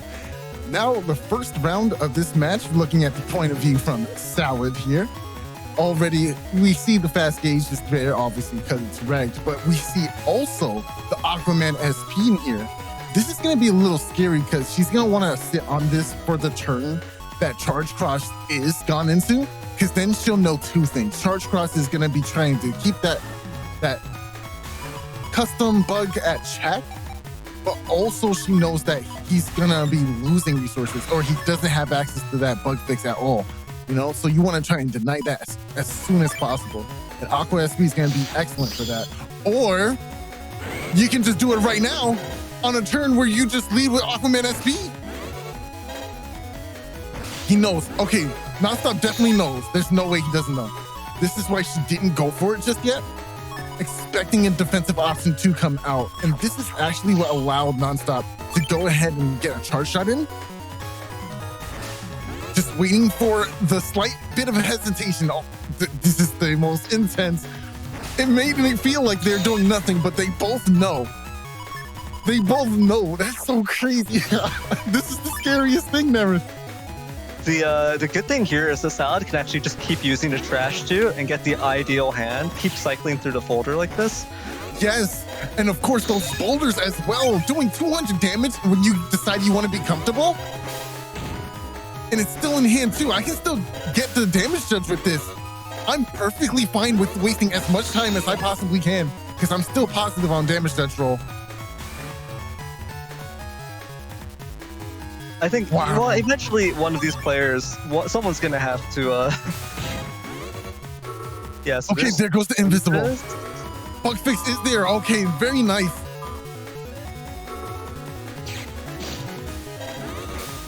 Oh, this is maybe a little bit dangerous, actually. Yeah, maybe there's another defense behind there. Oh, it's barrier 200. Yeah, good. Get the one hit D-cross there for 240 damage. Yeah, this is as long as you can wait for it. It's gonna be a bit rough if you try to go into the next turn and maybe go into Tengu just to remove that barrier 200 and get full damage on the spout SP. I think you might be losing too much tempo, too much value there. Even though you're optimizing for that the chip damage, you're then leaving yourself open. What if Nonstop goes into slash on the next turn, right? Then it's just like, well, was it worth it, right? Yeah, that makes sense. That makes sense. Yeah, because now then you won't even get double damage, right? You're not even gonna get the cross hit. Oh, but look at this! Oh, almost had this set up. Just barely there. Panel return will bring back these panels. I am more than expecting a whole out corner force in this next turn. You have all this area, and if we see a beast out, it's basically guaranteed at this point. And we're gonna have to see how she deals with that. Grab Revenge is in hand, so that will grab you back these panels. But is it going to be enough?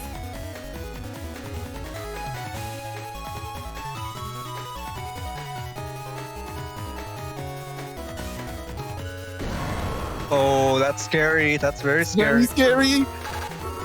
Oh, that is very, very scary. Oh, no. But Nonstop doesn't have an answer to this, I think.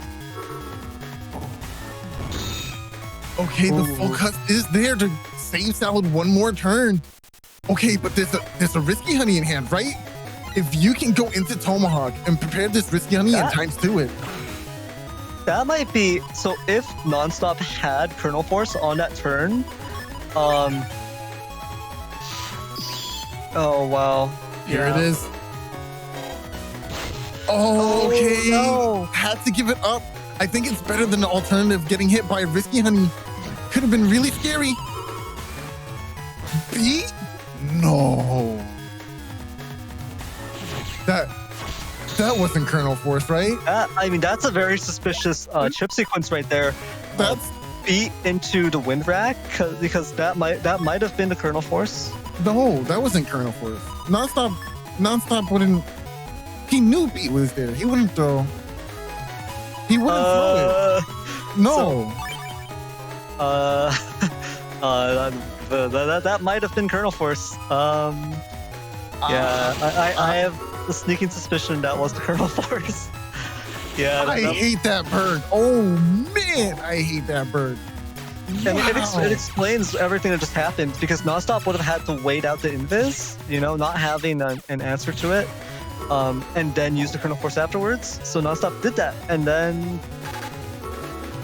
Oh boy! Great. Oh no! This is really bad. And now he's. Oh, okay. He's flashing just now, which actually worked out. Yeah, but that means Saad still has the life aura in play. All this advantage and wasting 3 turns of Beast Out. Such a critical resource to lose out on in any match. And sounds completely safe from it all. She's only lost 600 HP in the entire duration of this match so far. And she's still sitting on this life aura that's protecting her. She's in such a good spot. And she's only used like 7 chips. I was gonna say that this is such a weird turn, but I think Salad actually canceled the beast out.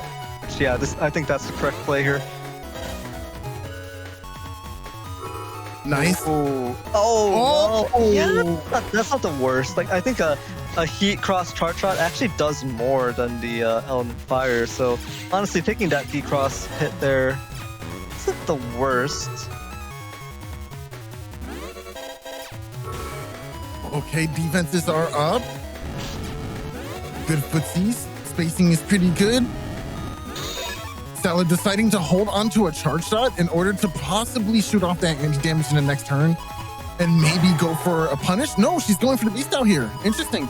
Oh, I guess it's time to go for beast combos. Remember, Elect Pulse 2 goes through the invisible or intangible state, so it will get rid of that anti-damage. And there goes SoulXCross is in play now. Life Aura up as well. Oh no, there's the area. Oh no, and the wind rack is getting cancelled here by the Erase Man. Oh, that means there's no answer. There's no answer Life Aura right now.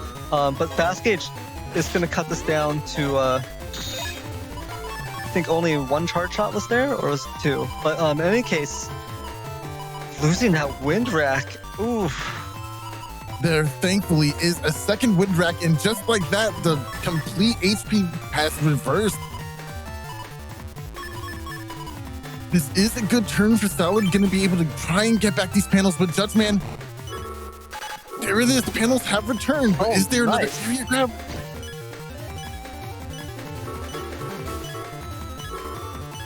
Oh, almost got to that panel there, solo on HP now. That gets rid of the trap. Oh, no. Okay, that's another defense.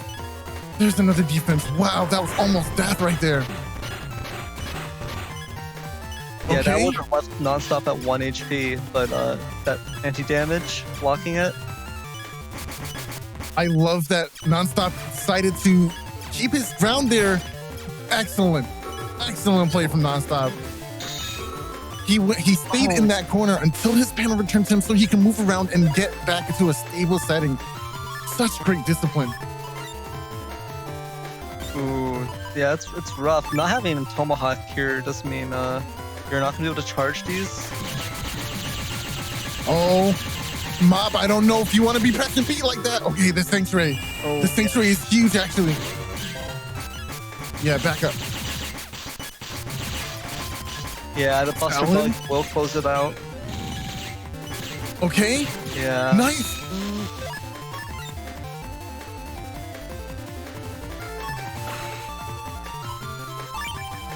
Oh, yeah, there isn't really any other option here.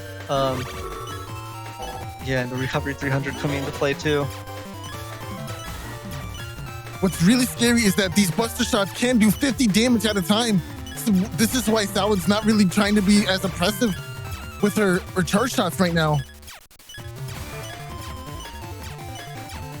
Final turn. Beast over. She made it. Oh, wow. And I think she's winning.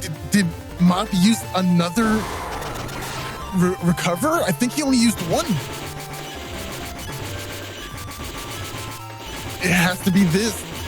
Damage judge Who's gonna win it? I'm so unsure.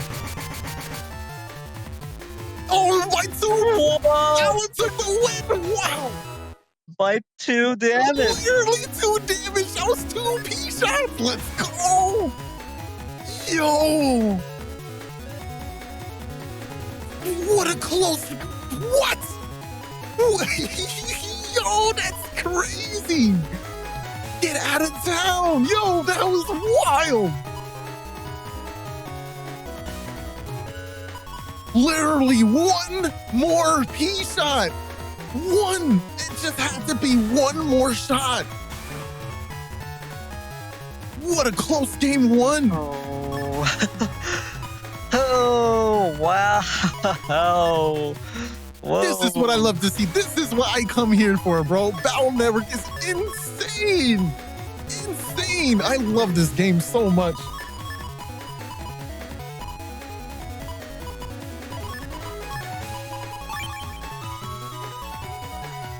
All right, starting off this time with no change in cross at all. Really, interesting move.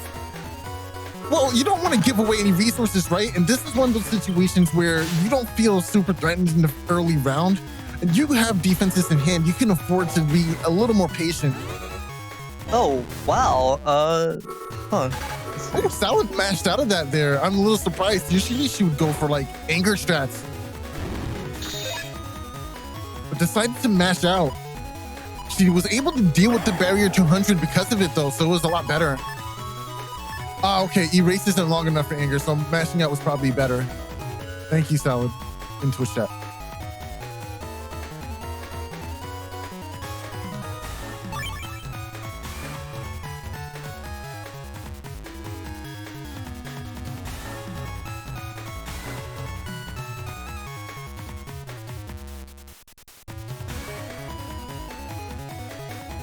And here we go. Actually taking a little more time thinking about the moves. Nonstop just needs to find a way to get a good placehold on this match. Unlike the last one, he wasn't able to get a whole lot of damage done, and it came to bite him in the very end into a D-cross here.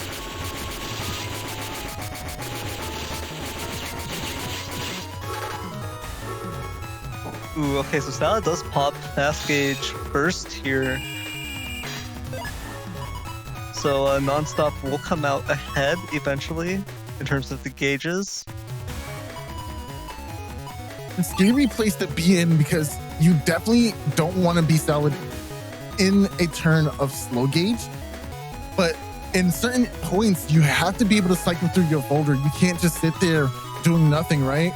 And using this now does put a little fire underneath Nonstop because now he has to deal with this fast gauge, especially if he doesn't draw into his slow gauges at all. Oh, but there it is. Slow gauge is in hand, so we are going to play this one out for the whole duration. Nice. Okay, so what we're looking for here is to deny any charges and erase them as best as we can. Nice, good movement. Oh, but she still gets crossed up. Into another one. Excellent damage, and all these panels are broken. Yeah, unfortunately not able to squeeze in that anti-navi at the end either. Almost makes me think it would be better to just beast charge it. Although without, I don't think Hut Batch was popped yet. Hut Batch was not popped yet, so it's cost 7, which means attack 1, beast charge. It's not gonna do that much anyways. Gonna hold on to the anti-navi actually.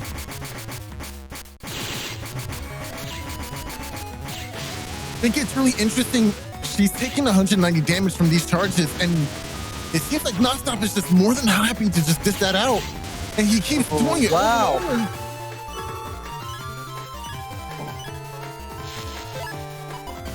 No more Beast down on either side. That means we will be seeing Beast over at some point during this match. But I am unsure on how Sal is going to approach the rest of this.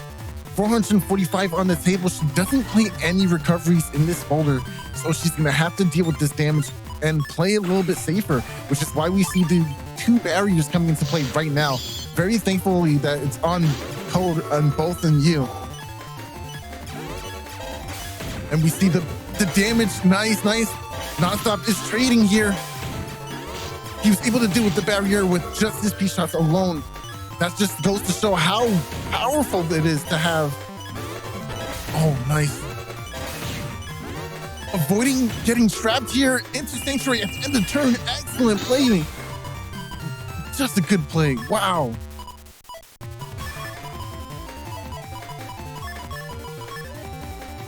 Yo, what is this match? This is so intense. Y'all didn't tell me it was going to be a heater like this, yo. Like, what is this? Well, you can thank Honor Night. The final sets of the stream are always absolutely crazy, just completely insane. So, but yeah, I'm sweating watching this match. Bro, same. I'm confused. Nice dealing with most of the Sanctuary panels thanks to that Elect Dragon and the Cracking. OMB, there it is. I hope that's not Colonel Force this time. Yeah, probably not Colonel Force this time. Are you sure about that?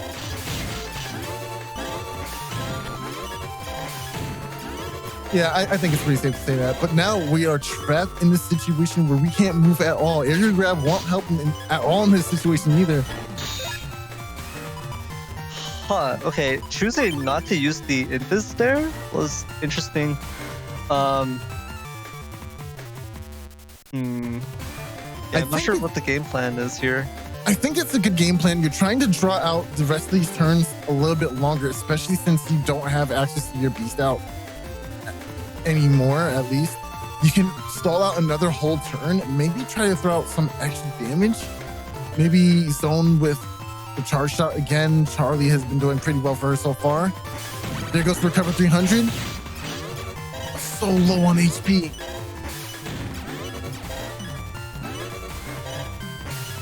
This is scary.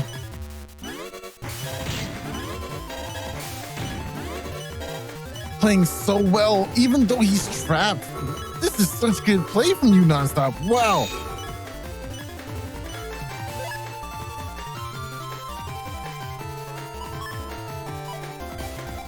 I'm really liking the way Nonstop is choosing how to move this round.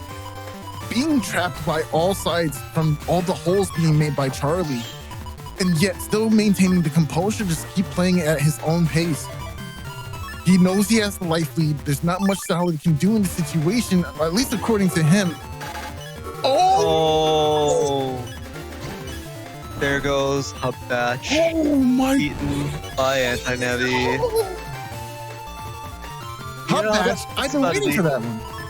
That has got to be, yeah, that was... Even if he lost the 250 from that, which he didn't, by the way, that's still trading 250 for one chip in your folder that you could only have one of, bro. That is insane value. Yeah, that was... Yeah, because I mean, Nonstop knew for sure that was anti-damage. Yeah, it wasn't anti-damage. That was anti-Navi because of all of those Buster procs they were getting.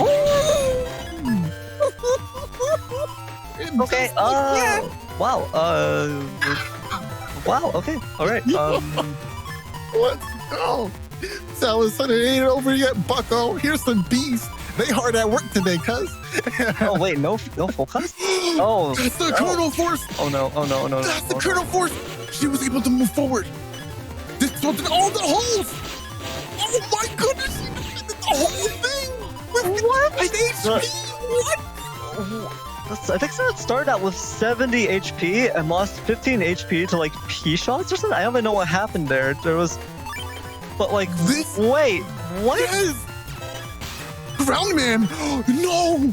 That's 1 HP. That's 1 HP. That's 1 HP? It is 1 HP. But you gotta camp these. Oh, she full custed.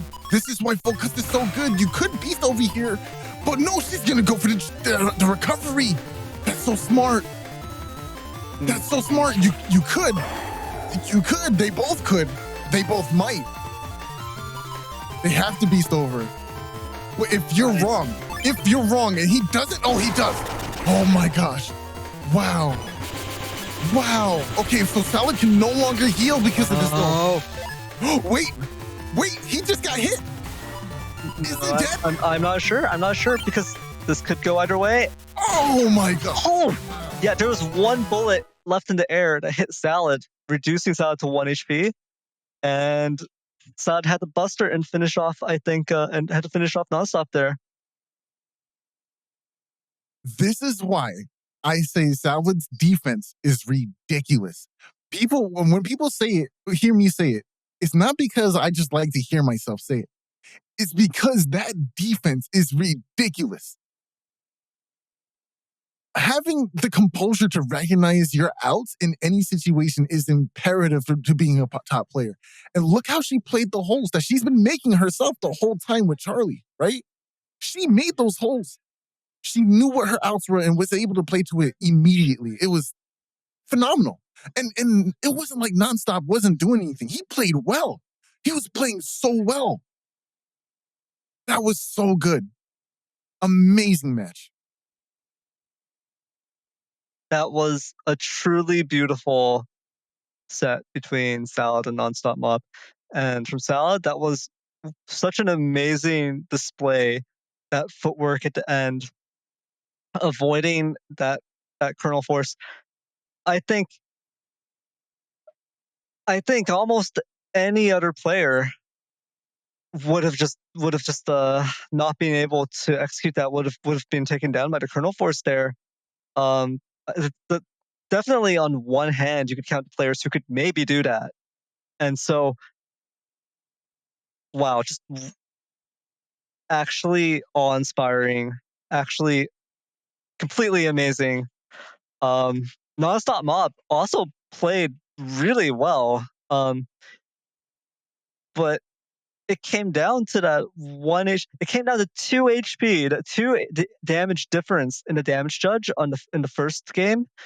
And then Yep. this one buster shot in the second game, literally 1 HP to 0 HP. The most important hit point, Salad still had it, and Nonstop in the end got taken down.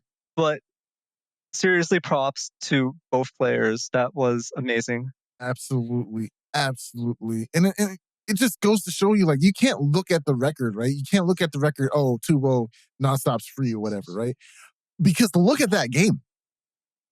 Look at what we just watched. That was insane. It was so good. Like, maybe there was a couple of mistakes on both sides, right? Salad lost anti-Navi to Blastman, and I don't know, maybe Nonstopmop could have made a different option than what he chose, right? But the way they played was just, it was pristine. Like, to me, it was good. It was so good. I'm lost for words. I'm at a loss. Yeah, definitely. I don't have much to say, because I think that what we just saw speaks for itself. It is truly amazing, and that is, I feel blessed to be able to witness that play. And that was nuts. So once again, well played to Salad and Nonstopmop. And I think with that was our final set of the day. So I think Salad will be stepping in shortly to send us off. But before she gets in here, I just want to say one more time. I said it at the beginning of the stream. I'm going to say it now. Thank you so much to you guys watching at home, and for the donations and the things you guys do for the community. Simply being here. Thank you so much. You guys are all sick. You guys are all awesome. And we appreciate you so much. And because of your donations, because of your generous donations, you guys have supplied me with an amazing stream setup, a new mic, the arm for it, the noise suppressor for the mic. Like, this thing is phenomenal. I'm going to send pictures of it to Salad so she can put it on Ko-Fi. I just appreciate it. It's just so nice. Yeah, we also paid off your mortgage and my student loans. Like, come on, bro. Like, yeah, you got a new car. We also got you that yacht, and then I didn't even need it. I don't even know where to put it. It's in the back, bro. There's that private jet that you got now. Man, bro. Man. Yeah. So Soul is really just breaking it in, rolling around in a dome. But yeah, Soul does have a new microphone, and well, that's why you can hear Soul's beautiful voice, beautiful sultry voice, even more clearly now. So yeah, thank you to everyone watching. Thank you to everyone who donated as well. Thank you to all of the players and to everyone you. who helps put the stream together. And with that, I Thank do you think all. Scott will be stepping in.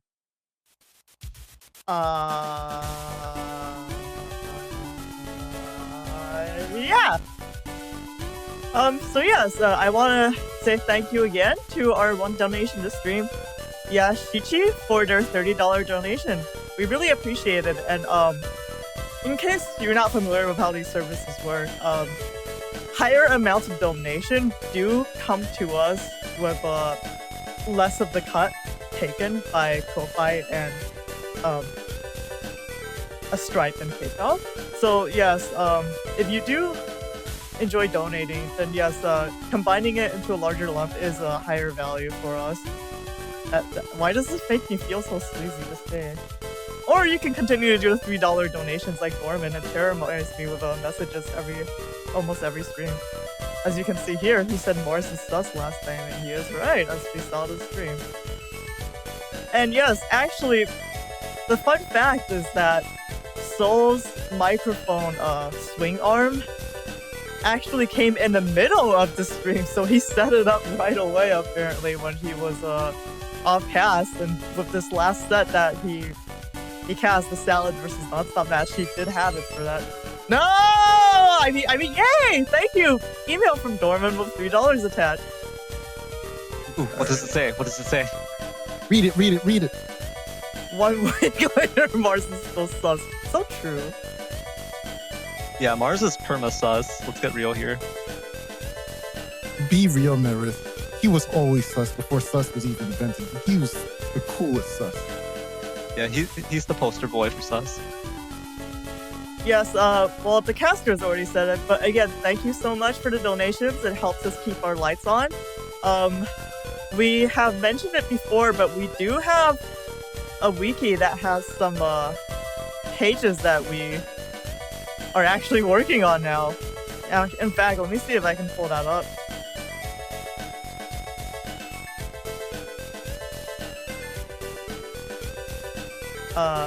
Yeah, I need to dig for the link for it. My bad. But yes, we have site hosting thanks to the donations. We no longer have to pay for Ratten or Hamachi. But yes, we are using those to upgrade our caster specs. Soul got his upgrade. I think Symes might be next. And then we will see where we will go from there. We also... Wait, no. That means we're not gonna have the we're not gonna have Symes' beautiful, distorted, crackly voice anymore. Well, he's trying to avoid that as much as possible, but he has this other thing where like his headset sometimes bleeds the volume directly into the microphone. And I heard myself at the start of the stream, and I was very very scared. Apparently that was Symes' microphone or headset and microphone. So yes, thank you for your donations. So Symes will terrorize us no longer, hopefully next week.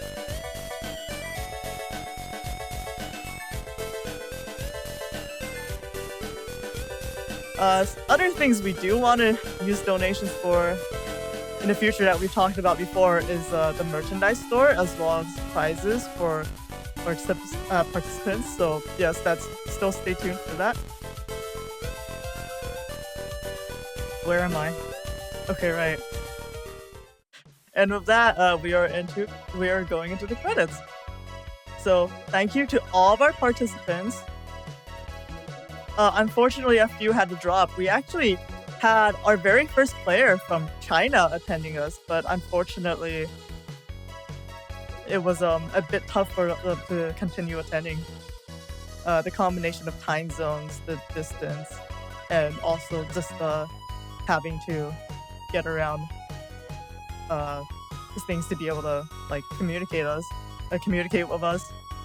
And yes, thank you to Neryth, Honor Knight, and Symes for recording almost 200 matches already 1 weekend. We still have another week of the round robin and another week of curated matches handpicked by our very own Honor Knight. Wait, this is missing missing him in the credits for some reason. That's weird. Okay, well, yes, thank you so much, and thank you to all 4 of our casters today too. And I am really dying out here. Somebody save me. Yes, we go another week, so another stream of the round robin is coming next week, and then starting of the 3rd week, the top cut will continue, or the top cut will begin, and then we will have another 2 weeks of streams for that. So Blood Moon is usually 4 streams. 4, the number of death. Ellipses.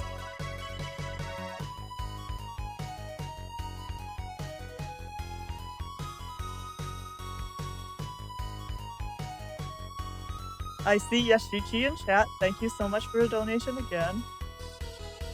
No, the last it's only in the top cut that you lead. So if you still have matches to play, you can try to get them in. Our goal is always to have as much battle network as humanly possible. And yes, thank you everyone. And with that, goodbye!